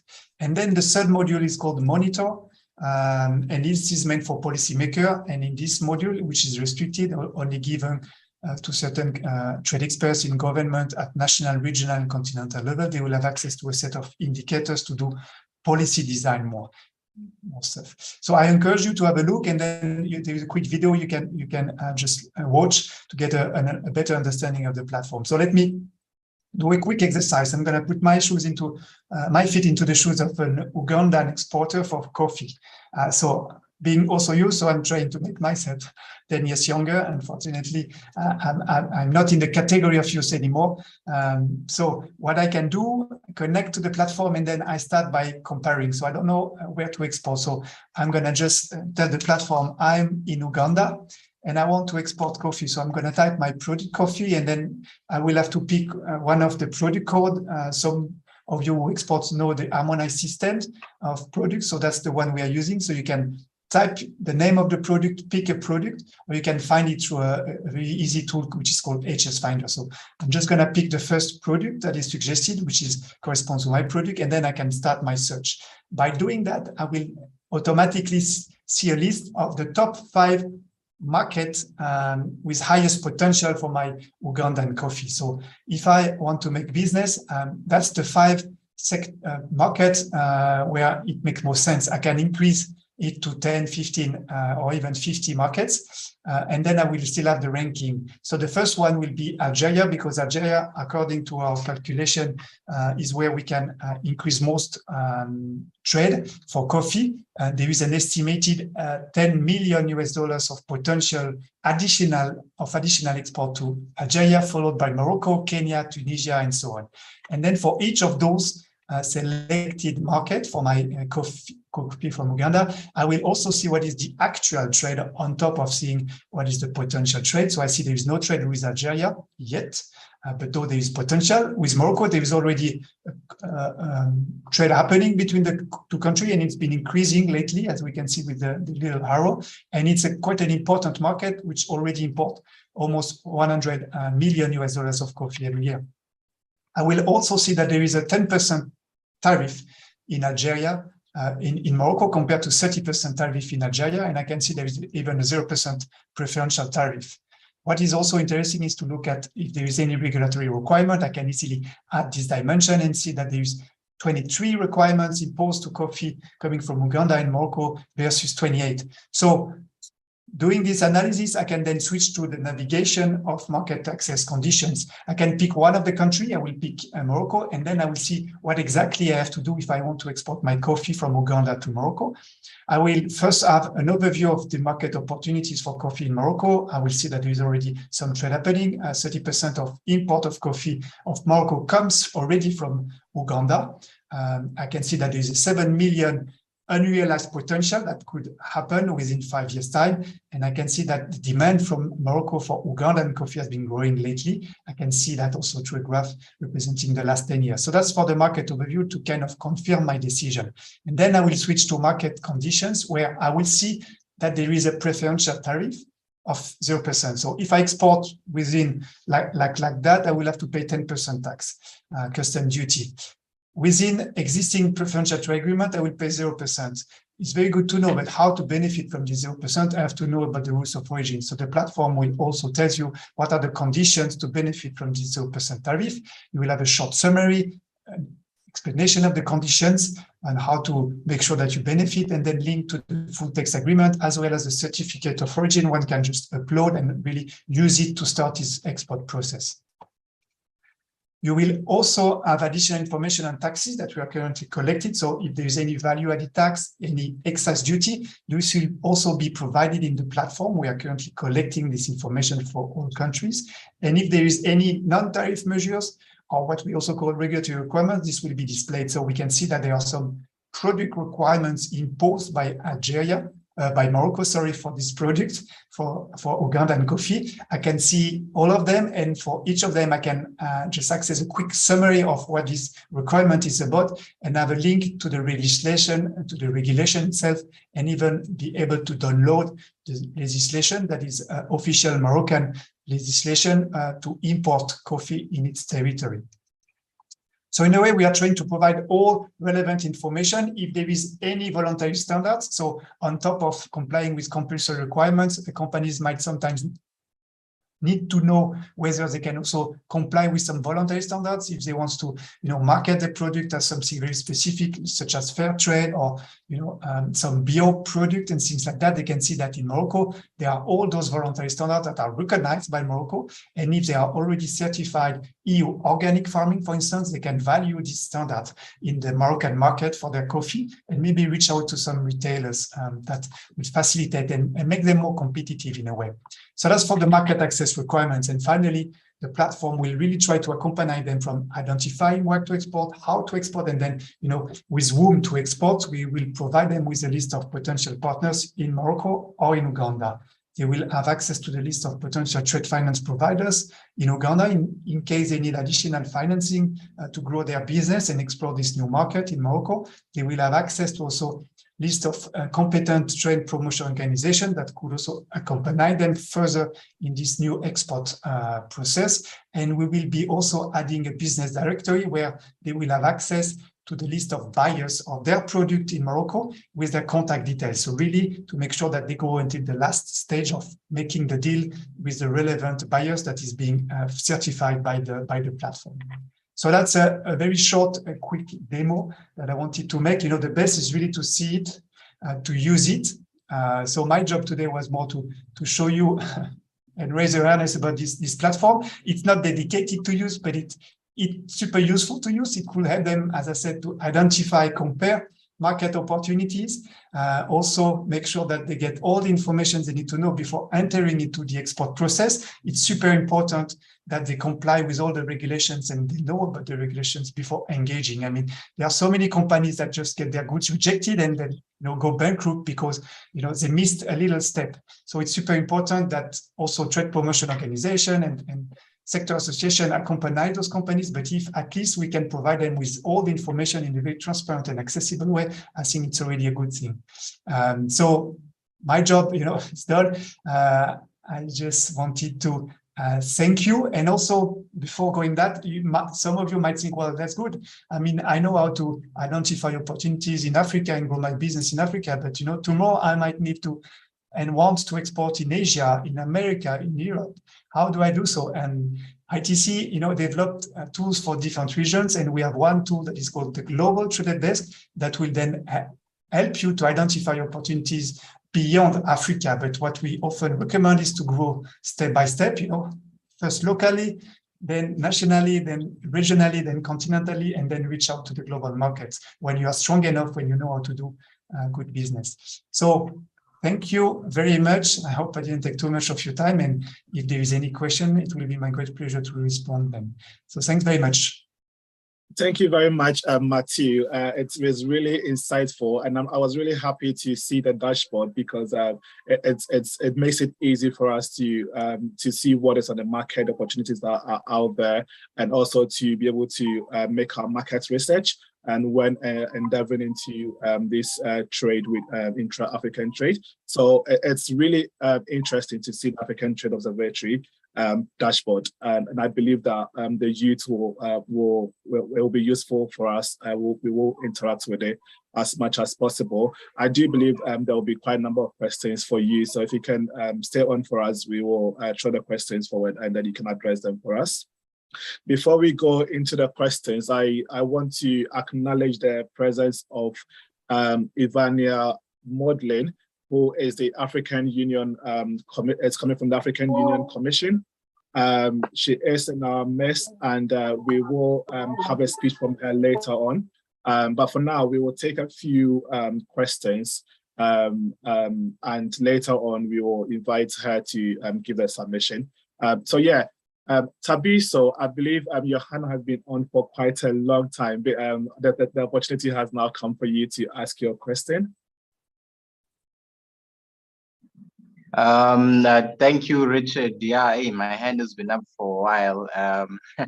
My question has morphed into like a paragraph, but I'll try and keep it short. Just briefly, myself, I'm Tabiso Mbata. I'm from, let me do this. I'm from South Africa. I'm an agronomist. Basically, I'm a crop doctor. So I work a lot with crop farmers and I assist them with whatever advice that they need. What I've noticed, I've been in different spheres of agriculture in South Africa. So I've been in government for a bit. I've worked with some NGOs or non-profit organizations for a bit. And I've been in private, selling chemicals to farmers. So I've been able to see agriculture in different ways. And what I've seen is that our people, when I say our people, I mean Africans, they do have the will, to farm and have quality produce. They just lack the expertise. They lack the assistance in knowing exactly what to use, when to use it, and that type of thing, which the white farmers, they have access to at any time. They pick up the phone and they call that type of advisor. But our farmers, they can't afford that. And I've recently gotten out of private, started my own consultancy agency to try and, balance the scales, especially in my area.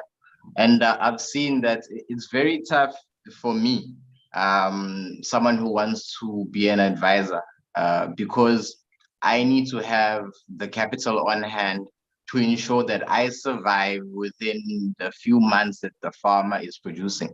Because, you can imagine whatever the crop is, there's different time frames for harvesting. So, ideally, if one had a proactive government, one would see that, okay, our farmers need this type of skill, and they maybe not getting it from the government. Let's look to consultants to get it. But consultants aren't supported in a way that government can justify, because government would want to ensure that most of their support comes from inside that department, not from external parties. But on the ground, you realize that, for example, myself, I've given advice to extension officers from the Department of Agriculture, because there isn't that in-depth knowledge that I got from the private industry that our African farmers can easily access. So the knowledge is there, but it cannot be given freely, or there's a certain price for it. So myself, I find myself in a very tough position, because as much as I want to assist as many farmers as I can, they either cannot afford me, or I cannot get out to them, or, you know, etc., whatever red tape is there. So just to get to the point, I feel we need to think of ways to work outside of the government, not necessarily always depending on the government. There needs to be a way that we can assist each other as Africans without having to go through the traditional or conventional methods of, we need to go through this department or government agency to get to those youths. Because someone spoke, I think one of the speakers, Ahmed Bening, he spoke about good governance, and we don't have it at the moment, you know. So if we keep putting in programs that are running through the same pipe holes where there's a gap or it gets clogged and the real money doesn't, or the impact isn't seen because the money went elsewhere, then we'll keep having these discussions and debates and deliberations without any action on the ground. So we need to find ways to go around governments. Government is sadly not what it maybe was thought to be in the beginning. Yeah, on the ground, it's not working out. So I'm happy for this type of platform. It's good, but we need to go now from talking about it to assisting the guys on the ground. Yeah, man, like I said, I had a question, but it morphed into something else. But I really wanted to give shine a light on the fact that there are key auxiliary services that are given by professionals, especially young professionals, that are not being seen by governments and that are maybe being overlooked by you know, such organizations as ICOYACA and others, ICOYACA and others. But let's not forget about these professionals who are trying their best to plug into where they need to help create a production. Because without agronomists, we will not get to where we need to be as farmers, to be honest. That's it. Thanks.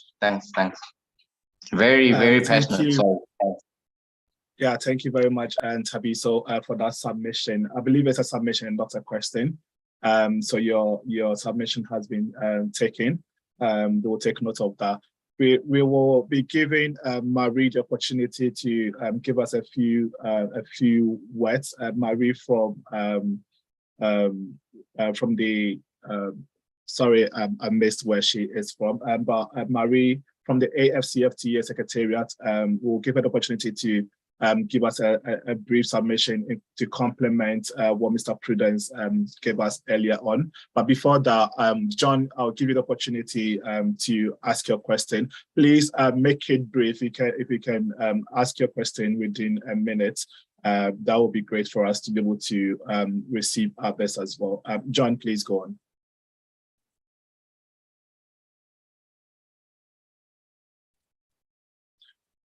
John, your hand is up. Can you ask your question?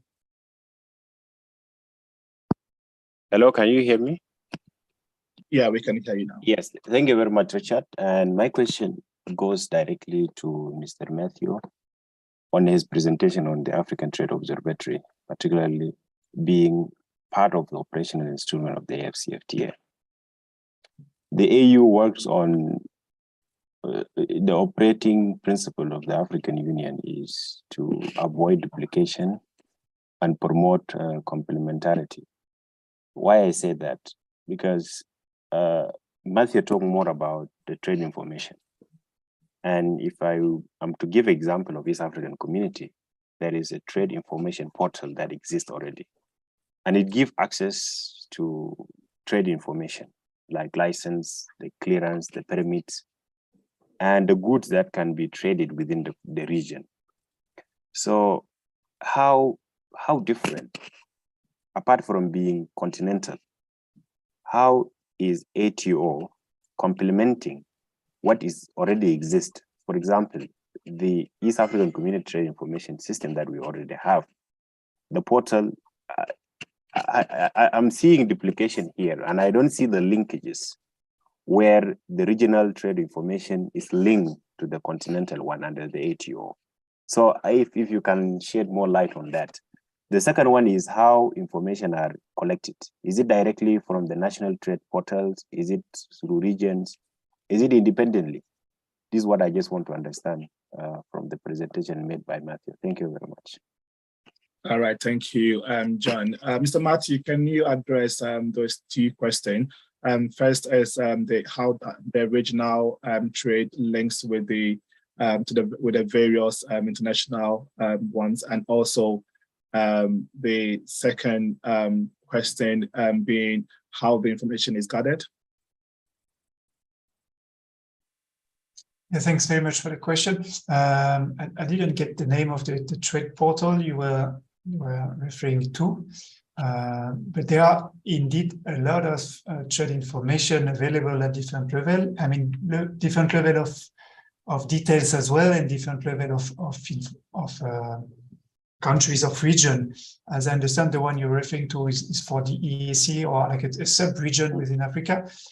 So one of the main difference will be indeed that, I mean, the ATO will cover all African countries and will be made available in all their languages as well. The data that it provides might also be quite different in terms of the level of details. As I mentioned, I mean, I presented to you the dashboard, but I mean, the dashboard is in a way the easiest part of this project that we are conducting. We are actually, most of our effort is to improve the data. And I mean, we are in touch with all regional economic communities, all the RECs. And I mean, also most countries so far, we are already in contact and have formal engagement with more than 32 countries in the continent. With whom we are, liaising on a daily, weekly basis. So they should inform us of any existing information, and that's with them that we work on setting up what we call automatic data transfer system that will get the data, and that will answer your second question, that will get the data from their customs services. So currently, ITC has already one of the biggest and most up-to-date database on trade statistics and on market access.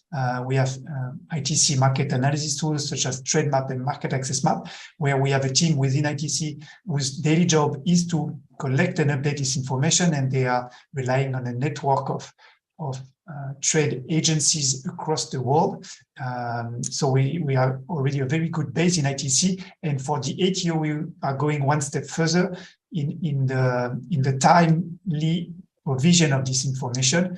Currently, for instance, for trade statistics, we collect and provide information on a monthly basis.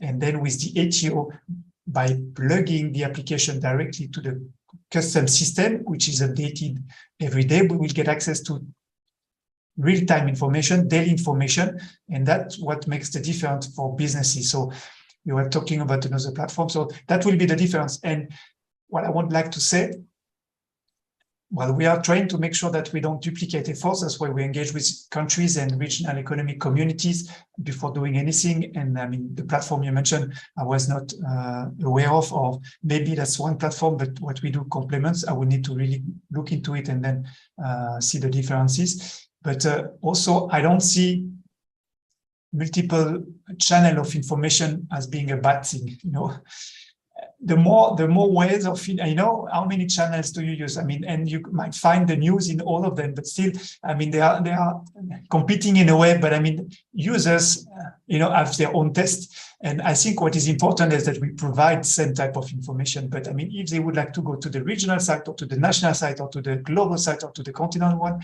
I mean, to me, whatever, as far as they have access to something that they know about one and they like one, I think it's good. They will maybe have some differences that will make them to decide between the two, but I don't see it as something bad. But I would agree with you, we shouldn't duplicate efforts. I mean, we should dedicate our resources into making things that make sense. And that's what we are trying to do by connecting with countries and regions for this project. All right, thank you very much, Mr. Matthew. I think I'll take one question from the chat and then we will move on to the next speaker. But we will still come back to the collective questions where all the speakers will have the opportunity to address the questions together. So the one question that I find interesting on the chat is, it is all well and good to develop policies and perhaps technology that ease intra-African trade. Are there infrastructure questions being attended to? And how are products going to move from one country to another efficiently? Are you able to address this, Mr. Matthew? In terms of infrastructure, in terms of logistics, how is the trade going to be?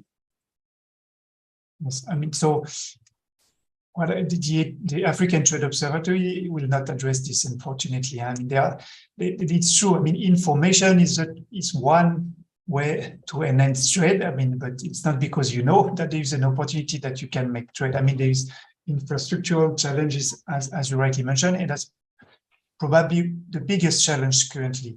And I mean, there are policies at the continental level that are meant to address that. I mean, not necessarily managed by ITC, who focuses on trade, but I think UNIDO is very much involved in those, and there are some regional organizations that are also involved in those, such as the African Development Bank. So the challenges that goes beyond information will remain. But what the African Trade Observatory aims at doing is to make information transparent and accessible to all. I've seen some question about, is it only for use? It's not only for use, because we want it to be as open as possible.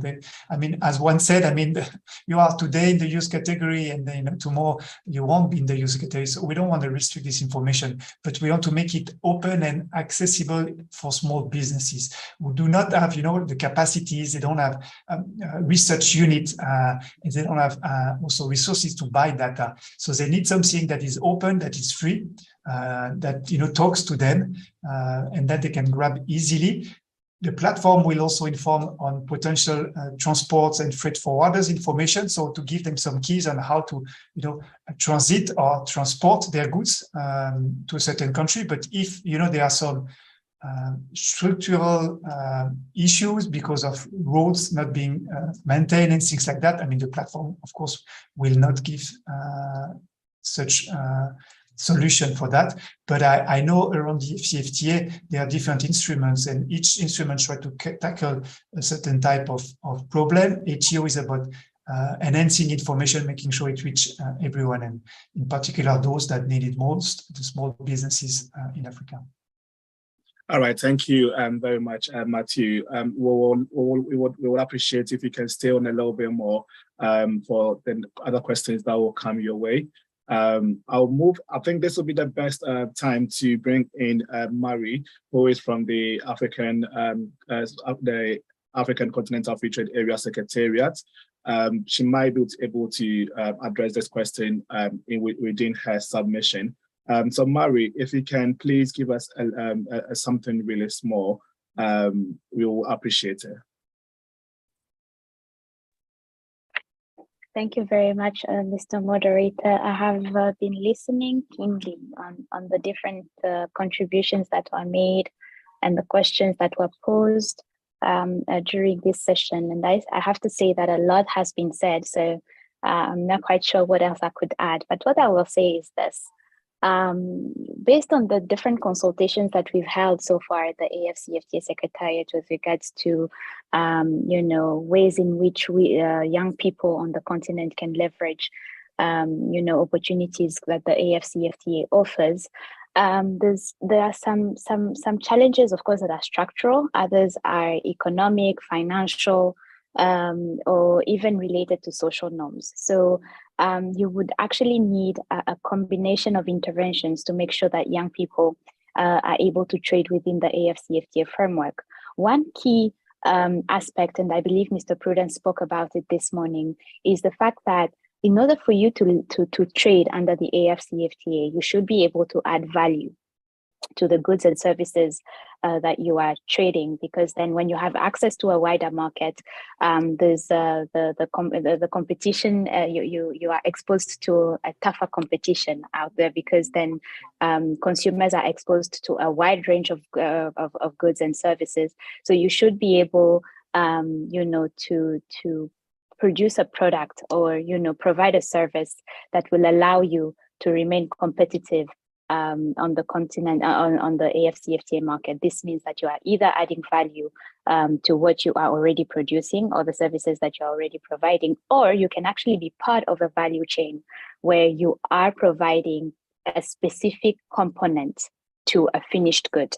And this is something that the AFCFTA Secretariat this is an aspect that the AFCFTA Secretariat is currently exploring. Especially with regards to sectors that are susceptible to have a wide participation of youth. Of course, there's also the component of access to information, because then you need to know what kind of what are the requirements for you to be able to trade under the AFCFTA, whether it's requirements related to the composition of the product, requirements related to the process for you to export. So it's important that this information is being made available, and easily accessible. And of course, most importantly, the information should be easily understood. There are frameworks and provisions within the AFCFTA agreements that, requires AFCFTA state parties to make such information available, and to make them available in a very simple and understandable manner. Then you also have to establish or put in place tools such as the ATO that was presented to you earlier, to make sure that some of the constraints that youth have identified, such as issues related to market intelligence, are also taken care of. The ATO is not the only tool that has been developed within the framework of the AFCFTA. You have quite a number of tools as well, such as the AFCFTA non-tariff barriers, reporting, monitoring, and eliminating mechanism, which is an online system that has been designed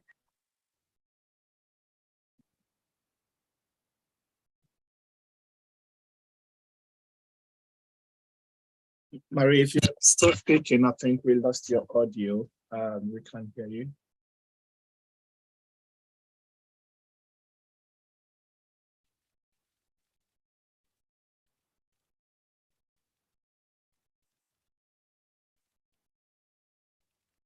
Marie, are you still with us?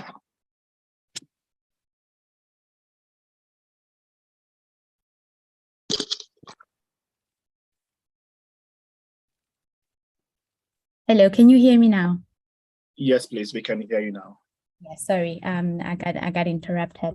So I was saying that in addition to the ATO, you also have a number of tools that have been developed as well to facilitate trade in the context of the AFCFTA. You have the non-tariff online mechanism, which has been designed to ensure that traders are able to report any kind of non-tariff barriers they encounter, when trading within the continent.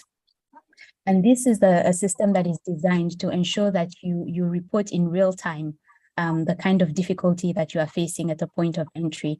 An institutional structure has been put in place to ensure follow-up and the resolution of such problems within a reasonable time. Of course, the time of resolution will depend on the complexity of the matter. If it's just a matter of a customs officer being funny or not applying the rule as it should be applied, then that's something that can be resolved within a reasonable time. But if, for instance, the issue requires and the amendment of a specific law within a country, of course, you understand that this is the kind of process that would take slightly longer because it has to go through the legislative process. But AFCFTA state parties can also make provisional measures. You also have the e-tariff book that was launched just recently by the AFCFTA Secretariat, the Rules of Origin Manual that also, highlights basically just highlights how the rules of what the rules of origin are, how they can be administered, how they are administered, and the institutional structure to administer them. Then you have also the Pan-African Payment and Settlement System that is meant to also facilitate, cross-border transactions and reduce the cost that is related to, using foreign currencies, among others. So as you see, there's an ecosystem that has been established to make sure that youth are able to leverage, opportunities offered by the AFCFTA. But most importantly as well, and it's something that has to, that keeps coming up, is that not only do we have to engage youth, young people on the challenges and of course the solutions, but they also need to be involved in the implementation of those solutions from the very beginning. So this is something that has to be done. And one of the recommendations that has been made is to make sure that young people are also represented in AFCFTA national implementation committees that have already been established, to make sure that the AFCFTA is not just something that lands on young people's laps and you are told, okay, utilize, but you're actually part of the process of designing, the policies and implementing them. And I believe that the Protocol on Women and Youth in Trade also offers such an opportunity to young people, and the kind of engagement and the consultations that the AFCFTA Secretariat has been carrying out is an opportunity as well. And provides a platform for young people to also give their insights into what they would like the protocol to look like and the kind of issues they would like the protocol to consider. Thank you very much, Mr. Chair. All right, thank you, Marie, for that wonderful submission and also exposing us to some of the other tools that we can use within the AFCFTA. Thank you once again. I believe there's a wider opportunity as well to bring in our final speaker, and then we'll allow a few more comments or questions, and then we'll bring the session to an end. So in place of Ivania, we're going to have Ryan Salah, who is also from the African Union Commission, in the Department of Women, Gender and Youth Directorate, to give us a short address. Ryan Salah, if you are here, please, we are ready for you. Yes, thank you very much. Good afternoon.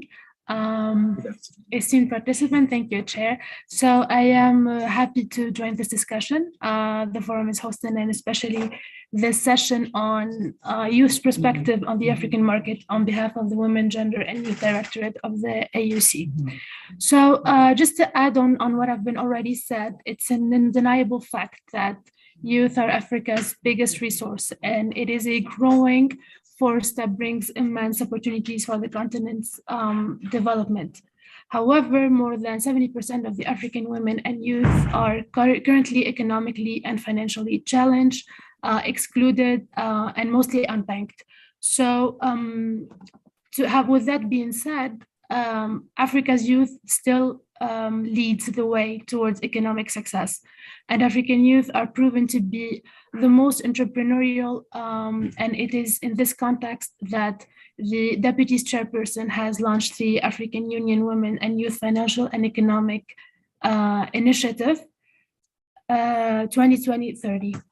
So it is an AU-wide initiative that encompassing the AFCFTA, Undp, our key sister organizations, the AFDB.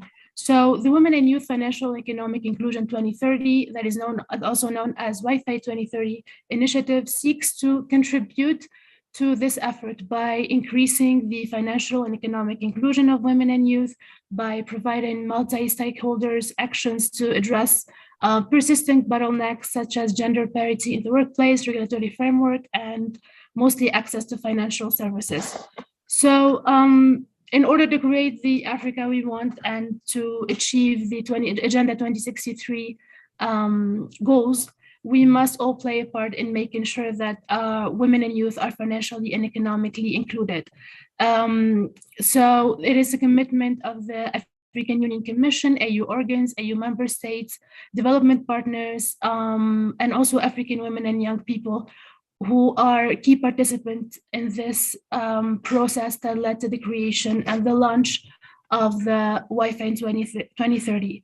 So the Wi-Fi 2030 aims to unlock 100 billion USD for at least 10 million women and youth by 2030.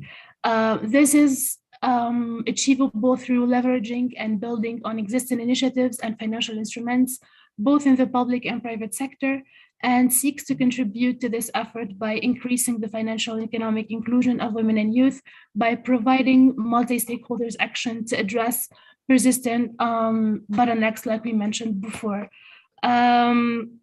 Just to add to this, we would say that a lot of barriers to trade in Africa resulted in a fragmented regional economies that has over time affected Africa's role and position in the global trade.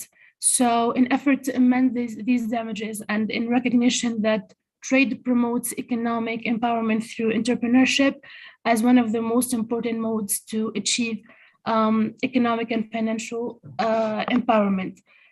It is also crucial to mention that African women and youth tend to dominate trade in Africa, and we can here mention how it is one of the greatest means to create and provide formal employment opportunities, notably in the prevalence of informal trade generally in Africa, and how in one Africa market might encourage an increased participation in formal trades, especially with creating opportunities for youth. So this is an opportunity for the Directorate as well, for all of the relevant stakeholders to gain more engagement towards this path of ensuring economic and financial inclusion for women, but most importantly for youth, since we are talking about youth's perspective on one Africa market. Thank you. All right, thank you very much, Ben. That was a really good presentation, and to highlight on the economic and financial inclusion of youth and women, especially in this AFCFTA common market era. Thank you very much for that submission. I want to thank every speaker for still staying on with us. We are now going to take questions and submissions from the audience or the participants. Please, I will really plead with our participants, if you have the opportunity to ask your question or to give a submission, please do so in less than a minute or within 60 seconds. This will enable us to allow as many people to also give their points or submission. And I also plead with the panel to also address the questions briefly. Davi, can you go on with your question, please?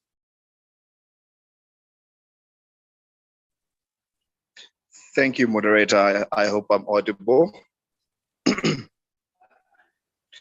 I think my question lies upon having all the discussions and the areas around since morning sessions till now. For me, to my understanding is, first of all, I think as young people, we need to indeed invest and step up. But my question would be, how are we gonna move around in paving way for high office leadership towards we, the young people?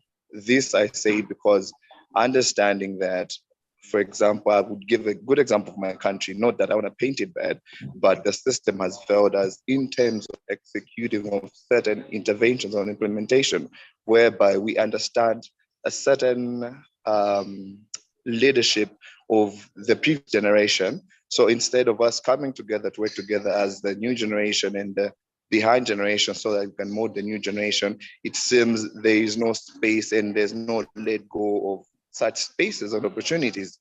How can we navigate and mitigate around these things? I think that would be my question. Thank you very much. All right, Ben, David, thank you. I think it has to do with inclusion of youth in governance. I'm not sure if Ryan, Ben can address this. If not, any of the panel can address the question, please. Yes, thank you. I think I would speak about what within the framework of Wi-Fi that I was just presenting. So the main goal is to ensure financial and economic inclusion for youth and women. But this can happen through many modalities. So for us, the main thing is to involve as much as possible stakeholders. When we talk about stakeholders, we're not only speaking about organizations or institutions, but we're also speaking about civil society.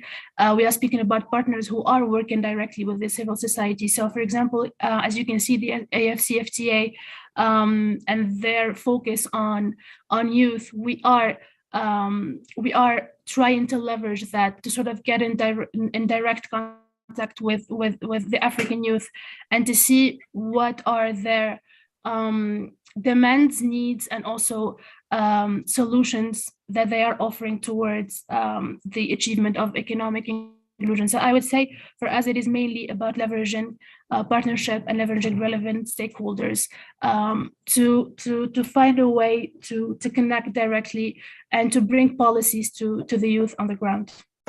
I hope that answers your question. All right, thank you. Thank you, Ben Rem. Can I take one more address from one of the speakers?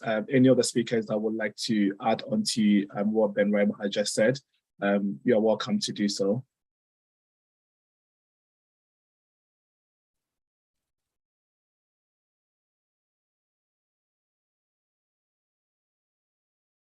Okay, if there's no one, then we'll continue with the questions. So I think one question that has come across that we really have to deliberate on is how can the youth participate in the One African market? I know we've said a lot from the morning to now, but in terms of our take-home message, how can the youth participate? What can we do to participate in the One Common Market? So please, if you want to add your submissions, young people on the chat, the team is taking note of all the submissions that are coming through, and we will compile them later on. So please, you can leave your submissions in the chat because we might not be able to take everyone's point. So how can the youth participate? Tell us, youth, what is your perspective on the One African market? How can you, as an individual, participate in the One Common Market or in the African Continental Free Trade Area? DeConti, sorry if I mentioned your name wrong. Please go on with your question. Okay, thanks to the moderator. Thanks to all of the panelists. I'm from West Africa, Monrovia, Liberia. I'm currently an innovator, and I run a trade school, which we empower most in more and young men and women. But I listened to the first speaker, Mr. Matthew, and he made mention of how can one, be in another country and then export your products to another country. And looking at Liberia today in our agriculture sector, most farmers are really, really suffering because they are due to the lack of equipment, and there are some there who have the equipment but majority of them, they don't have the equipment. So how can we export materials or goods or products from our country to another country? And looking at us right now in Liberia currently, we are currently going through strife in terms of rice, because we are not producing rice right now. We are like importing rice from other countries to our country. So rice business on the market is very, very tough. It's one of the major situations that we are facing right now. And looking at us, we as young people in Liberia, we are striving to, help and make our country better. But with the situation we find ourselves in, we have the ideas, we have the mind, we have the willingness, but we are stuck. How are we stuck? We are stuck because we don't have funds. We are stuck because even if we go out there to lobby and mitigate for fundings and to implement it don't go nowhere. They'll see our project and then they trash our project. You understand? They will give you the assurance that your project will be, taken into consideration. But unfortunately, it won't be. Maurice, So, may I ask if it's a question or a submission, and if you can be brief about it without the background info? it's a summation, not really a question. So I'm just going to, I'm picking of, things that I've just listened to. So for us in Liberia, I really, really want this, initiative to look into the situation wherein our farmers, are really, really struggling right now. Yes, honestly, we are All right. going to strike. Yeah, on the Liberian market, we are suffering from rest shortage right now. That is one of the Thank major you. foreign Liberians. Thank you, Maurice. May I ask that please we limit it to a minute so we can allow others to also come in with your question. So thank you very much, Maurice, for your submission. Another question that has come across is what the African Union has the Agenda 2063, which is the Africa we want. And as part of the Africa we want came about the African Continental Free Trade Area. So the question now is, what is the Africa that you want? What is the Africa that you want? What is the African market that we want? What kind of African market do we want? So it's open. It's an open conversation, but please limit your submission to 1 minute. What is the ideal African market or one common market that you want? In the best of its form, how would you want the African market to look like? And this is open to all of us. Well, welcome, Jaconti. Okay, the African market that I want and that I would love to see is, everyone be interchangeably going from one country to another country, exporting what, if you can have access to pepper here, you can have access to another pepper in another country, the same product. You understand? Not having access to groundnut in Liberia and not having access to groundnut in Benin. So I want us to have, one global market. Like whatever you can access in Port Novo, you can access it in Liberia. And what you can access in Gabon, you can have access to it in Liberia. So that's a one global Thank you market very that I much. vision to see. Yeah, thank you. Yeah, so Maurice wants an Africa market where you can easily access products in each of one of the countries. Davi, what is the African market that you want? Thank you. I think for me, the African market that I would want to see for my Africa is to have an Africa whereby we have got the rules of origin being set in place, whereby a commodity will be appreciated for not just its use, but then also its originality, the story behind it. If a case at all, if we have a common regions where we have as a one product that famously grows, let's be that. Let's work for markets. Imaginable is to have a diverse market that's going to reach out and it's going to promote and reach everyone. Thank you. All right, thank you, Davi. At this juncture, I will call in Kemi to share some few information, and then we'll proceed to end the session. So Kemi, if you are here, can you please take over? Thank you so much, Richard, and thank you for carrying this conversation the entire day. I would like to thank everyone also for attending. It's been amazing seeing so many of you spending the entire day with us, and hopefully you've taken something from this. We'd like to share another event that we have coming up on Friday, which is the Continental Virtual Town Hall on Good Governance. It is one that's focused on Southern Africa, but the audience is not limited to that. We would very much like as many of you as you can to attend. It is under a project that we are doing for the AU Civic Tech Fund. It's called the Africa Unplugged series, and we'd really like to hear your voices. We have some really great guests lined up and a great program on Friday at 12 Central African time. So we hope that you'll be able to join us. I will share the details of this event via the chat. And we hope to see you there. That's all. Thank you so much, Richard. All right, thank you very much, Kemi, for that short announcement. Okay, we will take one more question if there is any, so our panel can address it, and then we'll move on to end the session so we continue with the program. Is there any more questions? If there is no hand, I'll just move on then. Any burning questions for our panelists to address?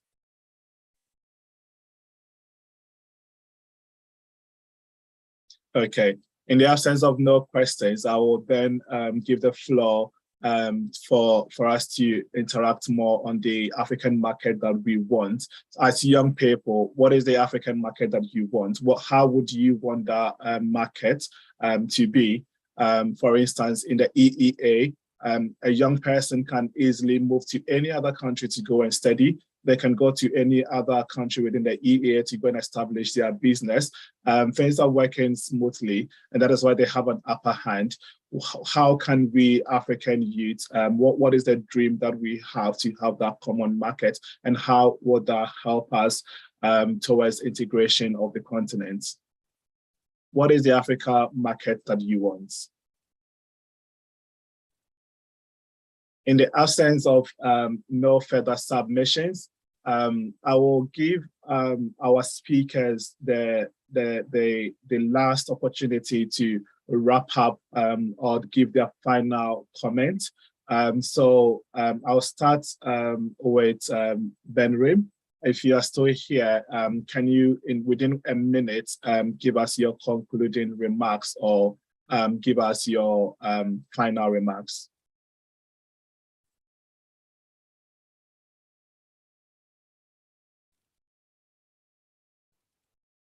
Okay, if she's not here, I'll move on to Mary from the AFCFTA Secretariat. Mary, if you're still here, can you within a minute give us your final submission?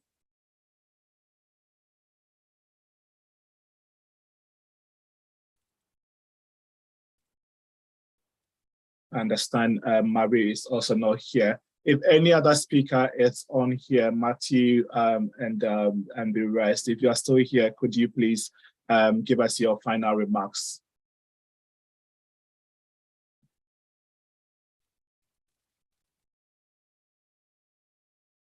All right then. We would like to thank everyone for making the opportunity to join the session today. We do have a lot of comments on the chat which has been taken into consideration, and also a few more questions on the, unfortunately we are not unable to address it at this moment. However, the question has been noted, and within the final document, we will issue responses to some of those questions. So at this moment, I just want to thank you for staying on with us right from the morning till this moment. We are going to conclude in a few minutes, but my name is Richard Adu. I've been your host for the second session, and I am from the AU Diaspora Youth Initiative. Our contacts are on the chat. You can interact with us if you want to find out any more information about the Diaspora Youth integration. At this moment, I will hand over to Emlot, the chairman, to take over proceeding. Yes.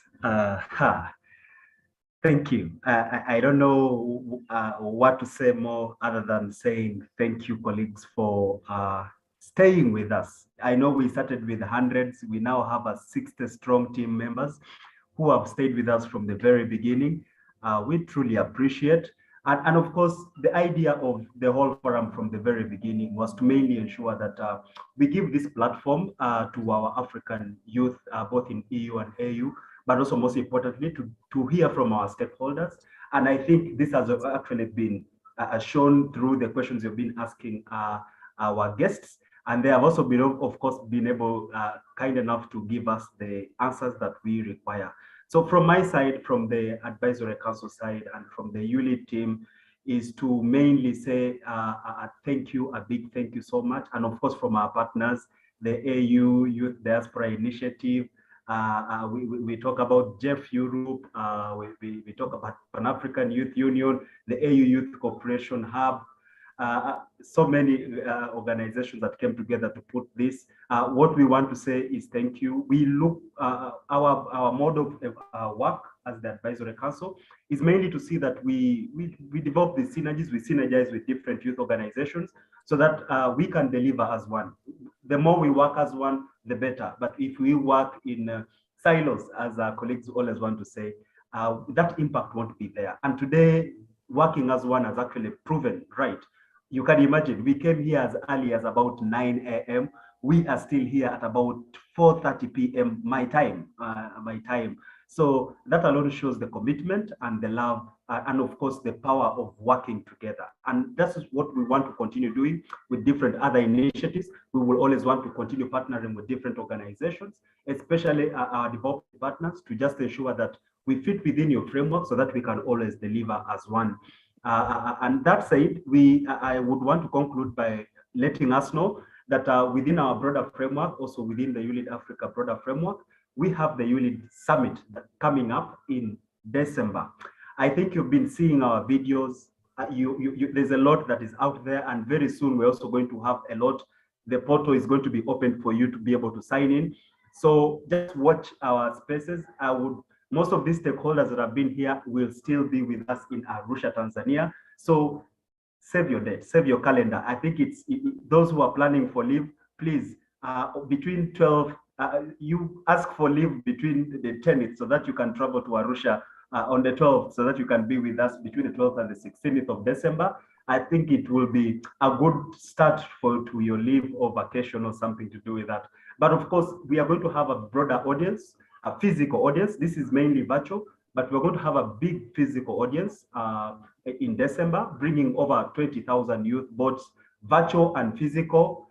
So I don't think you would want to miss this. This is just a build-up to the roundtable discussion that we are going to have during the ULEAD Summit, the policy makers and development partners roundtable that is going to still mainly kind of demystify this AU-EU partnership. We have focused on economic integration, but there is more beyond economic integration of the AU-EU partnership, and this is what the roundtable is going to offer. And of course, there are different partners that would want to co-create this with us. Don't hesitate reaching out to us.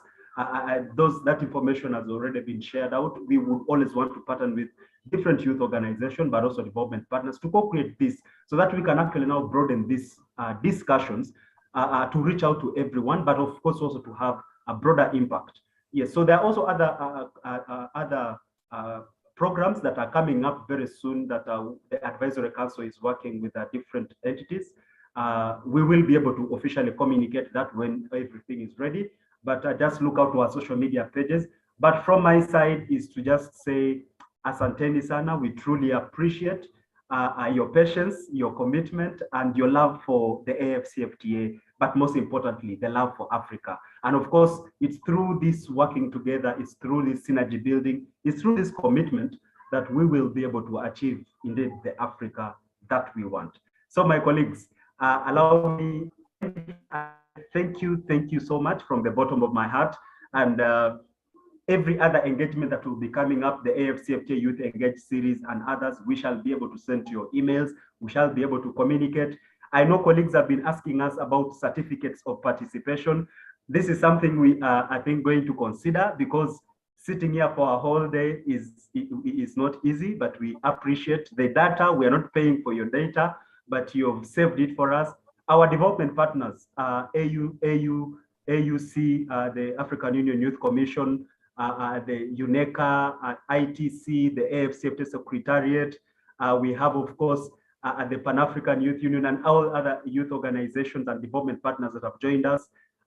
We can't thank you much. You've spared your time to come and attend to us, to come and listen, but of course, accept our invitation. We don't take it for granted. We really say thank you so much. And I think we will be able to thank you officially after the call and after resting up a bit, because it has been really hot on our side planning this. But thank you so much, colleagues. Thank you, comrades. We are still 60 strong. And I think with this 60 strong, let the unit team just give you amazing music that will then relax your nerves, and also probably you can grab a cup of tea or coffee wherever you are. But from my end and from the team, the broader unit team that you may not have seen, those admitting you, those liking and tweeting and retweeting, it's a big army that we have, even that in the AFRO-EURO WhatsApp group, that those who join the WhatsApp group and supporting with the tweeting and retweeting of the event. Thank you so much. I can't thank all of you, but I should say thank you so much. And my numbers, have them. You can always chat. For those youth interested in partnerships, you can pick it up from there. I should say thank you and allow me end with that, with those few remarks. Thank you so much. Asanteni sana. If I knew French, I would say merci. Exactly, merci. Thank you. Thank you so much. And bye from my end. And to you, the team, comms team, to give us some music to close the session. Thank you so much for attending. Asante. Yeah. Tusonga mbele mama Afrika, Afrika. His word, he says, and I quote, problem is what? Is inevitable. However, we must be the solution, the inevitable solution to the inevitable problem. Diego Twahirwa, you can even call him Chiri Man, the man who is doing chiri, who is exporting chiri. Looking at Fcfta, how can value chain of chiri accommodate more youth? When we had a bilateral discussion, your problem is supply. The market you have, but the problem is supply.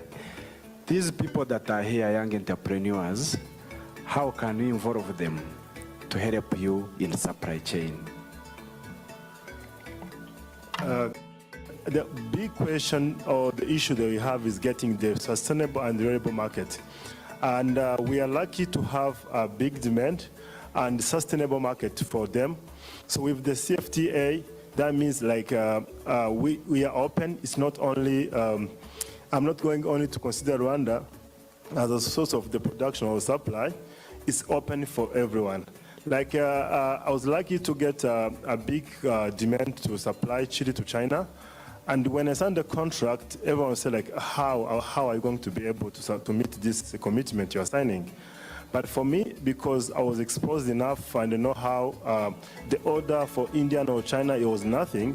And the way they consider Africa as one country, is that I was looking in that framework where I said now, this order is not only for me, it's not only for Rwanda, it's for Africa. And now with this Fcfta program, it's going to ease the transaction and also even the move of people, like for the skills sharing. And for me, I had started this on my own, where I was expanding to DRC, to Zimbabwe. Now, with this framework, it's going to accommodate more young youth across Africa. We need to upload our products there. I need to sit in Ghana and upload this there.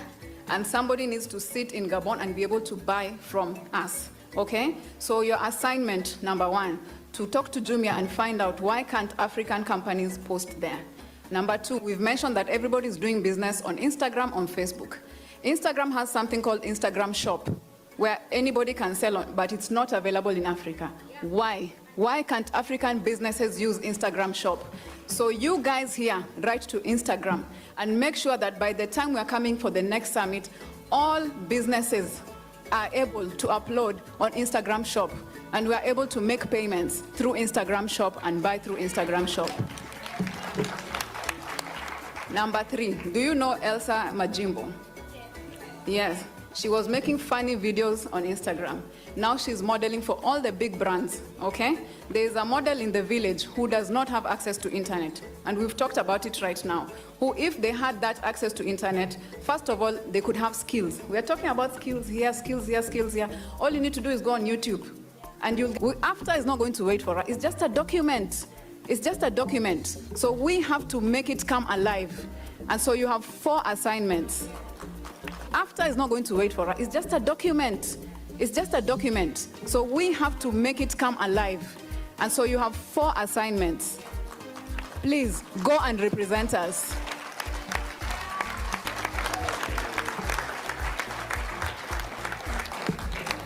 We stand at a better position to benefit, to support the benefits and the opportunities of the Fcfta that we are talking about. So now we want to reiterate what the minister from Rwanda mentioned, that it is true. His Excellency Wamkele Mene, the Secretary General of the Fcfta, his priority is to ensure that the young people are driving this Fcfta. So we are putting quite a number of strategies in at the Fcfta to ensure that the youth are involved not only in the negotiations but as well as in the implementation. As I mentioned, CFTA is a game changer, but to be a game changer, they need to streamline the trade information. That's very critical. And I know in their pillar it has there, but it needs to trickle down to SMEs. The information needs to trickle down to the youth, to the women. Africa.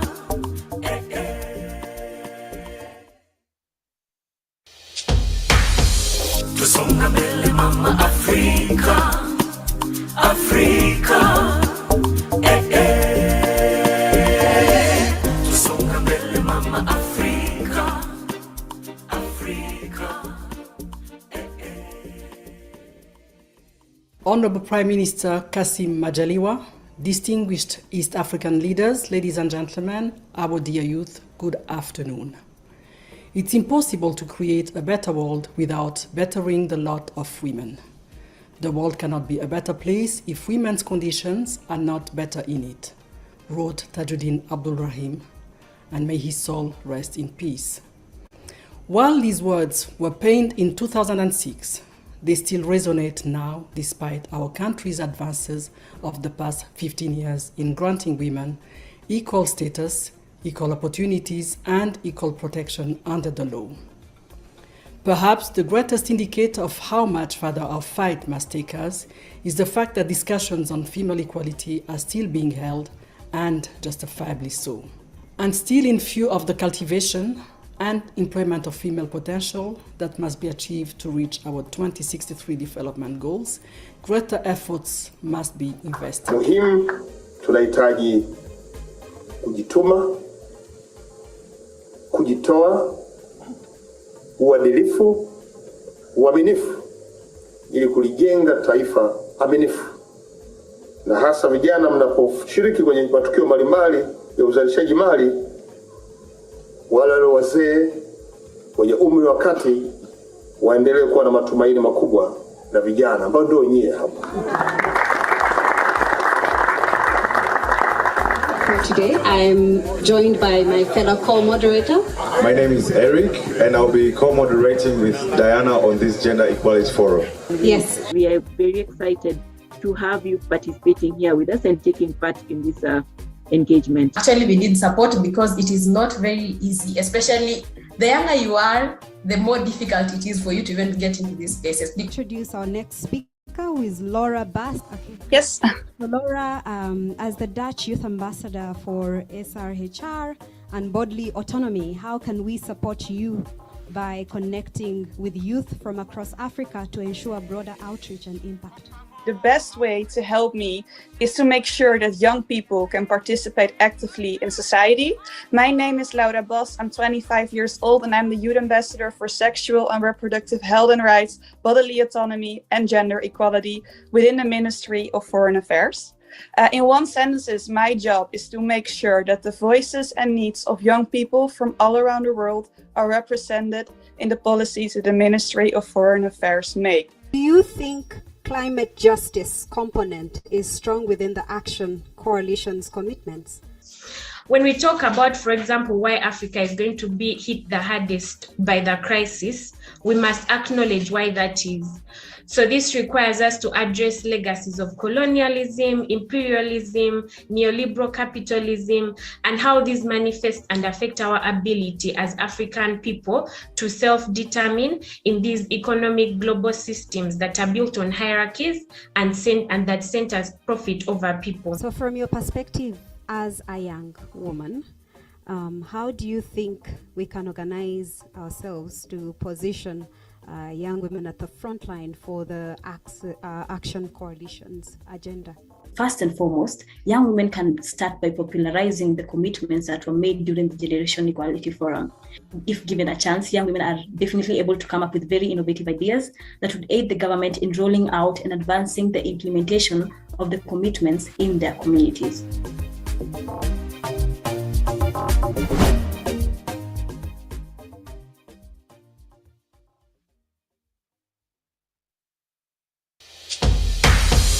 Tusonga mbele mama Afrika, Afrika,